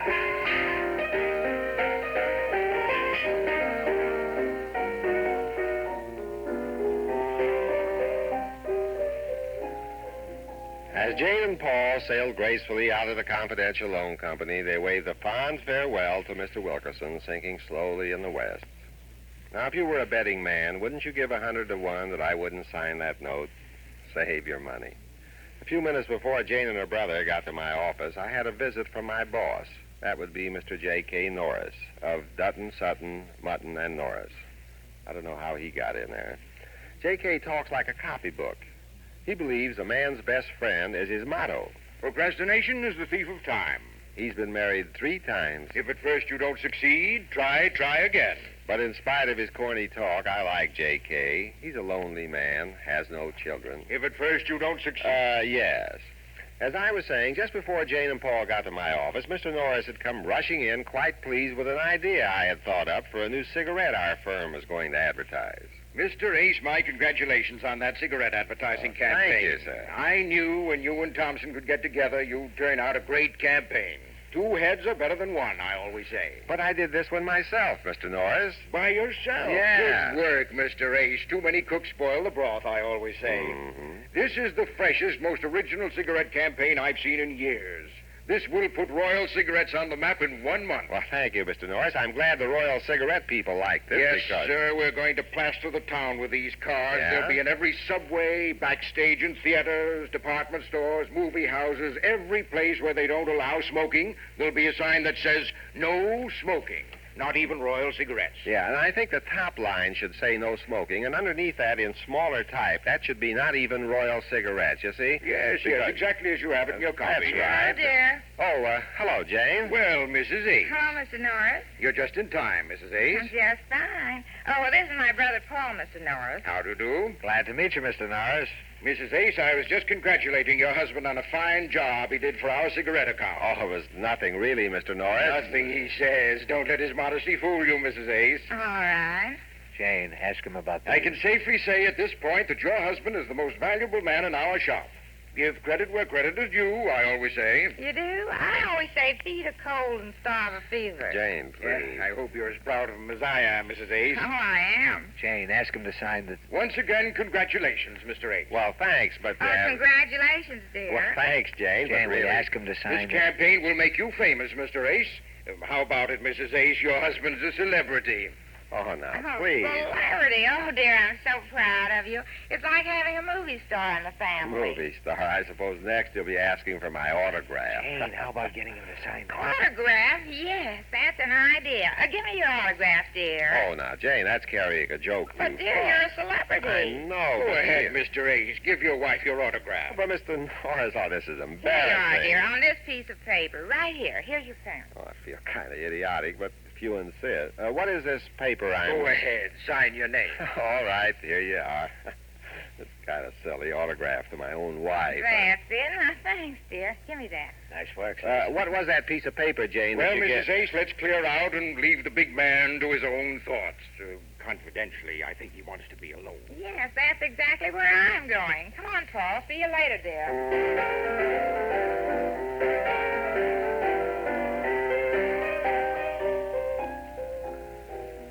All I can say in defense of my simpering self is that I am the first and only co-signer who ever signed his name, Sincerely Yours. I never would have known I even signed the thing if something hadn't happened a week later. Jane and I were sitting around the living room after dinner, and I was doing a little bragging. Jane, remember that cigarette campaign Mr. Norris congratulated me on about a week ago? He gave me a $500 bonus today. Pretty good, huh? Yes, dear. Well, is that the most enthusiasm you could work up? I thought at least you'd cheer. Yippee, dear. Well, thanks, if you can spare that. Or maybe this will brighten you up, though. I'm going to take 200 of this bonus and give it to Paul. Arlene does have to have her tonsils out, and as long as No, I have... dear, you don't have to now. Well, Jane, it was only a week ago today that you came... I know, dear, but Paul got that money already. Where? Last week. But I'll tell you what you can do. No, I said where did Paul get... You want to do somebody a favor. How about increasing my allowance? Where did Paul get the two... Increasing your allowance? How much? Oh, around $4.40 a week. $4.40. How did you arrive at that round figure? Well, I might as well get this out of my cistern. Okay, sister, and what is it? I'll begin at the beginning. Yes, you do that, Jane. I'll make it short and sappy. Nat. Remember last week when I came to your office and you were a celebrity and you signed your autograph on a piece of paper I gave you? Fine celebrity, yeah. Well, that day you opened a charge account at the Confidential Loan Company. Yeah, fine. I what? Paul borrowed $200 and you autographed the note. Oh, no. That's the price of fame, dear. Oh, no, Oh, Jane. yes. And today they called up that Paul missed the first payment. $4.40. If they expect me to make good on it, I won't do it. I'll call Paul. I'll call the loan company. I'll call Arlene and tell her what her husband did. I'll call... There's one call you forgot, dear. What's that? Well, while you're at it, call the doctor and tell him to put Arlene's tonsils back. Isn't that awful? And that's Mr. Ace and Jane, the audition show, the pilot, so to speak, from January 16th of 1948, wrapping up an afternoon looking at the Tuesday shows from the week that was. We've heard This Is Your Life, Mr. and Mrs. North, Bob Hope visited with Fibber McGee, Big Town, and Mr. Ace and Jane. And that's it for today. The old clock up on the studio wall says we're all out of time. We'll be back again next Saturday afternoon from 1 to 5 right here on WNIB. Our thanks to Mark Nelson, Dennis Bubaz, Mort Paradise, and Joel Bogart for their help behind the scenes, to our sponsors for making this weekly get-together possible, and to you out there in Radio Land for making it worthwhile. Next Saturday afternoon, the Wednesday shows. This is Chuck Shaden speaking. Have a great weekend. We'll see you tonight in the Memory Club, and thanks for listening. Chuck Shaden's Those Were the Days is brought to you by Northwest Federal Savings and Loan Association of Chicago, Des Plaines, Norridge, and Arlington Heights, and by Nelson Hirschberg Ford, 5133 West Irving Park Road at Laramie. Costume, scenery, and special effects for this program were provided by Your Imagination. This is Mark Nelson speaking.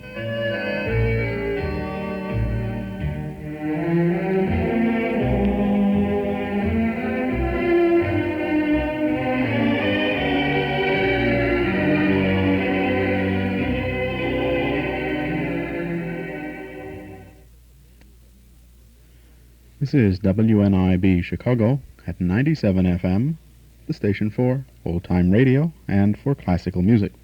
Time in Chicago is 1 minute past 5, and this is Bruce Duffy welcoming you now to Zephyr, a 2-hour program of shorter, familiar classical music, which we present each evening at this time. The first hour of tonight's Zephyr is going to start off with a bang. We're going to have the 1812 Overture, conducted by Leopold Stokowski. That's music of Tchaikovsky. We also have music by Max Bruch, Antonin Dvorak, Ponchielli, Giordano, Mascagni, and Wolf Ferrari. During the second hour, beginning about 6 o'clock, we have music of Berlioz, Mendelssohn, Chopin, Joseph Strauss, Smetana, and Lumbai.